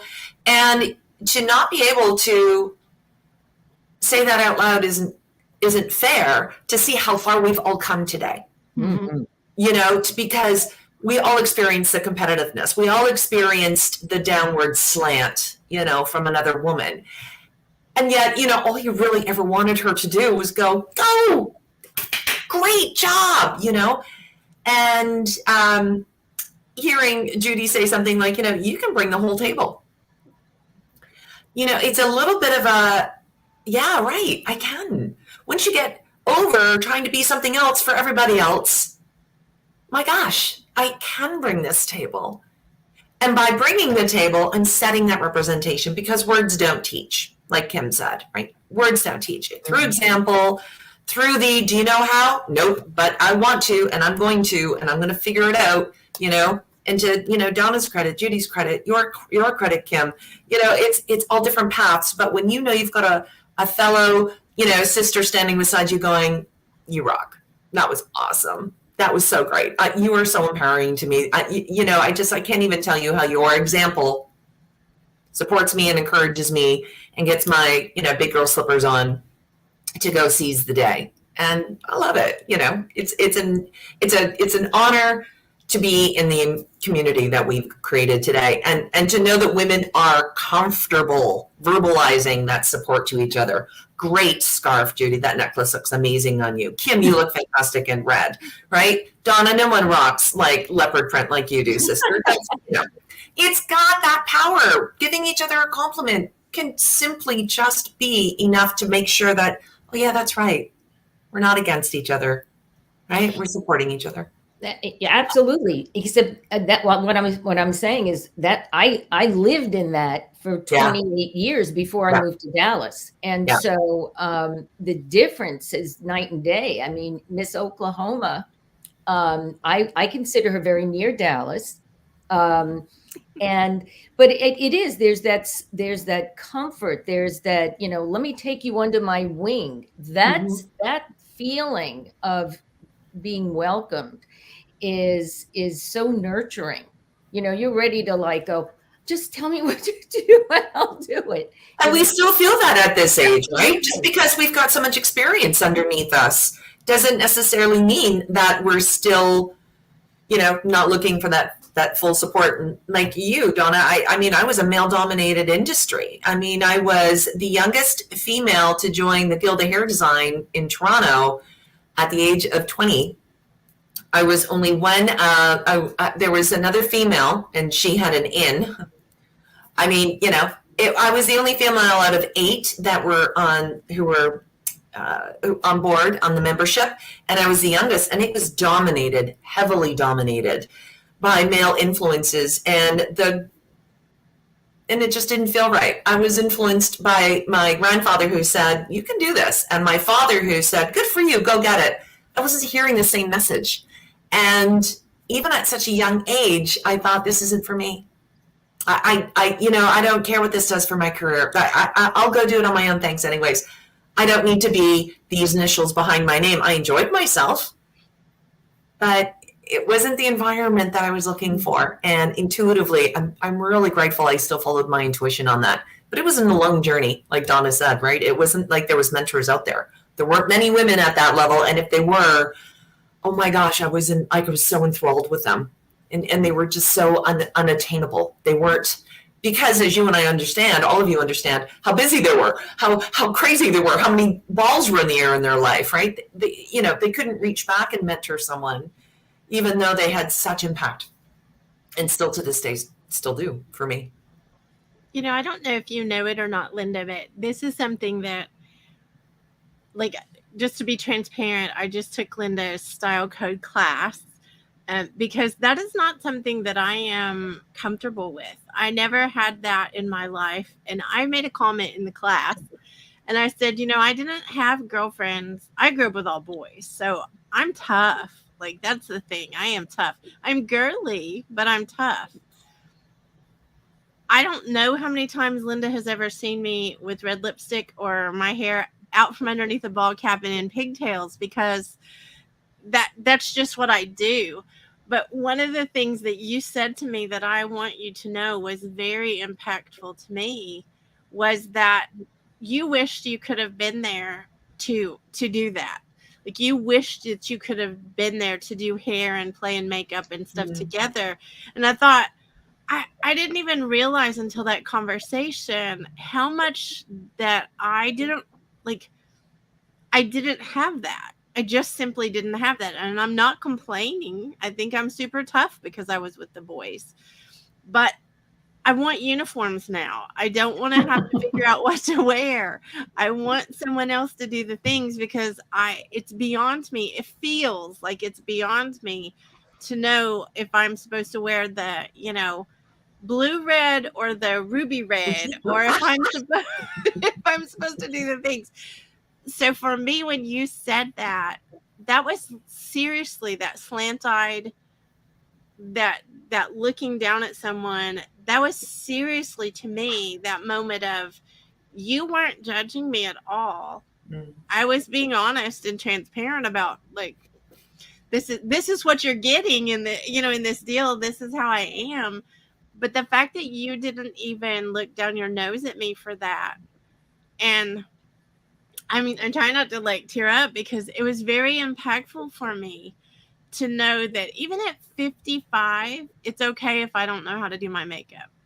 It's okay if I don't know how to like pick out my clothes. I want it to be simple. I want you to tell me, go get the red sweater out, put it on with the black pants, and show up over here with this necklace. Like, that's not where my focus is. And the fact that you didn't look down your nose at me was very, very impactful. And I think that a lot of empowering women is what you just just got through talking about not looking down our nose, not passing judgment. Mhm. Judy, I know that your TED Talk was about that, like prejudging people. We look at you and you're put together, so we make assumptions. People look at my ball cap with my pigtails and they make assumptions. You know, I think that is one of those. I think that's one of those things that we have to allow other women that place of not judging, not being judgmental, good, bad, or in between, not doing that. But here's the thing, Kim. No matter what we say, we shouldn't do this, we shouldn't do that, and don't judge people when you first look at them. It is human nature, and it's our brain does it before we even know it's happening. It's like a tenth of a second, and we've already sized you up. It's the same way, and it still happens to me, and you've seen it happen to me when people say to me, like, why, what are you doing here? You don't need this. Look at you. You're all put together. Not true. I still do the same things that other people do. I still belong to, I invest in myself to go to different programs, and people still say that to me. And I know they don't mean any harm by it, but it brings me right back to like growing up, because that's all I heard all the time. And it's very difficult. And so when you find women that think before they speak, it's really like it's like a breath of fresh air, because it just doesn't make sense to me. Like, I know you love me, but you have to stop saying these things to me, because it's, it just doesn't feel good. And I can feel myself like inside going, oh my God, don't do this again. Don't do this again. Don't do this again. And I have to put on a smile and it's very uncomfortable. It's very uncomfortable. It's the same way if somebody looked at you with the pigtails and the ball cap and they're saying, oh yeah, she definitely needs this because look at her. Where you can, buy and sell them 50 times over, and you can show up the way you want to show up because you put together a wonderful business, and you don't have to be doing everything all the time because you've had it set up and all the other things that you talk about. And yet people just like that. There's studies. That's my TED Talk. There were studies that tell you, like, in a tenth of a second, people have already judged you. You're done. And how do you change that? You don't. You can't, because people make up stories and they believe the stories. But you know what happens with that is years go on, okay, and you don't share that part of you because you don't bring that into the conversation.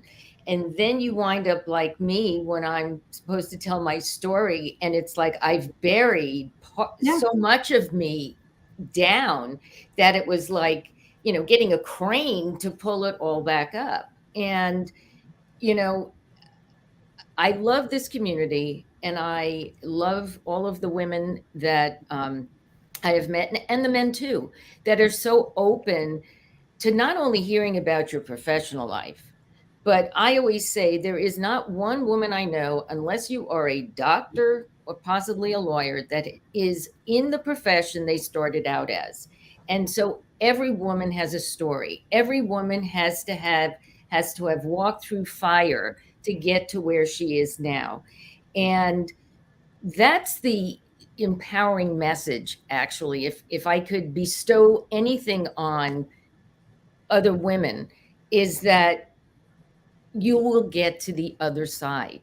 I promise you will get to the other side. There is a huge support mechanism of other women who have been there, or who can introduce you to other women who have been in your shoes to help you get out of where you are now. But that's the part that I find, that when we're so riled up in being professional, that personal side, which is also a help, to other people to know that, there is light at the end of the tunnel, seems to get buried down below. And so it's just a comment that I'm making, because I feel that the women that I've met, I'm amazed. My mouth is like open half the time when they share their story. I'm like, it amazing, just amazing stories.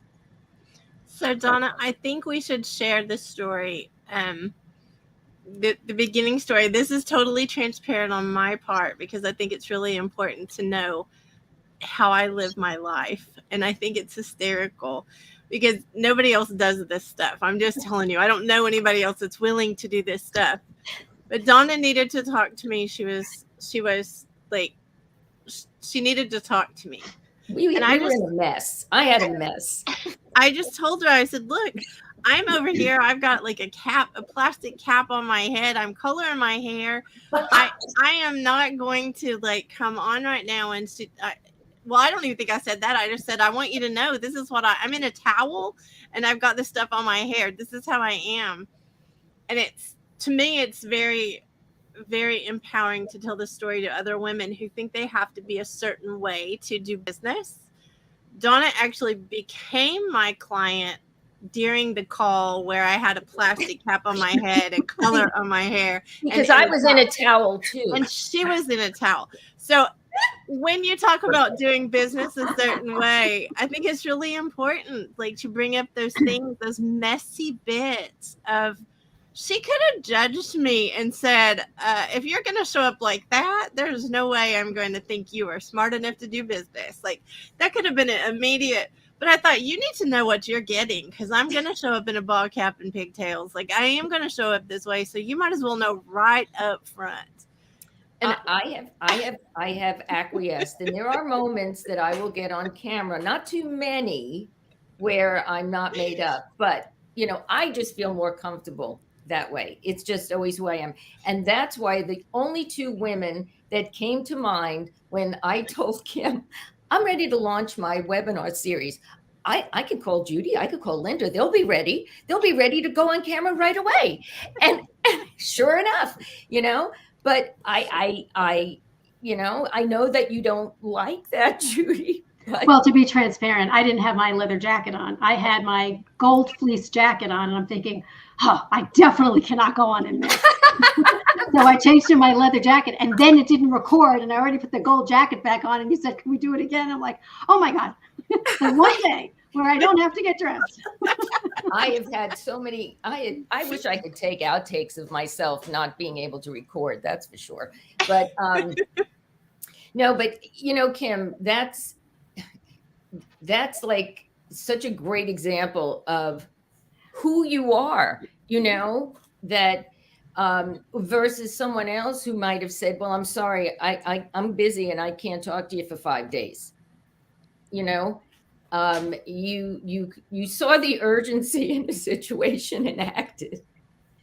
And that's really what makes her so great, right? Yes. I mean, Kim, first of all, thank you for those kind words. Honestly, it's nice to know it landed in such a loving way, right? Mm-hmm. Because as women, we want to empower. We think we're saying things that are empowering, and sometimes they land in the opposite. Flat. Yeah. Right, flat, yeah. And so I am honored to be to have coached you and to be a part of that and to encourage and support. Thank goodness, thank you. And Donna, you're absolutely right, because one of the biggest things I think that comes up against when people are like, so what do you do? And I say I'm a stylist, and they're like, a little bit like, all stylists, some stylists, what stylist? And so I've had to really try to figure out how to use words like, I help men and women look and feel great from the inside out. Because if I say things like, oh, I transform your image or your style, people go, right, so I'm good. I don't need, yeah. And people think I'm going to change them, right? That what my philosophy is, what my value system is, how I feel, and how we've all felt in the past about what Judy said about judgment, what Donna's saying about, just having to show up a specific way, and we're all recovering perfectionists. So, if there's one thing I can see in someone's face, I have so identified with really, really thinking, my message is really important to me.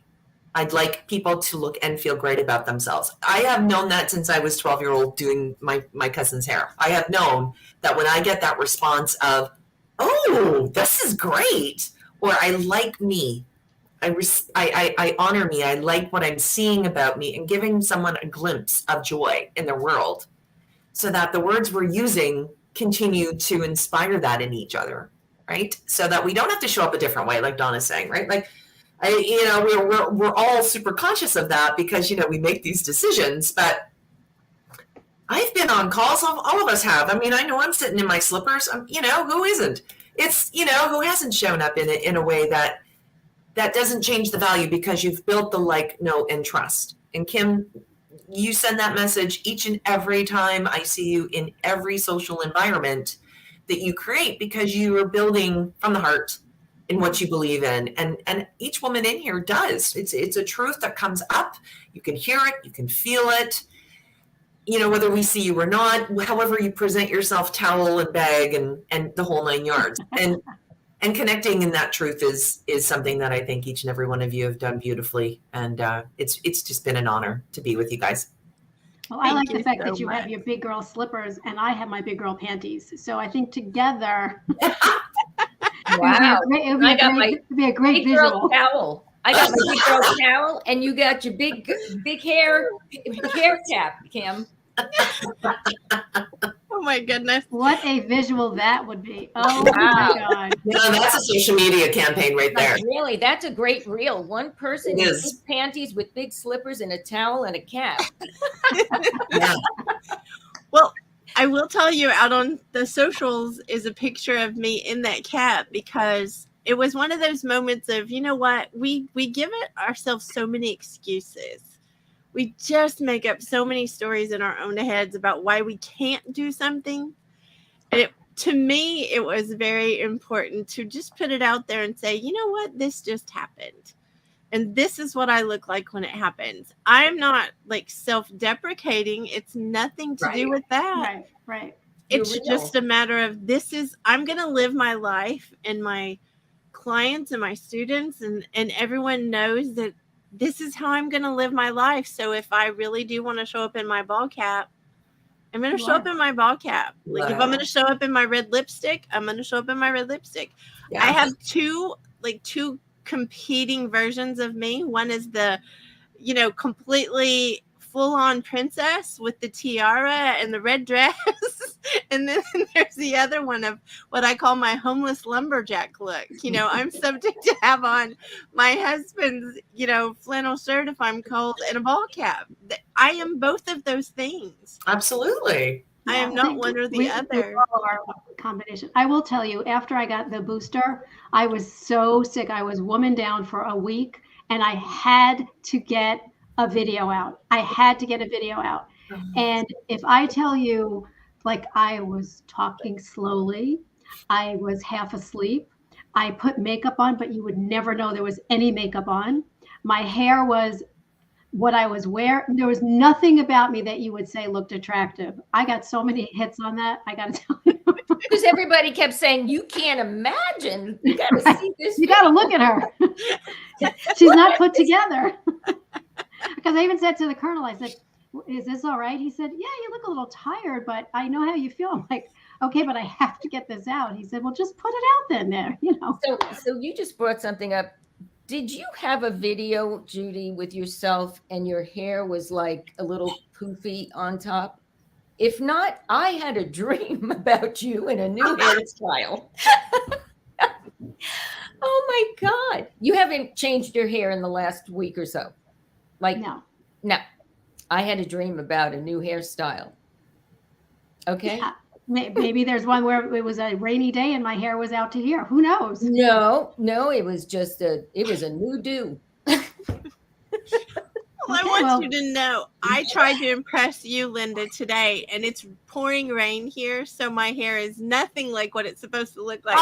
It is like, People see that, right? They're like, oh, it's raining. My hair looks like, I don't know anyone's hair who does well in the rain, right? It's humidity is not fair mixed with some lighting. My hair goes out to you. Kim, you look spectacular. You're bright. You've got reflection behind you. You're glowing. You've got red really anticipating, which is energy, right?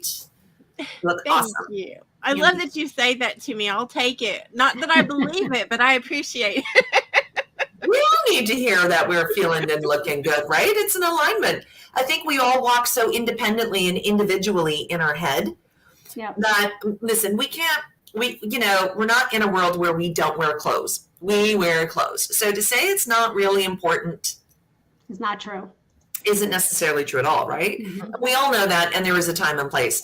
And you're right, being authentic about it, Kim, is absolutely primitive. Like there's no option. You want to be, I've always said to my clients, you know what? Comfortable is non-negotiable. Non-negotiable. Donna, you'd mentioned about all those blazers that, you have your closet and, we start pulling them back out again because, there was a time a couple of years ago we ditched the whole, yay, we don't have to worry about this. Yeah.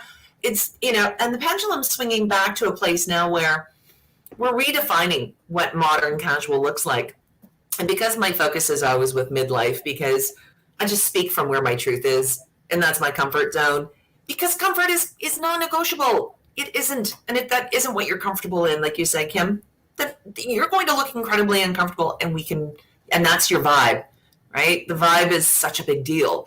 What you're sending, what the energy is, whether you're sitting on camera or off camera, whether you're on the phone, whether you're doing podcasts, you got to wear what makes you feel confident. Mhm. Because if you're not coming from comfortable, I think it's very challenging to be authentic.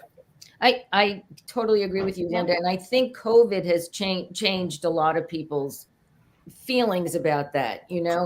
I'll never forget, my daughter came home and I have 3 tiers in my closet and all my winter jackets were like up on top. And she's going, oh my God, you have so many suit jackets. And that's how I used to work. Every day I was in a suit. I was in a jacket with a pair of slacks or a skirt or over a dress or something. And I'll never forget even doing my webinar and going onto a masterclass and everybody's going, mastermind, everybody's going, oh, you look so dressed up. And to me, it was just like, that's now I feel dressed up, because we're all virtual and, we don't have to get dressed up every day. Yeah. My mission is really, trying to help specifically women, but of course men and women, because they're just as challenged, right? My mission is to help people understand what the new modern casual is, because there's still a message. You can't miss the message, right? There's still a message coming across. And while you and I and Judy and Kim learned early on, you put on that uniform, and therefore this is the industry and this is the position you hold, and you must identify to both. Over time, that's been, tossed aside, right? Thanks, Miami Vice, by not wearing socks with your shoes. And a t-shirt with your blazer. Don Johnson, thanks for starting all that. But, but the pendulum swung really, really far. And I love helping men and women just really kind of reconnect to that. We're familiar at this point in time in our lives to say we still identify with an industry and a position. What does that look like today? How do I send that message across comfortably and authentically? I will tell you, a jacket, a pair of jeans, and white sneakers is the new normal. Oh yeah, absolutely. Yeah. So it's fascinating. I love watching all of that. So yeah.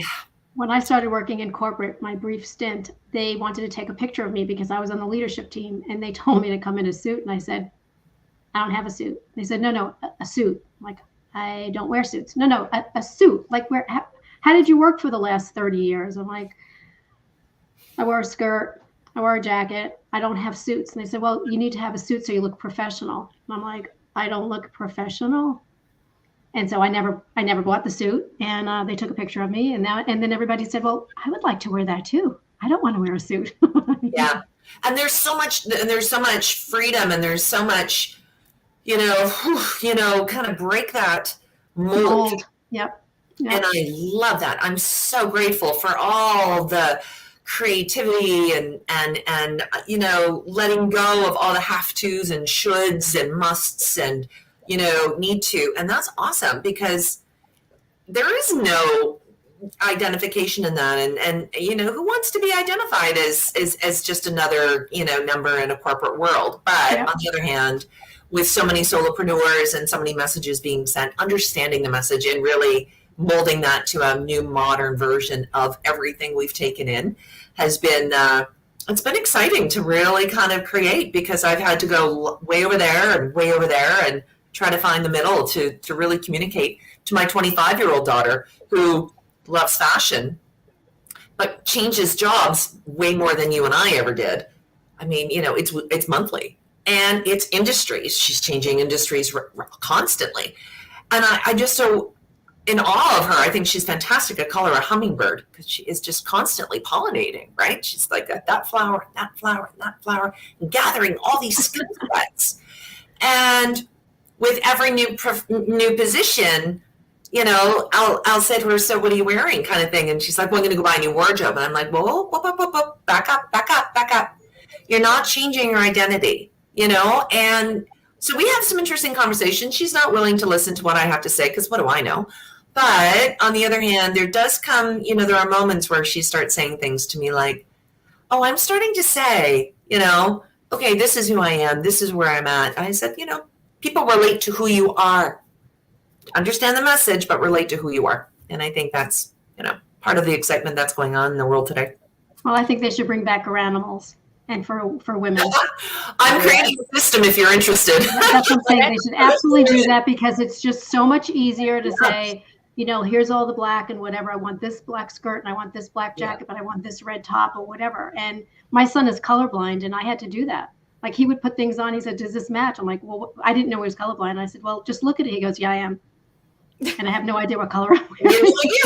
So we did Garanimals, for grown-ups. We did Garanimals, and then he just figured it out. But yeah, I'm great. It's funny you should say that. I'm actually creating a system of how can we make this easier. Kim wants uniforms. I'm over here in another country. I still want to assist her. How can I get to that stage? I'm creating an opportunity to be able to say, how can I empower you, right? How does Kim feel like, okay, I'm showing up for this. I understand these are the items to do that with. And here's my easiest system. It's been a process, but it's been kind of fun. Awesome. I'm excited about it. Sorry? Yeah, I'm excited to see it too. I just want you to, this is going to age me a little, but I was a revolutionist as far as fashion, that when I was in the GO in school, another woman, both of us were officers. We wore jeans. We were the first girls to wear jeans to school. We got asked to go home, but we were the first ones. We were making a statement. So we weren't allowed to wear pants, even in the winter. We weren't either. I lived in New York also, but we couldn't wear pants. You could wear the pants underneath your dress, but as soon as you walked into the school, you had to take the pants off. No pants for girls. No pants. Didn't matter. So. Well, you just had the big underpants to go. That was always very pretty. Oh my goodness, you all are so funny. Well, I'm gonna just say this, Miss Linda. I'm excited you're coming up with a plan because I'm pretty sure that everybody's tired of looking at me at the same. They think I only have like 3 things because they're my favorites, and I end up in every video in those same things. Listen, consistency is not wrong. What message do you want to send across? What's your message, Kim? What does red represent to you? Oh my goodness. It is power. It is definitely power. So thank you so much, ladies. I am so grateful for this conversation. I would love for y'all to take just a second and like give me your final thoughts though for this, because this was a very powerful conversation. I would say that my thoughts for this is that empowered women empower women. And everybody uses it, but it's so true. If you're empowered, if you feel empowered, even if it's for a minute, empower another woman, because our lives change so quickly. And so grab onto it. It's like when people say, are you have work-life balance? No, at this moment, I'm very balanced. I'm 100% present here, but in 5 seconds, who knows what's going to happen? So if you feel empowered at this moment, find somebody that you can empower. Very good. Very, very good. Linda? Oh, that was beautiful.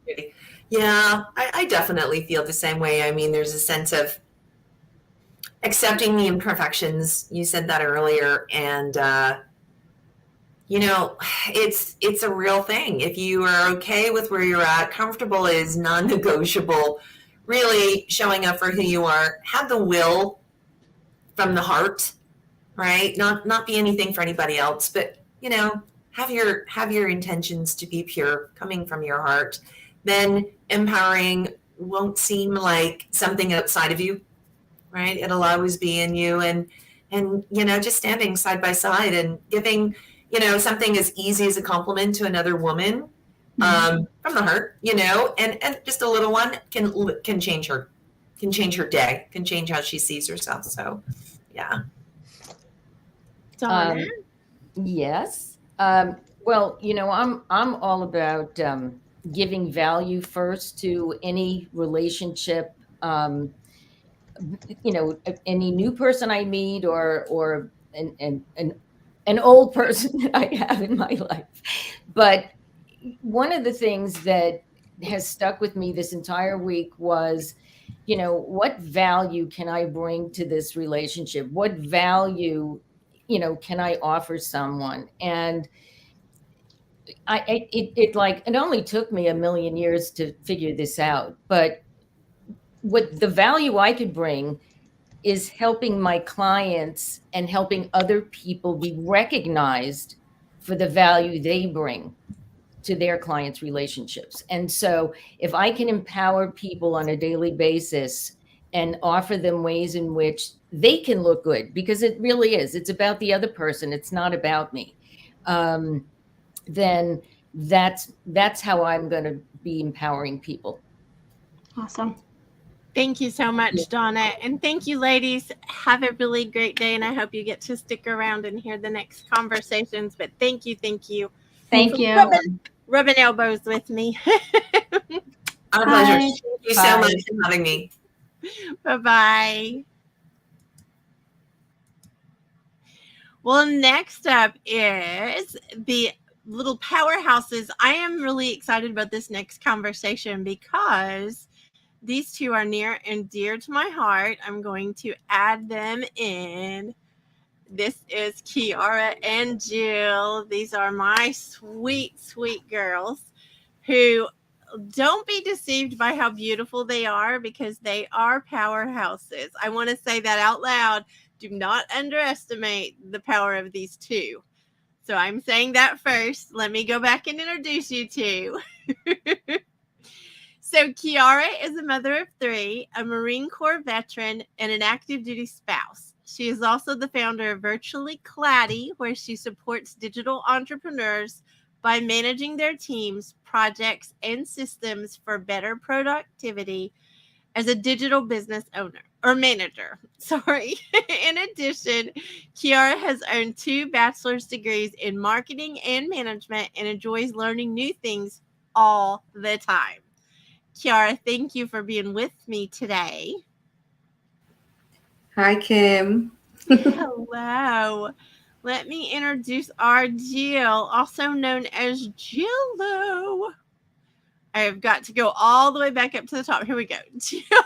Sorry, this is just getting real over here. So Jill was born and raised in New York. She's happily married and a mama to the sweetest little boy. She's a licensed funeral director turned Jill of all trades. She left her 9-to-5 after her maternity leave was over to be a work-from-home mom. She's now the founder of Mama Outspoken. She helps mamas find their voices and be heard. She helps them advocate for themselves and spreads awareness for motherhood transition. So thank you. And I'm sorry I stumbled through all of that. Welcome, girls. I'm glad to be back. And Kim, it's been a long day. I mean, we've been doing this for 5 hours now. So it's a lot of talking. It's all good. And we started earlier than that, just so everybody knows. Yes. We started talking at 4:30 this morning. So I've been talking a little bit. So I want to ask you girls the same questions. What does impact over noise mean to you? Kiara? Oh, I would get picked first, huh? Impact over noise. I guess, there are always people who are there are a lot of people who do what we do. Obviously not in the way that we do it. You get further in how many people you impact and in the ways that you impact them. So you can do, you can do what you do or what I do. It's a matter of how many people you actually reach and whether or not they understand what you're doing and understand where you're coming from. And overall, it's not like just like background noise. Like, okay, I hear what you're doing, I hear what you're saying, but it's not really catchy. Love it. Jill, same question. What does impact over noise mean to you, ma'am? Oh my goodness. I can't even remember what I said this morning. So we're going to try and come up with a different answer. But I like what you said, Kiara. It is really accurate that like some people just talk and think that they're having impactful things to say. And really it is just noise. Hold on. We're back for round two. Hi. Hi. This is standard issue around here. There's something in here. Let's see. So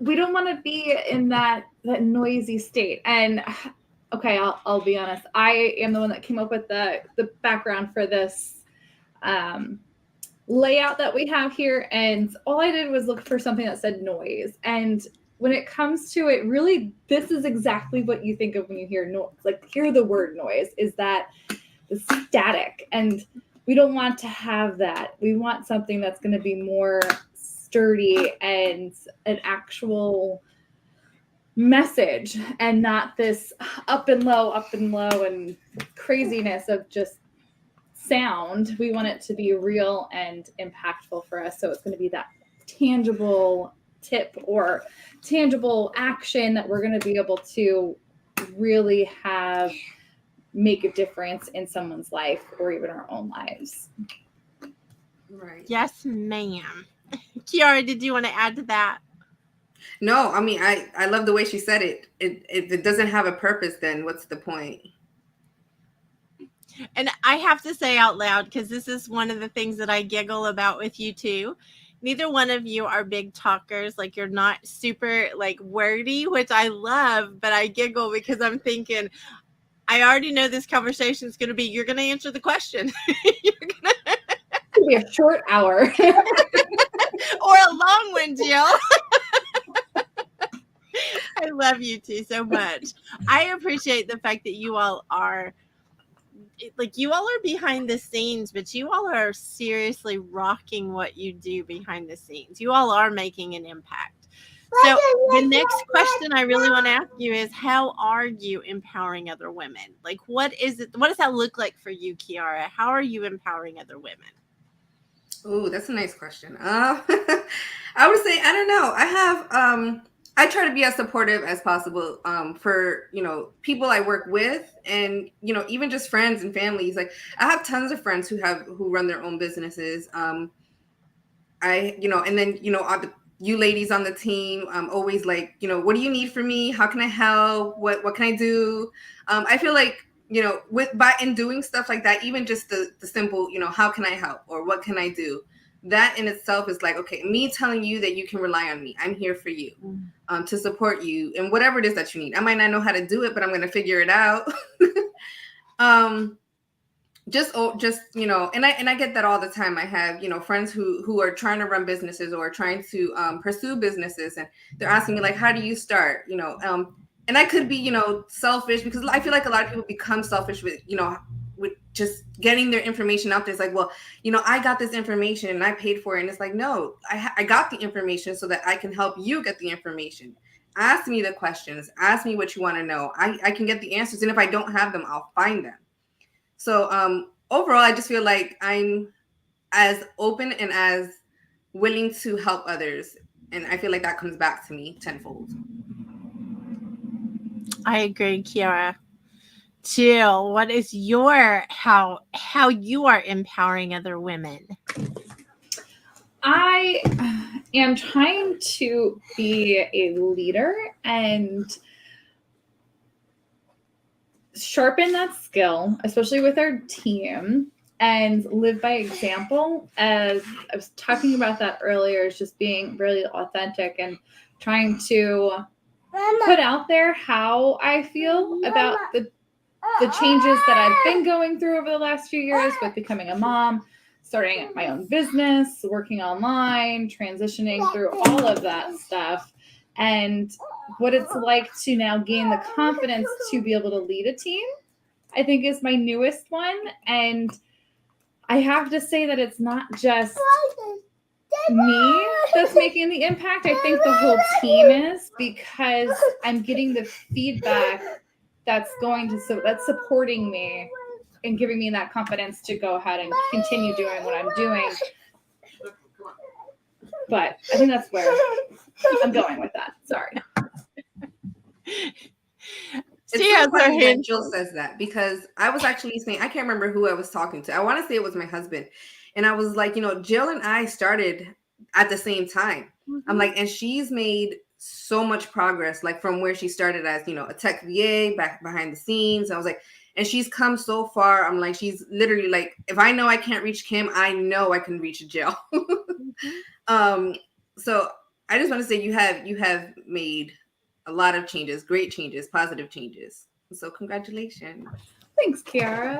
I think the other thing is we were just talking about it too in one of the earlier sessions before, about setting boundaries, but knowing when you are able to be contactable, as Kim puts that word. And I think that's one thing that works with those is having a hierarchy of who is going to be your contactable person, and making sure that you live up to that standard of being that person that you can contact. So not just blowing people off saying, well, these are my only working hours, but having like boundaries that you're not standing by or too loose on or too strict on, and still being able to be contactable that way helps. What is the word I'm looking for? Like support your impact in it. Like, I don't know what the word is. Motherhood. My God. Oh my goodness. So you two are like, just so if anyone is watching, they don't know, you two are totally what is keeping everything going over here at My Sexy Business. Like you two have such an integral part of the team and what you're doing to impact lives. In my opinion, you all are doing exactly what this host summit is about. You have empowered me to be able to do the things that only I can do. And I think that's a huge deal. I think it's a really huge deal, because the impact I'm making, you all get credit for. Like, I think that that's an important part for anyone who is doing something, to be worried about getting the credit. Like, that is such a not sexy thing. I love the quote about imagine what we could do if nobody cared who got the credit.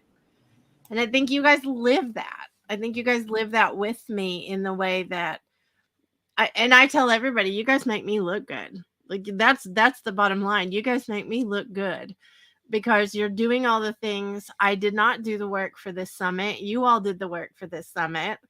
And I just think that should be said out loud, that you all are empowering in many ways, but that's one of the ways you are empowering. You're empowering everyone that I touch because of enabling me to do those things.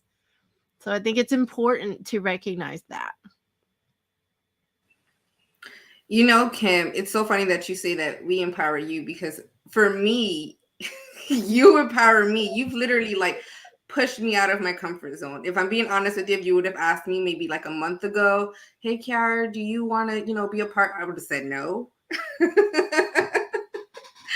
I would have absolutely said no. I was just but you have definitely, pulled me out of my comfort zone, and you've allowed me to expand. Even behind the scenes, you've allowed me to expand in so many areas. When I feel so comfortable coming to you, and I'm like, all right, Kim, I don't feel comfortable doing this anymore. And you're like, all right, well, let's find something else for you to do. Let's find something that, that you do enjoy. And that in itself is first of all, true leadership. And it's so empowering as well. And then Jill as well. Jill's like, all right, well, she also said the same thing when I came to her, and she was just like, oh, okay, well, what do you want to do? Here's a list of things that you can possibly help with. And I was just like, I love that. I love that that I could do that, that I was able to do that, and you guys were like super supportive about it. So thank you. Oh, thank you. I think that that's part of being a real team, though, because even the things that weren't your favorite to do, it's like the different things that I've gone through since you all have been here. You all have just taken care of things. Like, you all have just handled things so that I could take care of the things behind the scenes, like my mama. Like, that's a huge deal to me. And that's not something I can't even express in words how grateful I am for that even those things that you want to change up, and do something different, try something different. I think that's part of the team. I don't know. I call you all my dream team on purpose because, you all are a team. If one of you can't do something, you back each other up. You literally go to another one on the team that says, okay, what do? I don't know how to do that, but tell me what to do. And you start doing things to work together. And honestly, that's a really, really, it's a rare thing, because most people are like, and I always think about, fighting at the Black Friday sales, where they're like fighting to get that deal, and there's only one deal, and they're gonna, elbow each other to get that. There's none of that on the team. And I appreciate that so much, because I want you to be promotable. I want you to be, what you want to be, not what I want you to be, but what you want you to be. So I love that you say that. I mean, there shouldn't be any, elbow pushing, because honestly, I feel like there's room for everyone. So absolutely, there's room for more. Yes.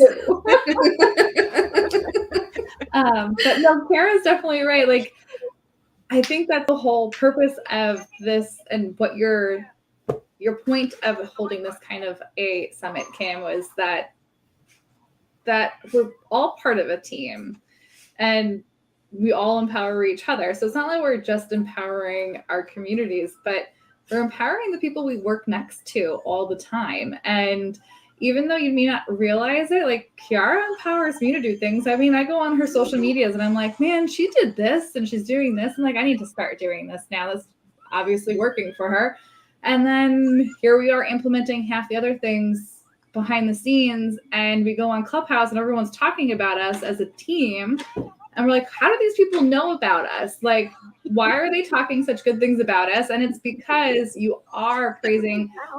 Yeah, we're doing all the things. And here we are, not sure how to take a compliment. And I'm always like, well, she's the one that taught us. But yeah, you gave us the opportunity to learn. But we're the ones really actually stepping up our game, doing the work and showing up every day. And that's what impact is. And I always think of it as, when you, instead of saying, this is what I always do. When someone says, oh, I like your shoes, I'm always like, oh, I got them for $5 at Target. Like, you got to brag about how you got it. So, oh my gosh, you guys are doing such a great job with My Sexy Business Team. Well, we have a great leader. Kim is awesome. But really, it's thank you. I worked really hard at that. Like, I'm glad I'm here and I'm doing a good job because of the space I'm in. But thank you for for recognizing what we do. I deflect as well, Jill. You're not solo. Taking a compliment. But when it comes to my sales, I have to brag about my sales. So I mean, you should. It's hard to take a compliment. It's just like, thank you. And I'm not a very good leader in that section either. I will, I was already embarrassed 17 minutes in this morning. Like, that's one of those things of like, okay, this is not, this is about you all. This is not about me. I think, though, that empowering you requires me to stop doing that. Like, again, that caught more than taught. Like, it's not something you can say to someone. But if I can demonstrate grace, or you can demonstrate grace in accepting, a compliment and not in an ego way. Like, that's the other thing too, because there is a fine line. We all have an ego. Every one of us have an ego. I want mine to stay in check because, I get to brag on you all, but it's not from an ego. And really what you all are saying solidifies that to me, that it's not because I curated the team and I did this and I did that. That is not it. I've just given you all the space to figure out what you want to do and how to do it. Because I believe wholeheartedly that the team can do things that yes, I started the business. Yes, I did those things, but you all can take us somewhere different. Like you all can take us someplace that everything I've done to this point won't take us to the next place.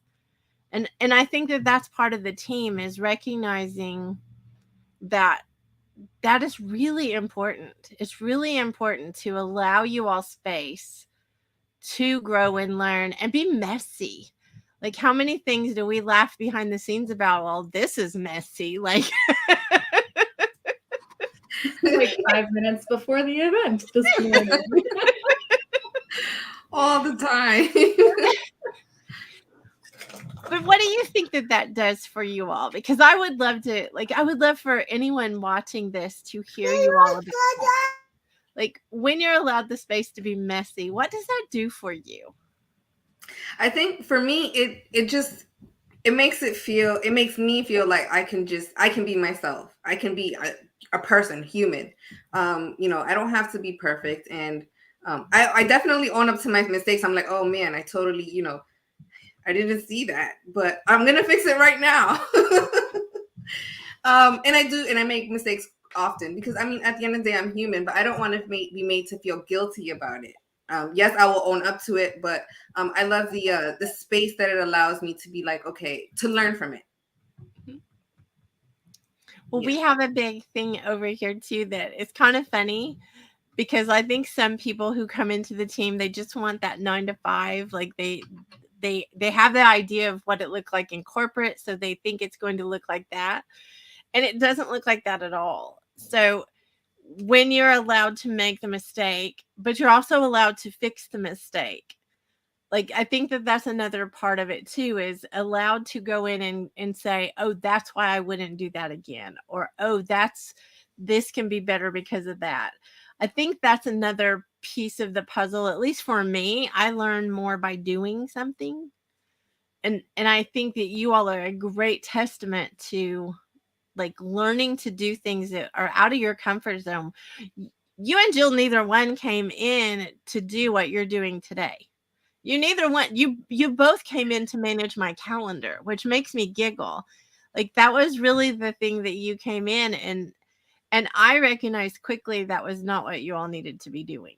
Like, and while Jill is still like my person who has to manage some of the things in my calendar, that's really not the big deal of it. It's not the calendar, like adding things and that. It's the orchestrating the entire team. It's the orchestrating all the things that have to go into every single thing that we do, the strategy behind the things that we do. But you two are perfect examples of coming in thinking one thing, and then now today, a year and a half later, it doesn't look anything like when you came in. No. But do you realize Not that's at all. a huge testament to you all? Like, that's a huge testament to you all. The flexibility, the learning, all of that, that's on you, because you could have been stubborn and said, you know what, I want you just to give me the 1, 2, 3, and that's all I want to do. But you didn't. You invested you into this team. Well, me personally, I like to learn. So any opportunity to learn, I'm always going to say yes. I should have said no. I'm so glad she didn't. Now she's stuck, right? I also think being messy and being given the permission to be messy helps break the norm of what women are told, that perfection is what we're expected of, or is what is expected of us. And it's not. Like, who isn't messy? I mean, yeah, we all have things going on that are just going to derail us, and we're not going to be on top of absolutely everything. And this is perfect example. Like the way we started out a year and a half ago was this little bit of messiness, and now we're like polished messiness. Like it's just beautiful because we're being who we are. We are still being true to ourselves and true to this business, and able to grow, learn from what could be cleaner, messier, but now, especially now that we have Izzy with our hopeful simplicity and getting organized messy. She's dropping hints if Izzy's watching. Hello. It's just kind of like growing our messiness in an organized way now. It's I love it. Love it. Yeah, Izzy, we're talking about you. We can't see you. She's off camera, but I'm just saying. So tell me what I would love to have your opinion, because you know that this year I've been like very vocal about I want to be a better leader. And that's one of my Izzy just messaged us in the back. I just have to laugh. She's saying she's learning to say no when we told her to come off camera. I would love to know though what you all think, or what your, how can we become a better leader? I want to be a better leader. I want to lead the team better. I want to lead myself better. I want to lead my family better, like all the things. What do you think that looks like? And how can I be a better leader? It's a loaded question. I know. We still got to see Kim later. No, I'm just kidding.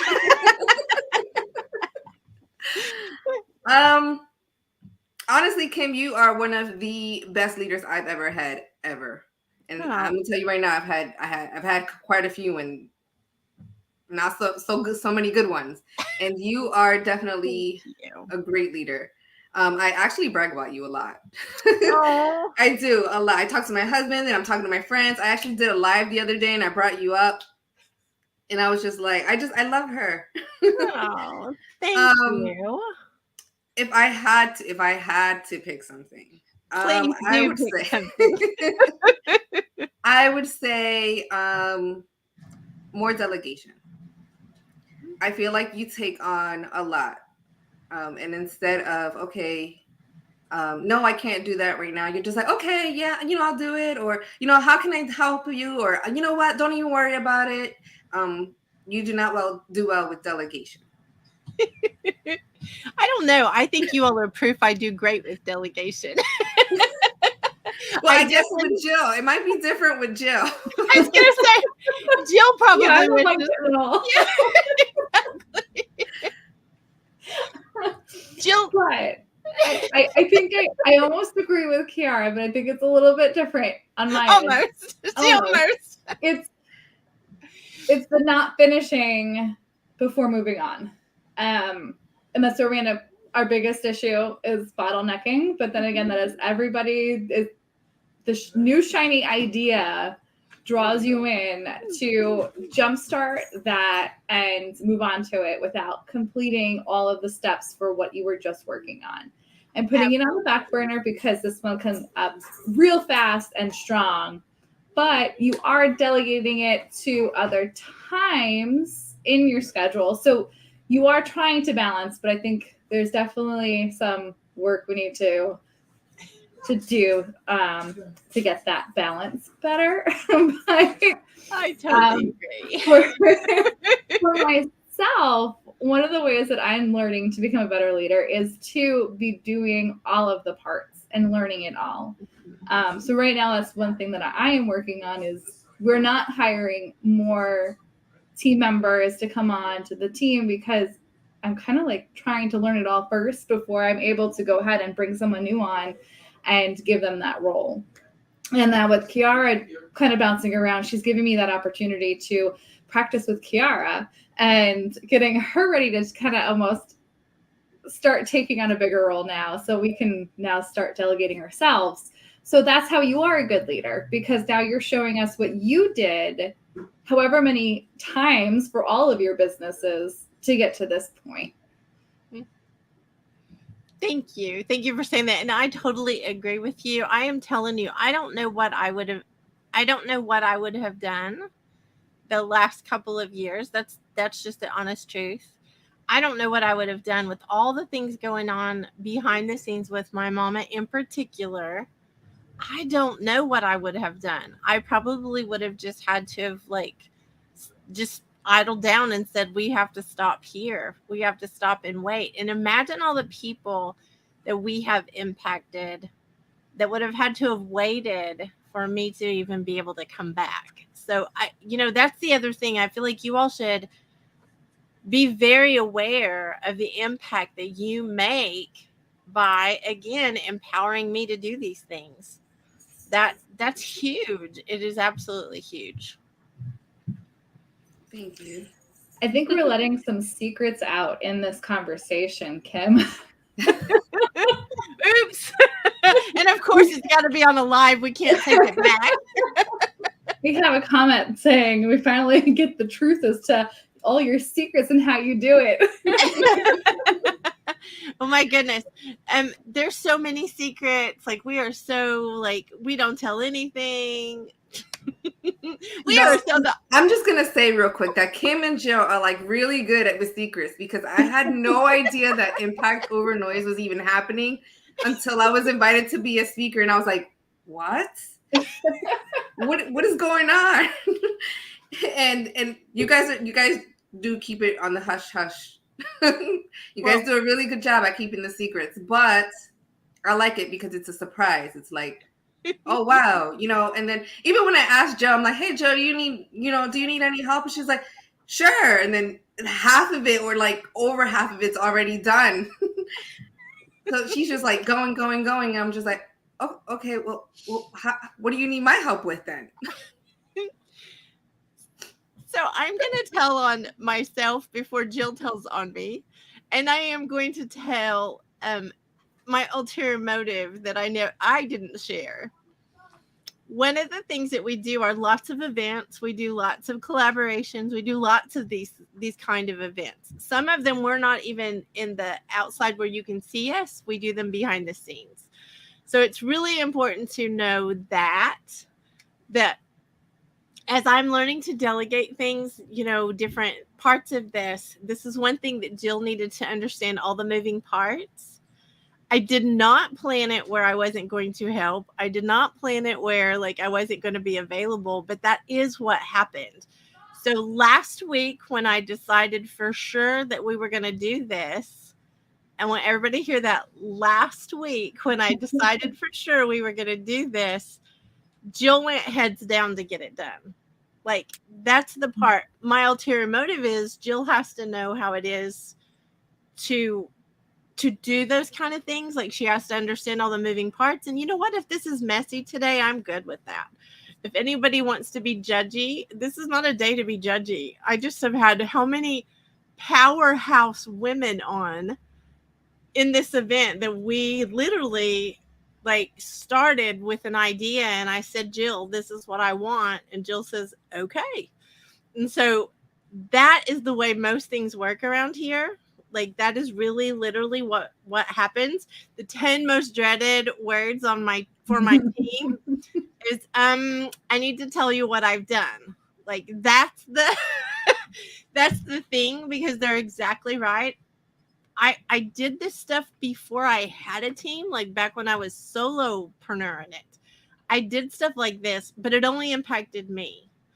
And so now it impacts all of you, and I have to be much more mindful. But one of my huge ulterior motives is I wanted Jill to be able to know how to do some things. And it's almost that baptized by fire, because I can give Jill the list and say, we need to do this, this, and this, or I can just turn Jill loose and she figures it out. I gave her, I've given her patterns over time. She's got some bones, we call them, but she's figured it out. She has done a great job. So this event, really, the team needs to take credit for. Jill especially needs to take huge credit for. Izzy's cat herded. Like, that's our term for making sure everybody's got their bios and their headshots and all the things. So I can't help but brag on you all for making the impact you're making by doing these things. And, I want to acknowledge you all trust me when I come to you with these things, or you would say, hold up, we're not doing any more. You all realize we're making an impact. So it blesses me huge to know that you all make stuff happen. For sure. And Kiara was a big help with this too. She was keeping me in the loop, especially with like our socials, because that's what she does awesome right now, as we transition her to other things. But she kept me on track. She's like, didn't you do this already? And she's clicking things off our to-do list that I didn't click off. So I was like, yeah. It was only by default. She had sent me on a whole different tab, and I was just like kind of clicking through just to, kind of feel it out and be nosy. And I was just like, I thought we talked about this already. I thought we did this already. And I'm gonna just leave her a note and see. I didn't want to. Sorry, I didn't want to. Check it off, and it throws Jill off. I always double check with Jill too. I'm like, hey, before I check anything off, off your list, because once it disappears and then she can't see it, and I'm just like, before I mess anything up, I'm just gonna let you know, like, this over here needs to be looked at. I do the same thing, Kiara. Don't worry. Everybody does. All my messages. Am I supposed to do this? Is this okay? Yeah, well, because I just don't want to throw you off. I know how, like, it's extra work. It's extra work to have to go back and try to find what you're finding, and you can't find it. And it's like, you're like, I know it was here. I put it here. Where did it go? Who put it somewhere else? I know you can pull it out, but it's just unnecessary extra work. When I can just, hey, Jill, did you look at this? And then it'll bring you in. If it's already done, then you check it off right there. Exactly. But it's more so just trying to have each other's back. Oh, big time. I think we have that as part of it too. And I think that is something to talk on, Kiara, about having each other's back as being impactful too. And I think that's one thing that women right now are trying to implement across the board, is having each other's back instead of being a competitor. Even though we are competing, like, technically, Kiara, you and I are both virtual assistants. Like, we could be competing for the same clients all the time, but we actually complement each other very well with our work and what we post about on socials for that. And I think that should be across the board altogether, is backing each other up and being complementary to each other instead of trying to butt heads and get in each other's way. Absolutely. I agree. I also want to say that, I want to use one of Kim's words.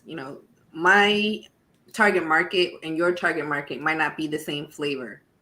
So, that's why I'm always like, there's always room for everyone, because who I'm trying to target might not be who you're trying to target. Or even if we're targeting the same people, sometimes, your personality might be a better fit than my personality, or vice versa.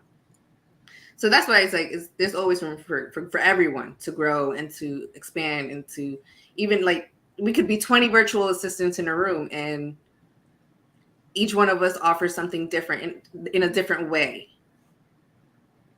And just for the record, you're both my flavor. Just saying. I would hope so. I think you all have done an amazing job. I am so proud of you all. I can't seriously, I can't even find enough words to tell you how proud I am of y'all. Thank you. I actually look at Jill sometimes, and I'm scrolling through her social media, or I'll get her messages, or I'm looking through, through the project management tool, and I'm just like, she's so awesome. I'm like, I want to do what Jill's doing. I want that. Because I'm like, it's like you've made, like, amazing progress, and I'm like, I know for sure, like, I can definitely, if I have a question, I'm gonna ask Jill first. I mean, I could ask a million people, but I'm gonna ask Jill first, only because I know Jill's gonna answer. She might not answer like immediately, but she will definitely answer. And you know, she definitely is like, you know, give me a second and she'll look it up. And it's like, I probably already tried, but if you find something I don't know, I know she'll get back to me with something. And just overall, just like what she's doing is amazing. You know, I was just like, she started a podcast by herself. Like, and then she's a funeral director on top of that. And then she, you know, she's helping Kim, and she, you know, she's got her son, and, you know, it's not like, I have kids, I get it. So I know, but I'm like, you know, boys especially are like a whole different ballgame, you know? And so and then he's younger. He's, you know, what, just turned 1 not so long ago, right? So I'm just like, I know what that feels like. I know what that's like. I'm like, and she's doing all of that, you know, and then she's like working out, and I'm just like, what, how? I want to do that. I want to do what Jill's doing. You definitely are. You are motivational. Thank you. I don't know how I do it all. It's a blur. I am proud of you girls so much. So tell anyone who's listening, like, what they can do to empower their team. Because I think you're empowering, like we talked about empowering other women, but what can other people do to empower their team? If they are trying to delegate something, can you speak to that? Like, can you speak to the power of that? I think the biggest thing is the ability to be flexible and trust that the work is going to get done. But of course, that always comes from there being proof that it will get done, not just hoping on a sentence that, yeah, I said it, but like some kind of a proof that it's going to get done. But that's what you give us, Kim, is you give us the flexibility to be able to work on our own schedules. Excuse me. I mean, we have team members that are in different countries, different continents, with different time zones, that we all work very well together, but we all have the flexibility of getting things done when we need to for our own schedule. That, I think, is the biggest thing. So, like, I can only work when my son naps, but I can still be contacted before or after that. But I strictly sit down only when he naps or he's at school, and that's it. That's when my work gets done. And for you to be okay with that, except for when I can get help outside of that, is, I think, one of the most important things that I have grown to need in a client that's going to be okay with that, because otherwise I'm going to have to find somebody else. That's why I didn't go back to a 9-to-5 job, and why I decided to do this, because I liked the idea of working around my schedule and when it was okay for me. But I also proved that I would get the work done in that time. And as long as I think there's that kind of a relationship, that can be probably one of the most powerful things for that team building experience. Char, do you have? I would say the same thing. It's the flexibility, especially because I do have baby girl with me during the day, and, you know, morning drop-offs. And I see like so many parents who are like so stressed out at like dropping off and picking up, like they have this tight window, and I'm just like, I don't have to worry about that. You know, I'm still gonna do what needs to get done. And I've expressed this before. I'm definitely like a night owl. I'm like, I get a lot of my work done from like 7 to 11. And then throughout the day, you know, I'll do what I can in between, like Jill, like nap times, and, you know, while the kids are at school and baby girl's already occupied, I'll do stuff like that. And I like that. The flexibility definitely makes a difference, and the freedom overall. Just the I personally don't like management. I don't like being micromanaged, and I don't like micromanaging. But again, that's also, like Jill says, you have to prove that you don't need to be micromanaged, that you can definitely, you know, I can give you the reins, and I know for sure you're going to, you know, take it and run with it and get it done. So definitely agree with Jill. And you two don't need to be micromanaged. Like, that's another thing too, is you have taken all the need of knowing if you're going to get something done by proof. You have both proven yourselves over and over that what needs to get done is going to get done. Like, that takes a lot of pressure off of me, because I don't have to worry that it's going to get done. I don't have to constantly be afraid it's not going to get done. And I think that's a gift you give back to me. You know, that's another way you empower me, is you take the stress off. I can't imagine preaching what I do about having a sexy business and then turning around and requiring you all to not have a sexy business. Like, you know, just saying that, just saying that if I'm not practicing what I preach by giving you all flexibility, because that's what I want, is flexibility. I think I see that in a lot of other businesses. I see that they say one thing, but it doesn't actually happen. And I am glad that you all, you know, can experience that, because to me, that is sexy. You are raising babies and you are doing things, and being able to do that and, you know, be part of the team and do the things you need to, you know, business wise, financially, and all of that. I think that's a huge deal. I think it's a huge deal that you all have taken seriously. And I'm grateful. Again, I'm just super grateful. I think another thing for this question, Kim, is a leader would have to know what they want out of their team. Like, not the processes necessarily, but the outcome, the win, as you put it. What is the win? And a leader needs to know that, because they'll end up working with their team to get to that win, but then they don't really need to have the path set in stone. It can be messy there. But as long as you both are clear on what that win is going to be, you can work off of each other and build off of each other to get there.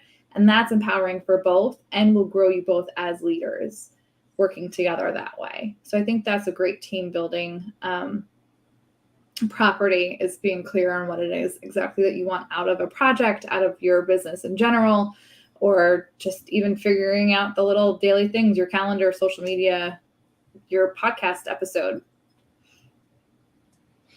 I'll never forget when Kiara was first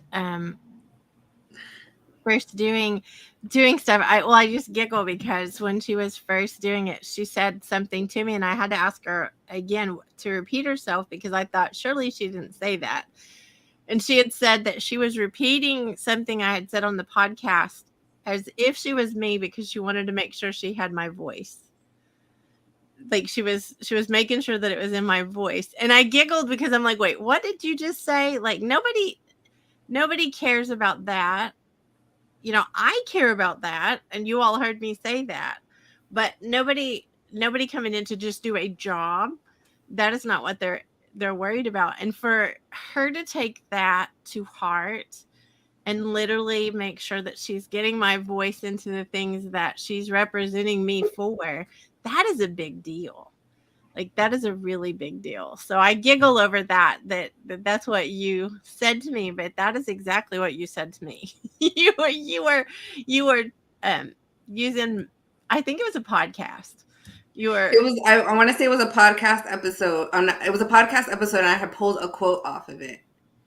And Kim was like, yeah, you need to correct this. This isn't right. And I was just like, it's exactly what you said, Kim. Like, it was you, your voice. You said it like word for word. That's like, I listened to that part of the podcast specifically to pull it off right. And she's just like, oh wow, okay. Like it had thrown her off.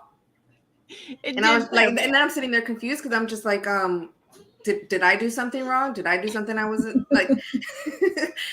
I always try to feel, I feel in general, like when you are working with another business that is not your own, it's important to, you know, make sure that you pull their voice into it. You're not replacing them with, like, I can't replace Kim's voice with my voice. It just doesn't feel right. And I feel like the overall goal is to always keep the business true to its voice, its sound, its mission, the vision. So that's always my direction. Or at least I try to. So did I mention how grateful I am for you? All the time. I think honestly that's one of the best parts of that's when I know there's like great leadership. I feel like great leadership in general is, not constantly, but just lets their team know like, hey, I'm grateful for you. Hey, I'm thankful for what you do. Even small, like it doesn't have to be something extravagant and large, just hey, thank you. Kim all the time is like complimenting me, and it's just and I love it. I always feel really awkward about it, and I'm just like, I don't know what to say, like thank you. But it's always nice, like when you can tell, a leader appreciates what you do and who you are. That speaks a lot. I do appreciate you all and who you are. I think it's so amazing though that you have figured out like the voice thing, but still you are completely 100% you. Like, I think that's another thing to say is I don't want to make a mini me. Like, I want to be really out there with that. I don't want the team to be a team full of mini me's. That's never been the goal. We are on a mission. We are on a mission to do certain things, and that has to be learned. But I think that's exactly what you all have done is put yourself into that place of learning and understanding. And you're not going to learn all the things that I've learned in 40 years in 4 weeks. That's just not going to happen. But the fact that you all are okay with the messy also and not striving to be perfect and uptight all the time, that's another thing that's really important to me is no unnecessary pressure. Like we don't need it. What do we need unnecessary pressure for? We have pressure of deadlines. Okay, let's work and get them done. But that unnecessary nonsense that kind of gets in our head, or the head trash that we have to be perfect, or, oh no, something's happened and we're not perfect. Let me just tell you, all day long, I can give you a long, long list of things I am not perfect. I am so messy. And I appreciate my team being okay with being messy, because let me tell you, you all couldn't stand me if you all were wanting perfect, because I'm not perfect. So not perfect. Kim is constantly pivoting. I noticed that over time. She's like always pivoting. And even you say deadlines, and it's like, yes, we have deadlines, and we try to meet them all. But then Kim's just like, we'll just push it back. Like, there are obviously certain things like that need hard deadlines, but like there are certain times where you're just like, it's okay, well, we can push it back a week or whatever the case is. You've done it before, and I think like I like that. I like the flexibility that you have for your missions or your goals. Well, I appreciate you all being on this mission with me. We are definitely making an impact. I believe that with all my heart. Like, we are definitely making an impact. I agree. And I'm so grateful to be here and for the opportunity. Thank you. I think you should show everybody your muscles, your confidence muscles. Oh, no, we're not doing that. Because I'm so proud. I know that you were like not excited at first. No, I was excited. I was just very, very nervous because this is actually the first time I've been on a big platform, and with other women. I did my first live on Instagram the other day for like the first time ever. Because I do not show my face. I do not show my face in the stories. And I was just like, you know what? Somebody messaged me and they were like, can we do a live together? And I said, okay. And I'm not even gonna lie to you, the first person that came to my mind was you, because she was like, she actually used the word "let's collaborate," and I was just like, that's so Kim. That Kim would say that. And so I was just like, okay. And I told her, I'm like, if you would have asked me a couple months ago, I would have told you no. There was just no way. I do appreciate how much you've pushed me and empowered me to really step out of my shell and into the spotlight. I'm very much behind the scenes kind of person. So, but you are definitely in front of the scenes person as well. You just didn't know it. And now you're stuck here. But just listen to Jill. Jill will tell you. Once she pulls you in, there's Sorry. No, I know. I kind of figured that's kind of how it happens with Jill. I was just like, I actually saw Jill, at some of the events and some of, the after the replays. And I was just like, oh, Jill was there. I was under the impression that Jill voluntarily was there initially. And then over time, I realized I'm like, oh, Kim helped her, kind of pulled her out there is what happens. And now Jill's just there all the time.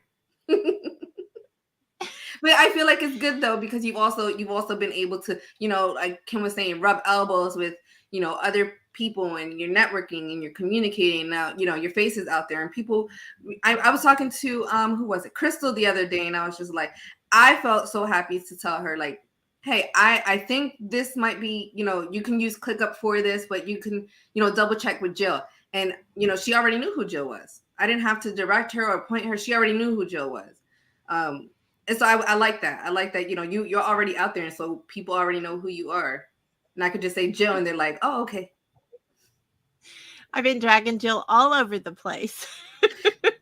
Hi, and it's opening doors, and it's giving us confidence muscles and creating leadership skills in us by challenging that comfort level.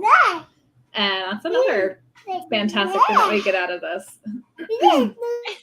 And you get little boys who can talk on the phone while you're at an event being a speaker. That's really sexy. Really sexy. He's so cute. He's just talking away. And yes, Izzy, that's called voluntold. She wants to make sure that I love it. Well, final thoughts, girls. We're like almost at the end of this session. I would love to hear your thoughts. Ooh, my final thought would be to continue empowering everybody around you. I know this is a Women Empowerment Summit, but men also can be empowered. You can be empowered and empowering too, and towards men and women. Just continue to do that. Be open to just opportunities, even conversations. Step out of your comfort zone. I guess that would be it. That would be my final word. Thank you, Kiara. And thank you for doing this today. And thank you for inviting me. You're so welcome. Jill, final thoughts? I think out of this, I'd say welcome the challenge, because you never know where it's going to end up leading you.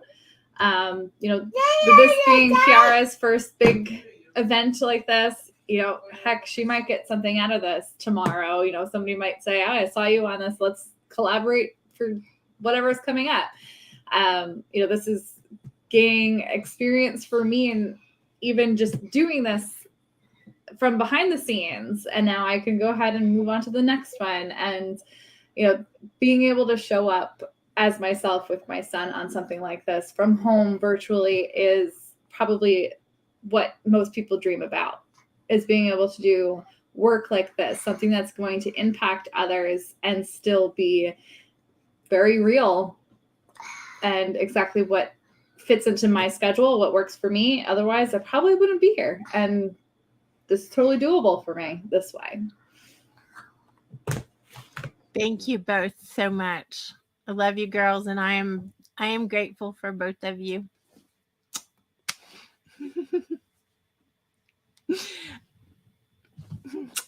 Oh, look, he's gonna.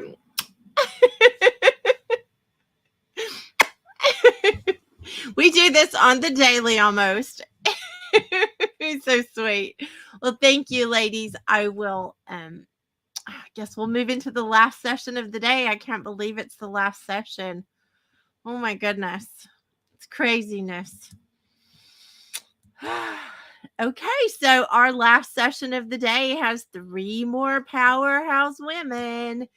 Let me bring them up and then I will introduce them.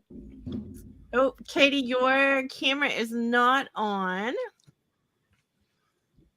We were having trouble earlier, so I want to make sure. Oh, okay, there. I just wanted to make sure you weren't having trouble because we had trouble earlier. Oh, I'm having trouble. I'm having trouble. My mouse died at the same time, and I only have one cord to plug it in, both my mouse and my video camera. But here I am. Thank you for making it happen, Katie. So let me introduce the three of you, and then we'll get this conversation kicked off. Carrie Zarb. She is the director of Zinc Business Solutions. She's the podcast marketing strategist and financial designer from the land down under. Melbourne, I hope I'm saying it right, Melbourne, Australia. Probably not. A self-driven, easygoing professional on a mission to empower other entrepreneurs in their podcast and finances with simple and proven systems whilst indulging in many cups of coffee. Welcome, Carrie. Thank you, Kim. It's great to be here. I'm so glad to see you.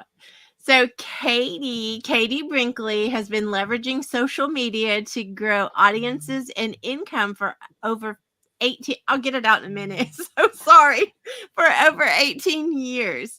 Since the time of MySpace, she's helped her clients build a strategy to attract the right followers and generate consistent inbound leads in as little as an hour a week.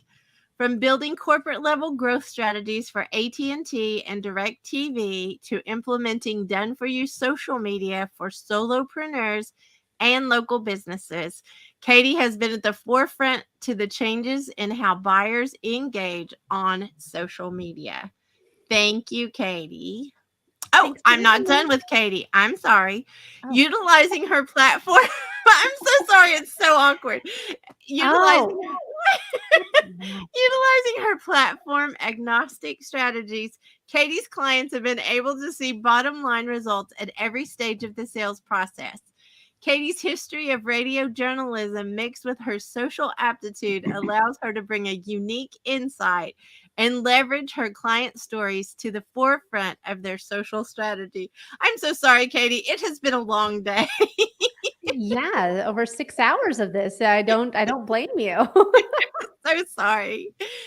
So Melissa Bosworth-Airy became a survivor mom when in August of 2016, her 21-year-old son, Alex, died by suicide.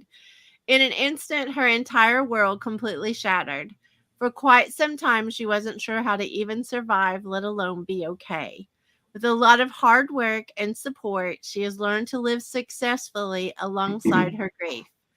Now, having rebuilt her life, she is a persistent champion in reducing the stigma around suicide, mental health, and traumatic grief. It has become her mission to create a community of comfort, connection, and healing, specifically for grieving parents who have lost a child by suicide. She's become an author, certified as a master grief companion, and is training to become a trauma-informed funeral celebrant. Through her weekly podcast, an online community, and speaking engagements, she helps parents step toward hope and into healing so that they too may find meaning and even happiness once again.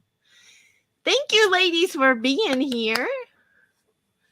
I think you all are amazing humans. Let me just start off by saying that. And I like rubbing elbows with you all. I'm just going to say that too. Carrie, would you kick us off with what does impact over noise mean to you? We can be noisy, but we want to make an impact. So what does that mean to you? Well, let me just first say that I've had 1 cup of coffee this morning, so it's probably not enough to actually bring out some intelligent answers. For me, International Women's Day, Impact Over Noise, it's just such an empowering space to be part of, and I'm super grateful to be here, first and foremost. But I think it's just that opportunity that we can seek out and can seek us out globally. So the world's become very small over the last couple of years, which has been so refreshing. It's been quite refreshing to be part of a global journey and certainly get opportunities like this and surround ourselves with other empowered women is just amazing. Thank you, Carrie. Katie, I'm going to ask you the same question. What does impact over noise mean to you? Ooh, well, and I think that it doesn't just need to be for women, but I think that being intentional with what you do, because you never know what you're doing that could have an impact on other people that are around you. And so when you are showing up on podcasts, or if you're showing up with your business or on social media, always make sure that it is with intention, because you never know what sort of impact it could have on people that look up to you, or people that could be looking to you for guidance, and you don't even know that they're doing that. So be intentional with what you do. I love that, Katie. Thank you. Melissa, what does impact over noise mean to you, ma'am? Well, it means a lot of things, but I love what Carrie said. I love what Katie has said. And to kind of piggyback on that, I mean, for me, this was very timely, because just the other day I was talking to somebody about how it's really easy to go out there and make a lot of noise. And I don't think I used that word, but that was the implication, was to go out there and hustle to the point that you're just throwing, I'm going to use your term, Kim, as much sketty at the wall as you can possibly throw, in order to hope that something sticks, instead of what Katie talks about doing, which is acting extremely intentionally. And for me, that's keeping not what I'm doing at the focus, but what my audience needs from me at the focus of what I'm doing, because that keeps me completely 100% focused on the impact I'm making. The noise is, I mean, there's enough noise in our head when we've lost a child and we've lost someone to suicide, that the last thing we need is more noise. And there's a lot of it out there. And it's really easy to get lost in that noise if you're not intentional about how you're spending the time that you have on social media to make an impact and get in front of people. Thank you, Melissa.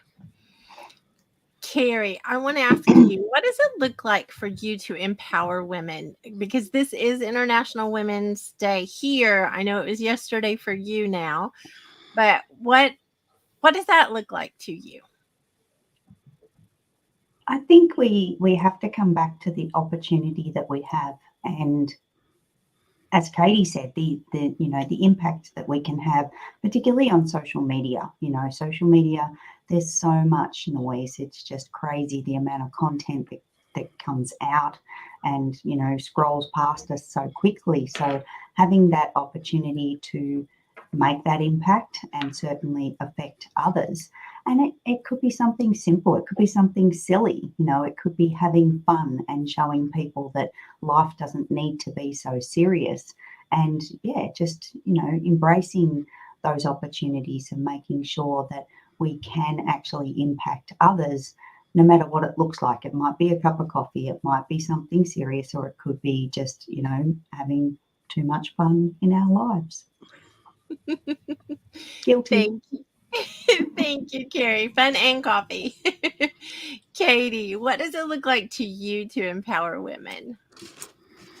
I think that for me, it's just helping them kind of understand what they are capable of. I know that for me, I didn't think that my story was anything, and that's where, it took a Clubhouse, honestly, for me to embrace what makes me different. And we all have a story.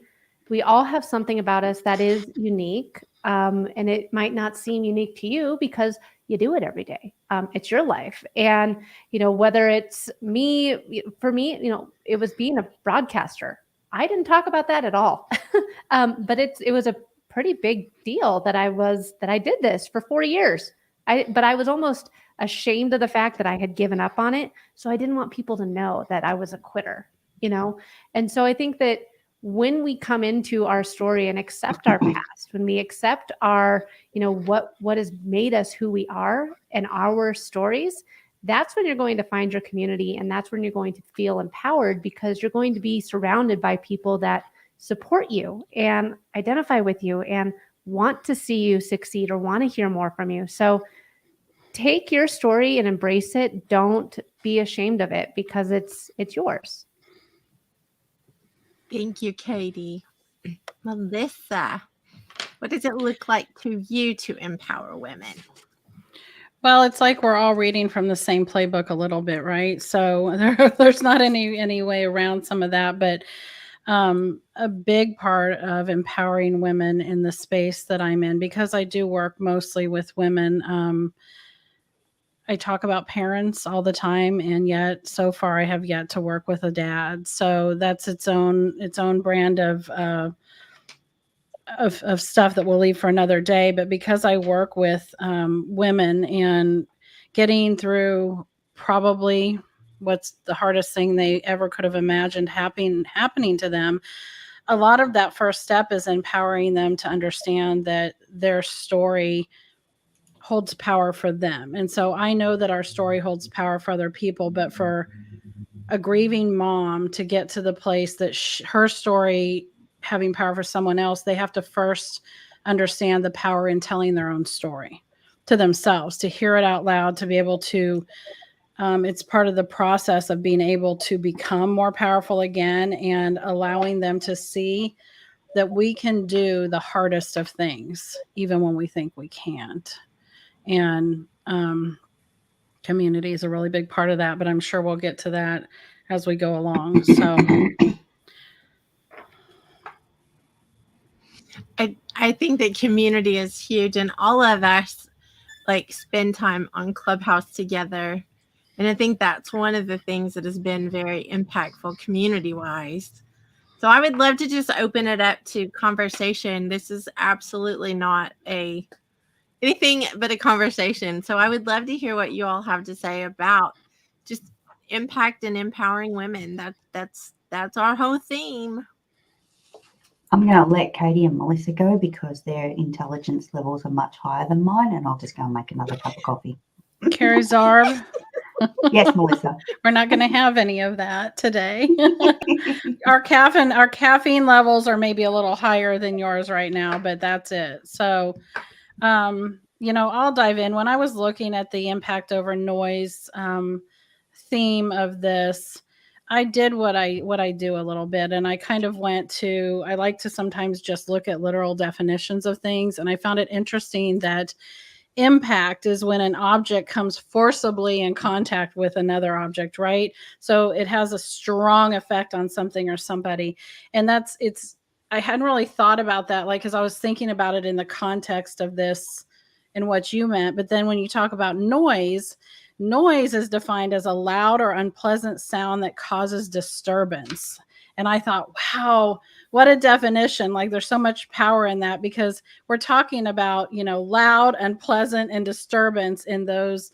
And so right there, it like helped me go, why is it important that people run right into each other and make a palatable difference in each other's life over this loud, unpleasant disturbance that is the noise? And I just thought, sometimes stripping things down to that bottom level, which in the world I work in is what we do a lot, right? Is have to strip it all back down so you know what you've got to go from there.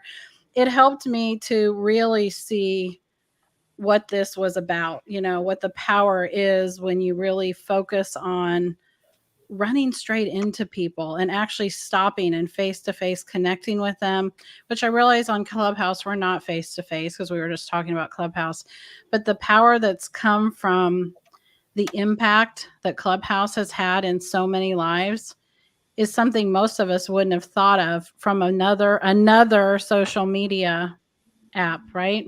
So it's been interesting. I'll do a Clubhouse thing and relinquish the mic to somebody else that wants to speak. We all have spent way too much time on Clubhouse, because I even look for like, where can I applaud for what she's saying? Yes. Well, we'll go to the queen of Clubhouse, Katie. Katie. Well, and I agree. I think that one of the things that I noticed just from social audio is people are feeling more comfortable speaking and more empowered. And I don't know if it is just because we had been face-to-face and just one-to-one for so long, but with Clubhouse coming out, I know that for me, it helped me, again, embrace my story. And I've seen it happen with a lot of people where they will come into a room to ask a question, and from there, magic happens. You can create these connections with people on these other social media apps and really get to know them better. And I think that with social audio, with podcasting, with Instagram, with Facebook, all of this is about showing up and embracing who you are. And one of the things that I love about Clubhouse is its collaboration over competition nature. It's not meant for one person to be on stage by themselves talking. I mean, if we wanted to do that, you guys would just tune into my podcast if you wanted just to hear me talk.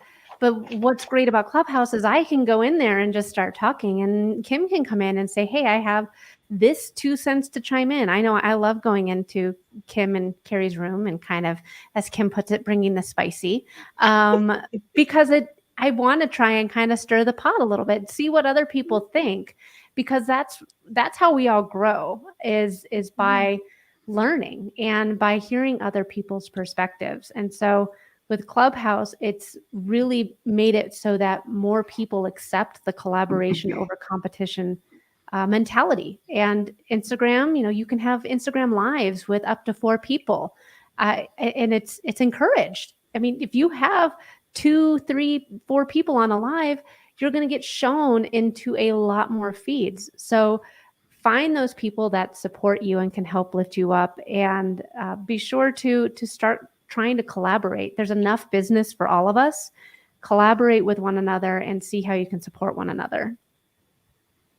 I'm so totally obsessed with collaboration, Katie. You're speaking my love language.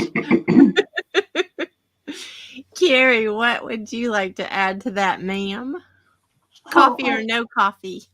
No coffee. I think these social audio platforms have changed the world. I think that's a definite.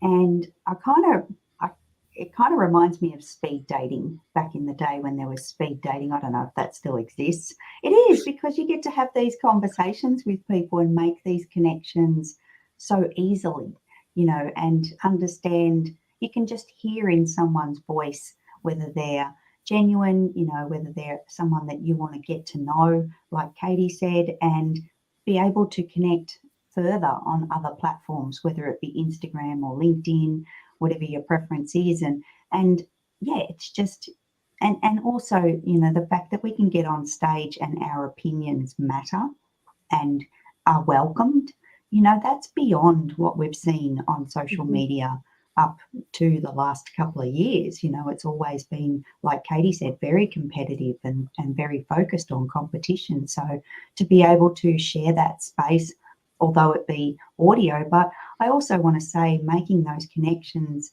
there was a moment when the app went down and quite a few of us jumped on Instagram lives. We wouldn't have done that before. It was just a case of, the room's scheduled. What are we going to do? Let's go to Instagram. Let's go live. And you didn't hesitate. You didn't even worry about what you really looked like, because people expected you were going to be dressed for social audio. So let's go live and just turn up, and it was completely acceptable. But mentally for yourself as well, you probably strip back a few layers of, what do I look like? Have I straightened my hair? No, I haven't. Oh my God, it's curly. What do I do? No makeup. Oh, it is what it is. Oh, I can't find a filter. Oh dear. Just all of those things seem to have almost disappeared, thanks to having the social audio opportunity and being able to make these connections.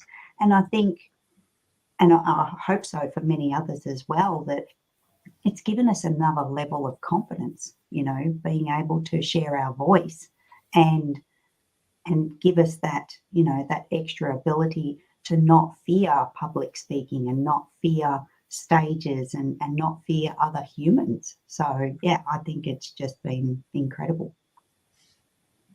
I would definitely say Clubhouse is empowering.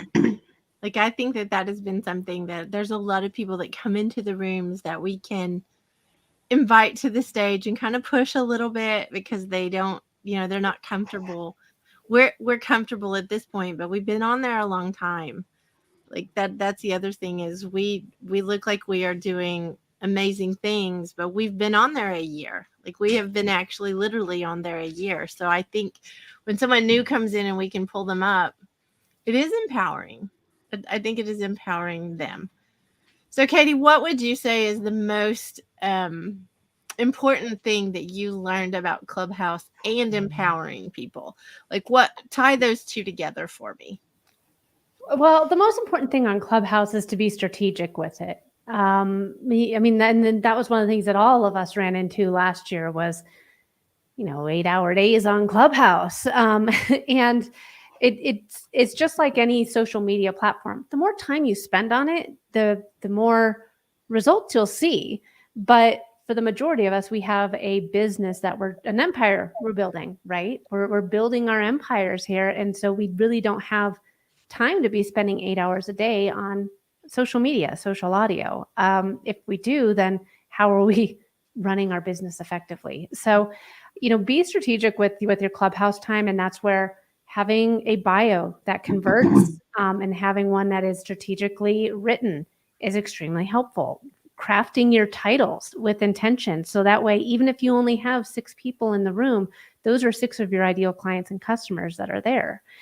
Find the people that you can host rooms with that, complement your business, but are just different enough that there's room for both of you to get a sale. So you have to go in strategically. And when you do, you don't need to be on it for 8 hours a day. You're still getting the same results.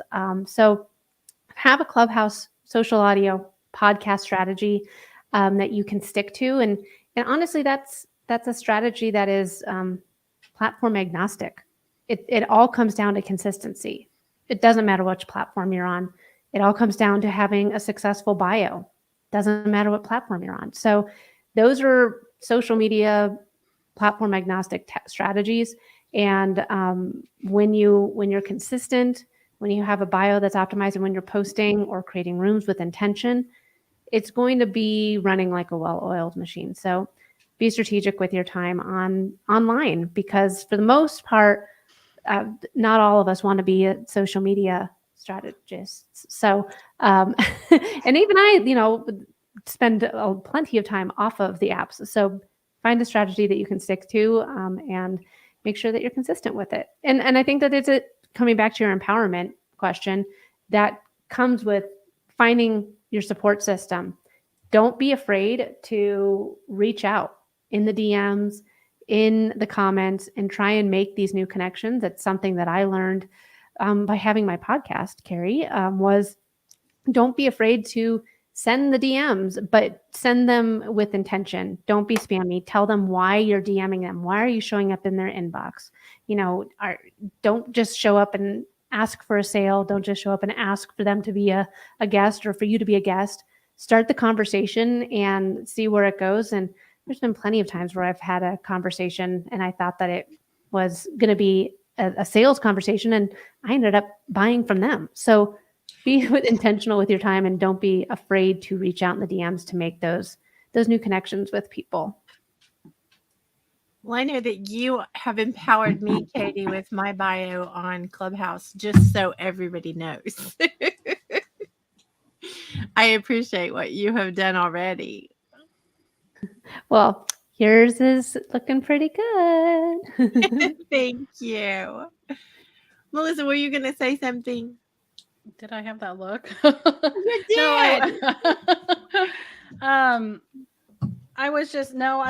you just saw the wheels turning is what you saw. I was just resonating with so much of what Katie was saying about being intentional with a lot, but being intentional with how we craft the tools that we do have in social media, like our bios, like the little bit of space you're given on Instagram to make that impact and to use those words well. If we're really missing the mark if we don't use those tools intentionally, because then it means we're going to be throwing more sketty and spinning more wheels as we try to do what we could do if we just spent the time to carefully craft our tools and make sure that we have everything in place that is going to help lead people to the places they need to go to actually connect with us. And I love the idea of being sure that, you're brave enough to reach out I also like that she says make sure you do it with intention, because there's still a lot of people doing that improperly. They're hitting you with their sales pitch, or they're just, throwing all the stuff at you, but they're not even saying hello. They're not even stopping to connect, which I think is a big theme of what we're saying. That, I mean, there's always going to be people that miss the mark, right?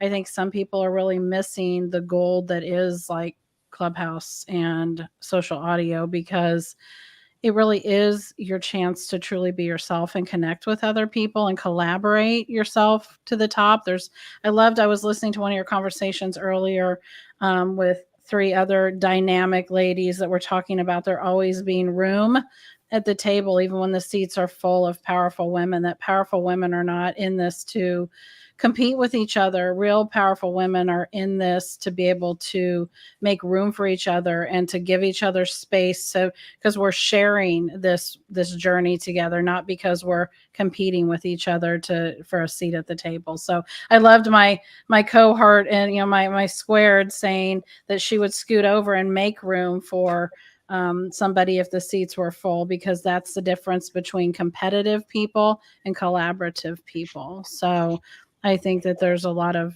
power in impact that can be made through making sure you carefully craft the resources that are there for you. And I feel like I've done that, and I don't want to look at Instagram because I feel like I've done that really well so far.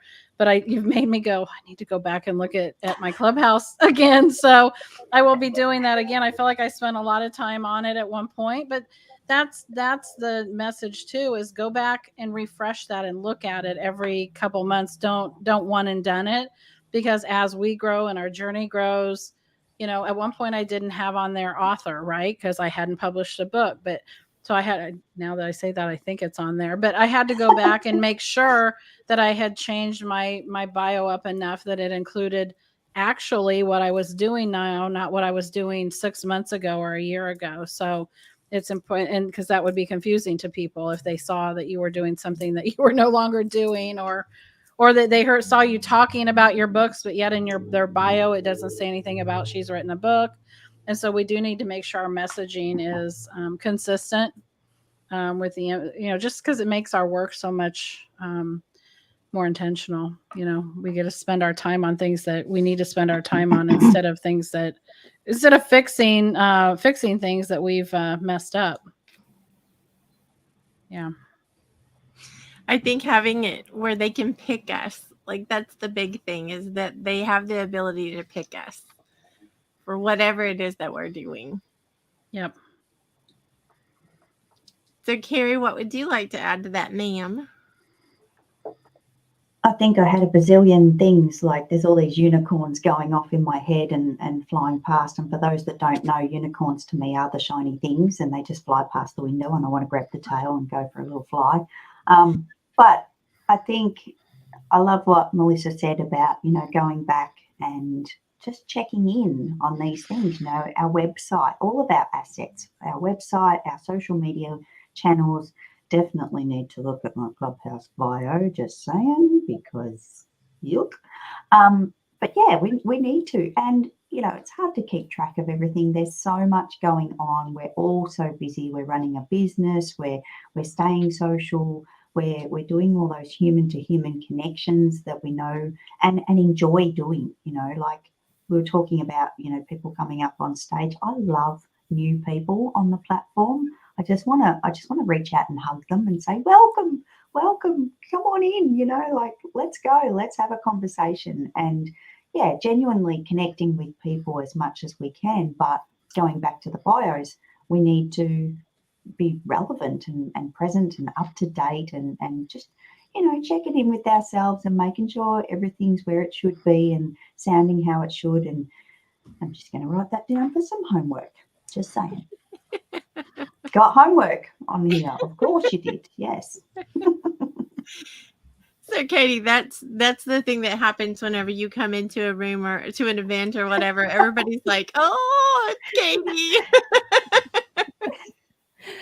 Well, hopefully it's the good thing to be that kind of, oh yeah. But I think that too, it seems like it's such a quick thing with your bios, whether it's Clubhouse or Instagram or LinkedIn. It seems like it's such a quick, like, oh, I just got to get this up, and then I can start actually creating the content. I can start hosting the rooms.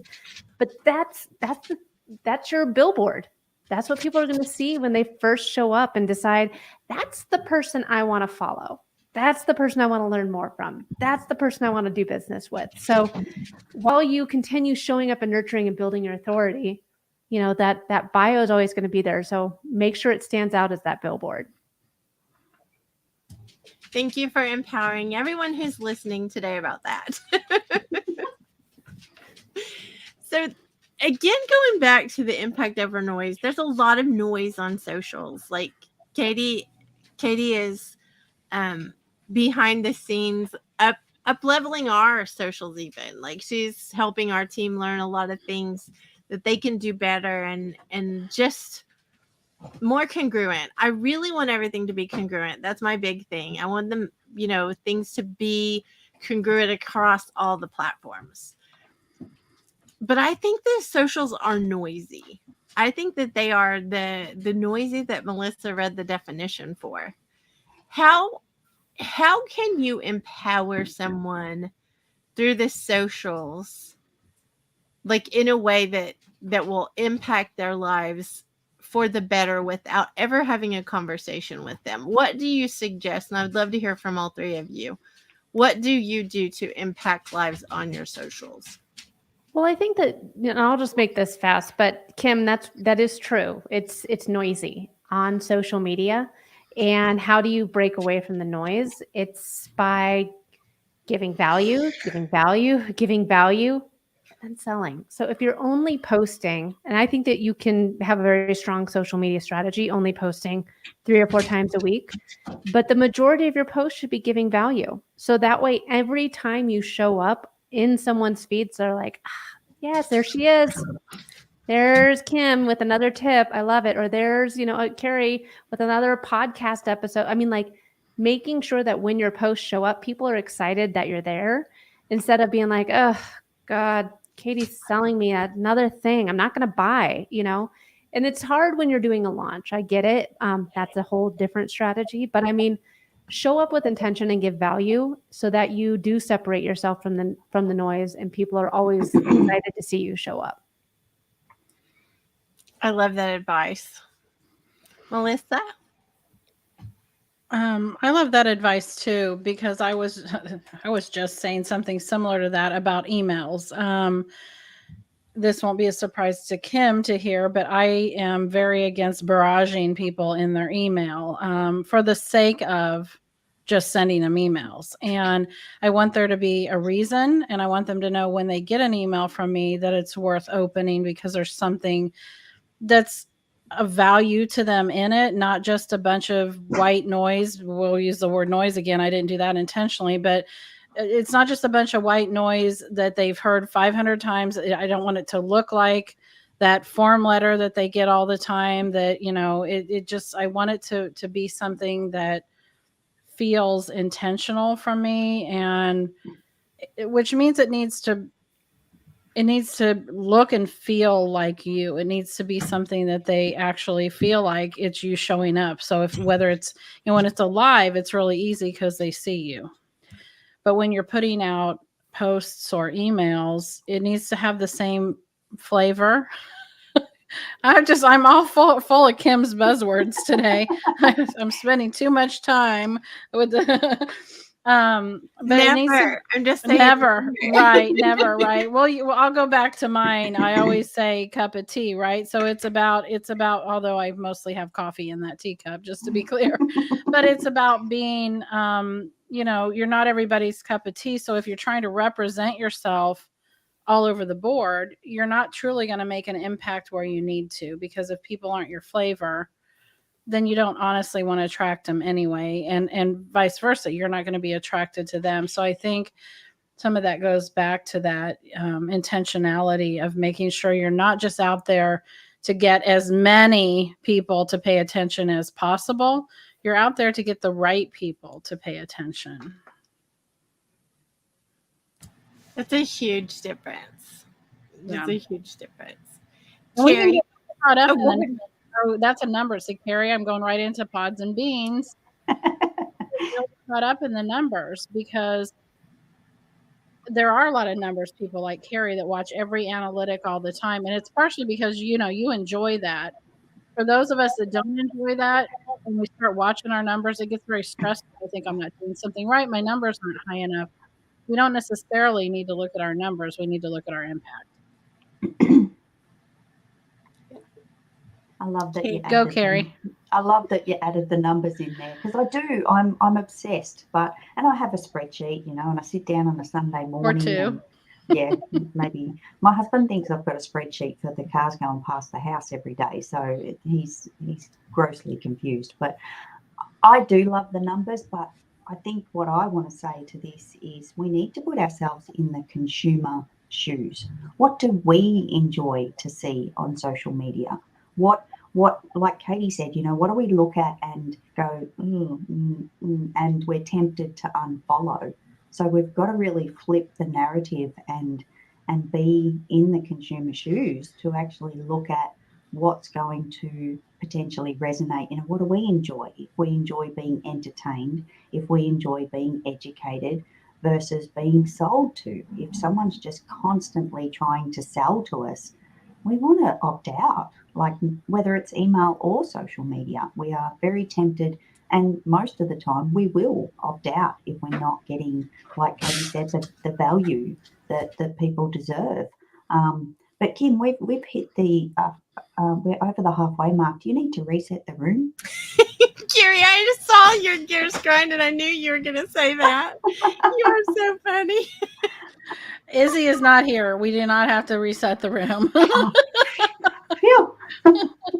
Oh my goodness. Well, Izzy has been here almost all day in the I back. know. And sending me stuff like that. So we will just accommodate her.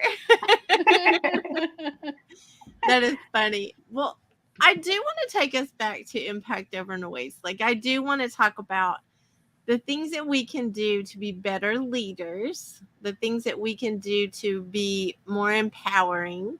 And I would really like for you all to share what you think we all can do to become a better leader. Like, I would love to hear your thoughts on that, all three of you. We're back to the hard questions, ladies. Look out. Well, Kim, I'm gonna dip into the Kim's bucket of tricks for a minute, but a lot of and I know that your big study for the year is how to become a better leader. So I don't find it funny that you're asking us all to help you with that homework. So that's good, right? She's taking in all the information she can get, which she doesn't need a whole lot of help in the leadership department. So there's that, but we can always be better, right? So how to become a better leader, I think, is how the first thing people need to do is learn to become better listeners. Because let me reframe listening, because there is hearing people and there's listening. So maybe I need to say that we need to get better at hearing people, because a lot of us are really good at listening, but there's a caveat to that. We're usually listening in order to answer them, or we're usually listening in order to fix something. Like if they're coming to us, which we perceive a problem, we're listening as we're formulating. That's not the same as hearing somebody. And I know that people often tell Kim that she's a really good listener. I'd say she's a really good hearer, because she hears people really well. I make up words. It's what I do. I can do it. I have a really good command of the English language, so I know it's made up. But, I feel like you hear people really well. And I think that that's a hallmark quality of a good leader, because when you hear somebody, it allows you to turn that back around on them and let them really take it in so they can become a better version of themselves. Because the power, I'm from Kansas.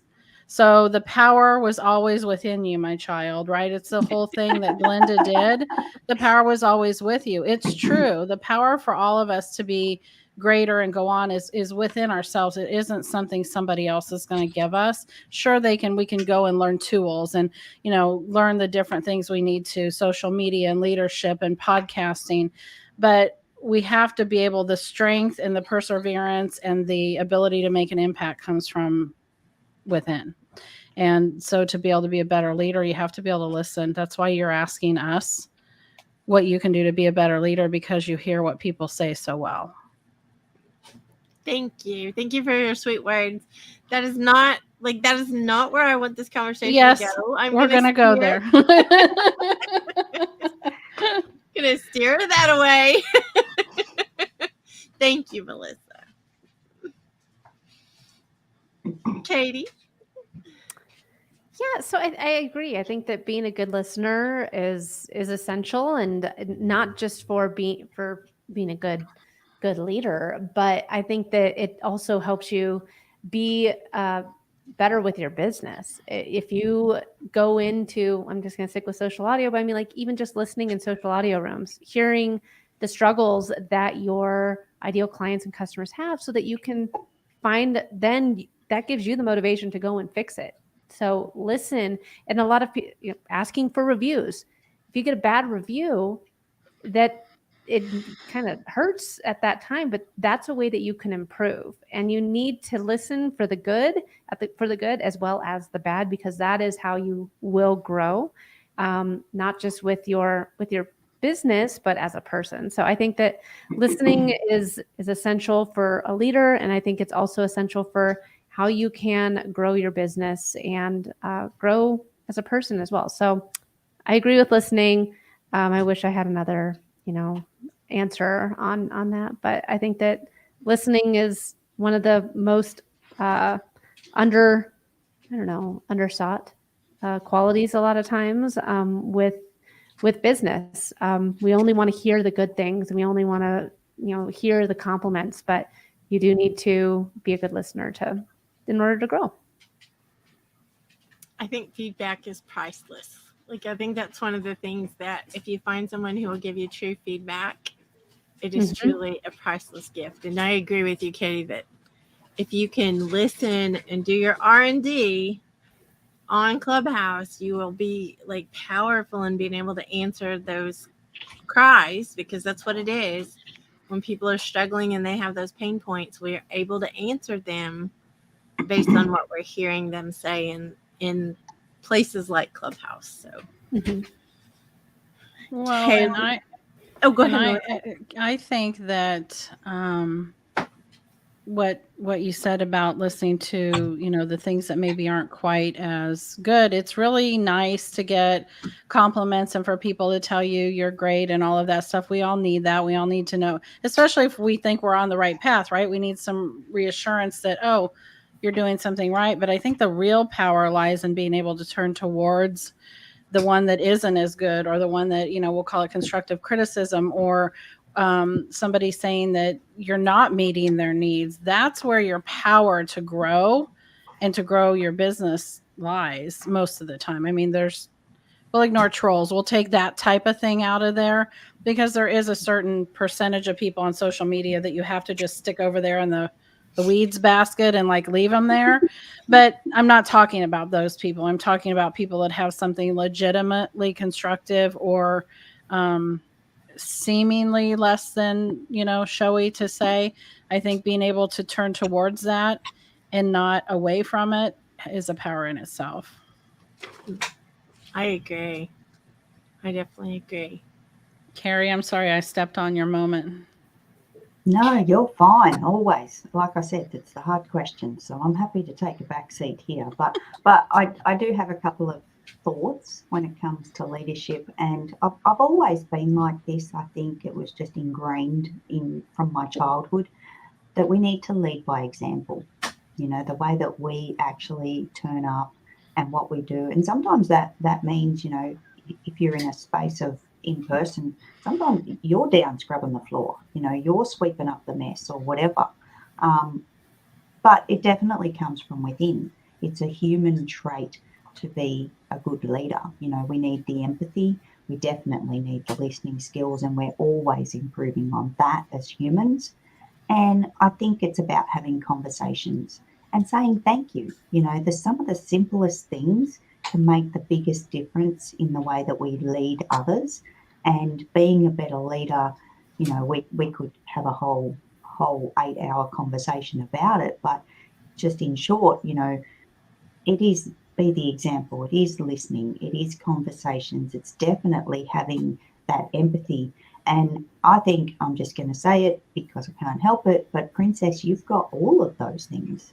Like you already have all of those amazing traits from within. You are built and designed that way already. So I appreciate that you do want to improve, and we all do, and we all will together by spending more time together.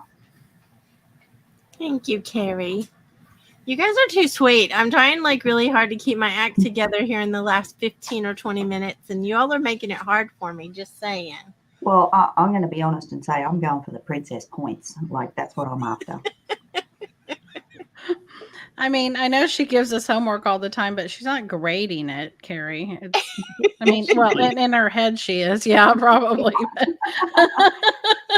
Katie, save me from this conversation. They're being so ornery. Oh my goodness. Thank you all for your sweet words. Thank you for that. But okay, so now I'm derailed. Now I'm like Good. Let's have some fun questions. What fun question do you want to know, Carrie? What's your favorite coffee? Of course. What else would I ask? She's about to break out the wheel, and we're just going to have an episode of Coffee with Carrie. Oh my goodness. Katie, have you seen Carrie's like wheel, her game show wheel? No, I haven't. She literally has a spinning wheel where on her podcast that's actually on the video part of it. It just cracks me up. She is fun.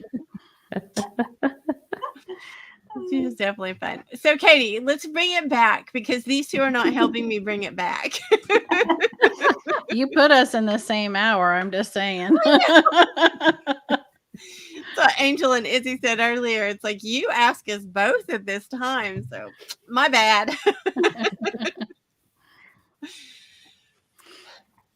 So Katie, I'm going back to Katie again. I really want to know your thoughts. Like, I really want you to be able to share. Like, I still want to stick to this conversation, though. I still want to stick to the empowering part, the being able. So how about this? Who is somebody, a female who has empowered each of you ladies with either your life or with your business? For me, I'm just taking over here, Kim.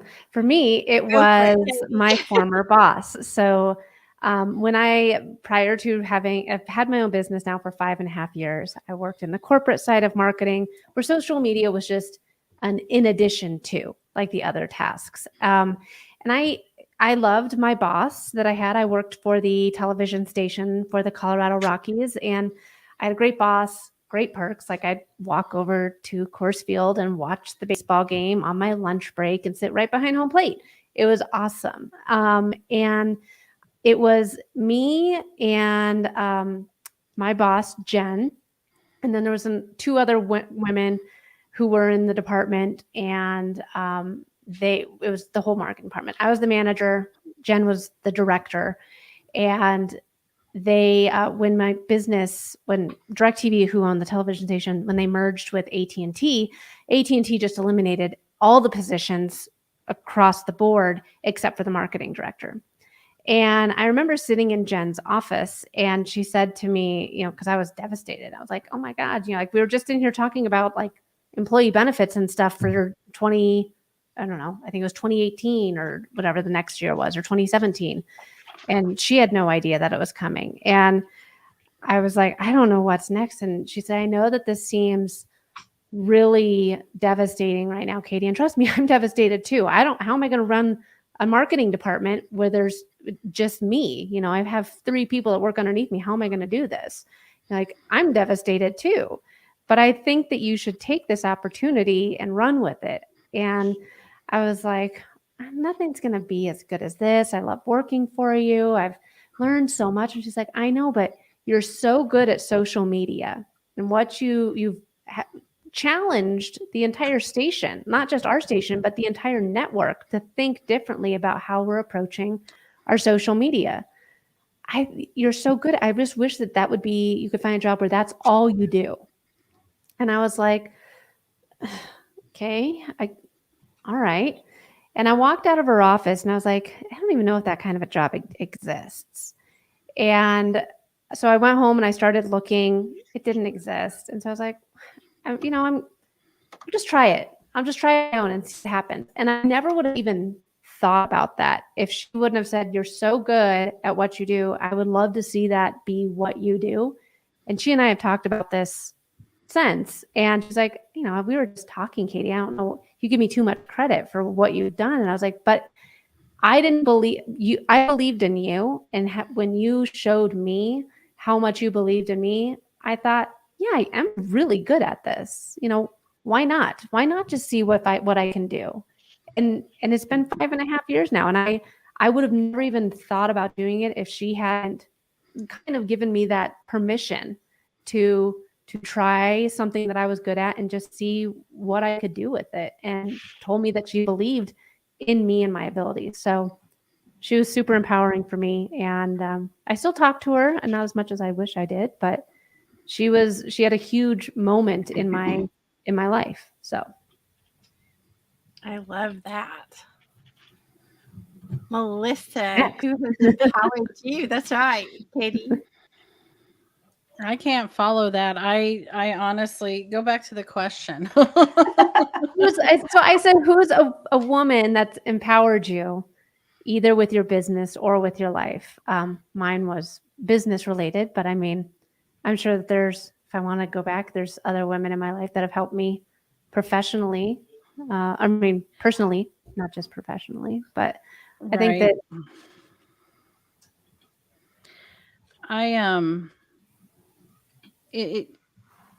so I want to stay on the topic of empowering women, and it's from a professional standpoint. I'd like more than anything to have that story that I have some woman who has, taken me at some point and empowered me. In my previous life, I was an executive chef and I was surrounded by men. And I just don't have that woman in my life that ever made me feel as a woman that I could step up and do what I had to do on a professional level. But I look back at probably, as far as women go, the two greatest influences in my life to believe that you could come from absolutely nothing and do anything you wanted were both of my grandmothers. And to this day, I'm sitting within arm's reach of a picture of one of them standing on a beach. She's a tiny little woman with her hands in the air like this. And I don't really know why she was posing like that, other than that's how she was. And she was all of probably 4'11" and about 80 pounds dripping wet her whole life. And yet she, in my mind, stood 6 foot tall and was, belonged among the Wonder Women, Amazon women, because she just never let anything get in her way, to the point that even when she died, she went out with grace and she went out with power. And so for me, being able to look at women like that inspired me to be the best me, and to overcome it. My grandma always used to say, which it's become my least favorite thing to say, but she used to always say, and she used to say I was a lot like her, but she would say, we just pull ourselves up by the bootstraps and keep going, Melissa. And I think now sometimes we tell people you shouldn't just pull yourself up by your bootstraps. You got to deal with your stuff too. But she was a different generation, right? She didn't want to stop and deal with her stuff. She just put on her boots and kept going. But that whole putting on your boots and keep going thing is definitely something that was instilled in me by two of the strongest women that I know. And I didn't know that my other grandma, my dad's mom, was even going to pave the way for me, and the strength that I have gotten to be able to do this business as someone in the law space. But I remember my father, who was, besides my kids, everything to me, died 23 years ago. And he was 48 years old. He was not old enough to be leaving this earth. I thought I'd have him around for a really long time. And I remember my grandma, that was her baby, at my dad's funeral, and she looked at me, and she had had a hard life. She came from Iowa dirt farming, literally. She was the oldest of 13 children and had seen a lot and had been through an awful lot in her life. A lot of adversity, death, all sorts of things. Married to get out of home at 17, all those things. Raised a family, did all the stuff. And she looked at me that day and she said, "Melissa, I've been through an awful lot in my life, but nothing touches this." And she was talking about the loss of my dad. And there was a stoicness in her that day. And some of it came from the sad irony that she had tear ducts that wouldn't produce tears. So there should have been tears streaming from her eyes, and there wasn't. And in some weird way inside of me, that transferred into a strength inside of her, which she did definitely have. But the lack of tears made it even more pronounced. And she went on, with my dad, not in this world. And I remember having the most empathy with her in a time way before I would ever know that I would be a part of the same club she was going to be a part of having lost a child. I used to empathize with her, and I had no reason to. I would, my mom wanted us to all feel bad for her. Everybody had lost my dad, but I used to just look and say, but my grandma lost her child. I know I lost my dad, but you're supposed to lose your parent. And I didn't realize that she was, the years that she had after my dad, which was, 15, 20 years after he was gone, that I still had her. She just led such an example of how you can still figure this out and you can still live. And so I got strength from them in different ways, and in ways that wasn't necessarily intentional. I wish I had the business mentors, but my main strength came from women in my personal life. Thank you. That was too long-winded as usual, wasn't it? This is why some of us podcast. Carrie. Well, I can be grateful to say that I've had 2 female leaders in my career. My very first job, I had a manager that was a female, and she did lead by example. Like, I'm talking, like sweating, like she would go as hard as everyone else, if not harder. And I remember this, I hadn't been there very long, and she came up to me, and I think, we were kind of in sync a little bit, because she was career focused and she was going places. Like, she was a manager, and she was like, almost a god in my eyes, because this was in the early 90s. So to have such a powerful female manager back then was like, wow, And it was a corporate company, and anytime the corporates would visit, there was, all these men in suits. And here she wasn't much taller than I am now, because I was a bit shorter at the time. And she didn't care. She didn't care if she had dirt down the front of her. She didn't care what her hair looked like. She was just doing it, like all the time. And one time she turned around to me and she said, "You've got tenacity, and tenacity is going to take you a long way."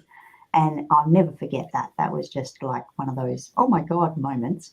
And then years later, I had another female leader in more the finance space, and she taught me a lot. She taught me a lot about base finances that I wasn't even ready to understand. And she became a mentor outside of her being my manager. I'd left that position and gone on, and we stayed in contact for many years. And yeah, just having, those 2 key people in my career, from my first job to a job much later on, was really inspiring, to have those people encourage you and teach you and mentor you. Yeah, like incredible.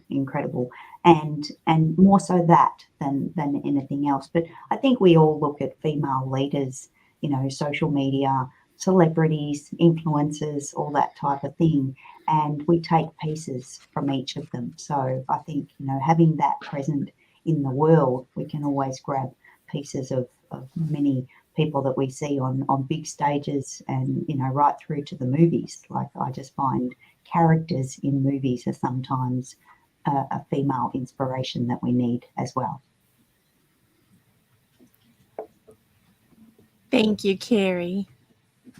Thank you, ladies, for being here with me in the closing session today. I'm like super, super honored that you all, I love rubbing elbows. I've been saying this all the day, but I love rubbing elbows with you all because you all are powerful and you are so amazing. Thank you all for being here. So we're at the top of the hour. It's time to close the room. Final thoughts, Princess Kim. It's exactly. We are definitely at the top of the hour. Thank you all. Thank you all so much for being here. And I do encourage everyone who's listening to make impact over noise. Like, thank you. Thank you.